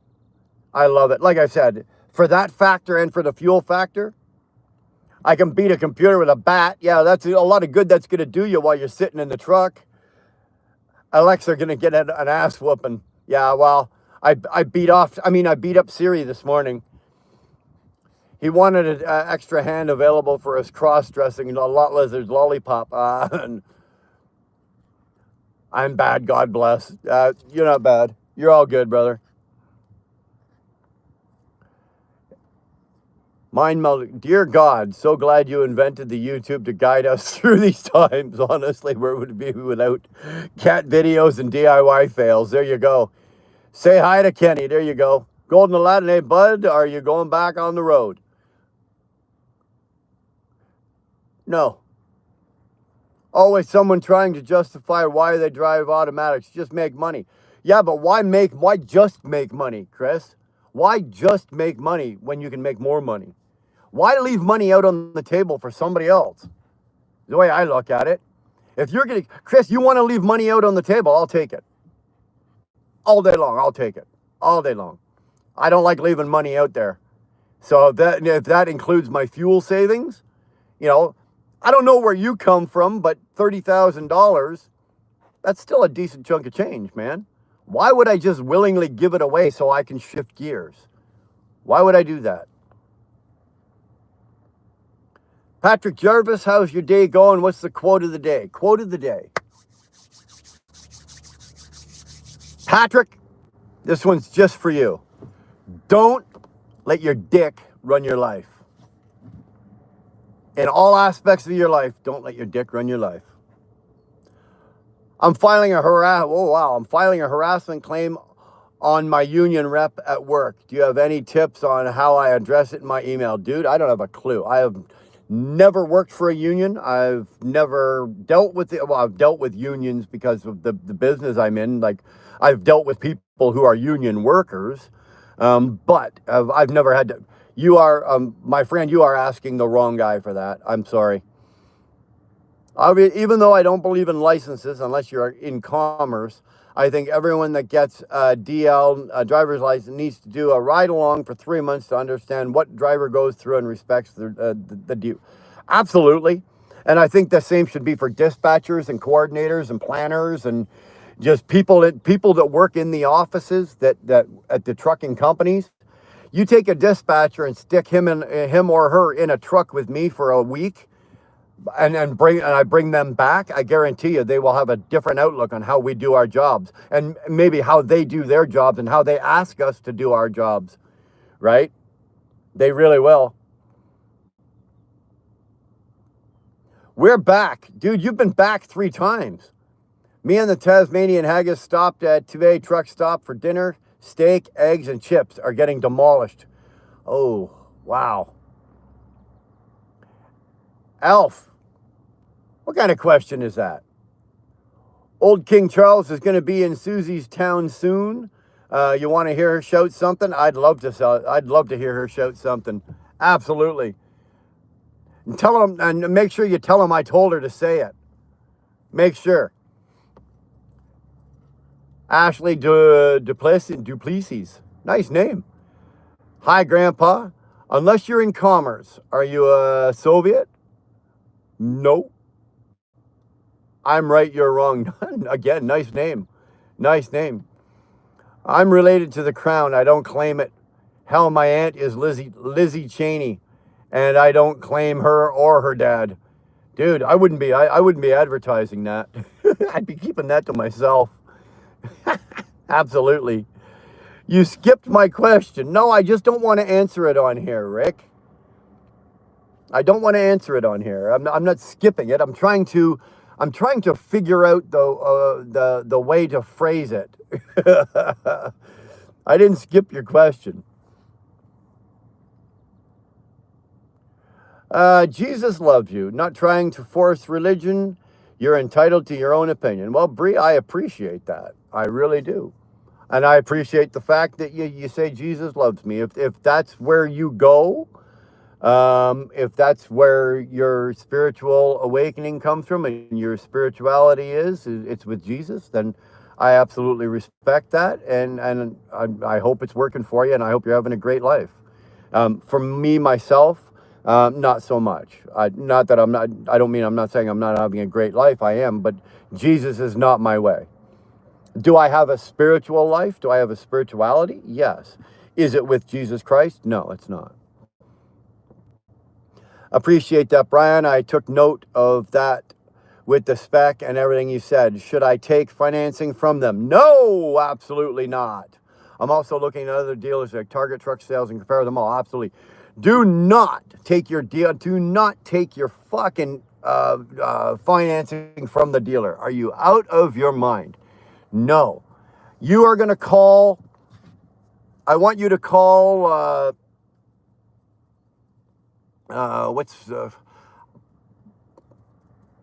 Son of a bitch. It's the name of the company is called Mayo and Associates or Harbor Edge. These are all companies that do truck financing.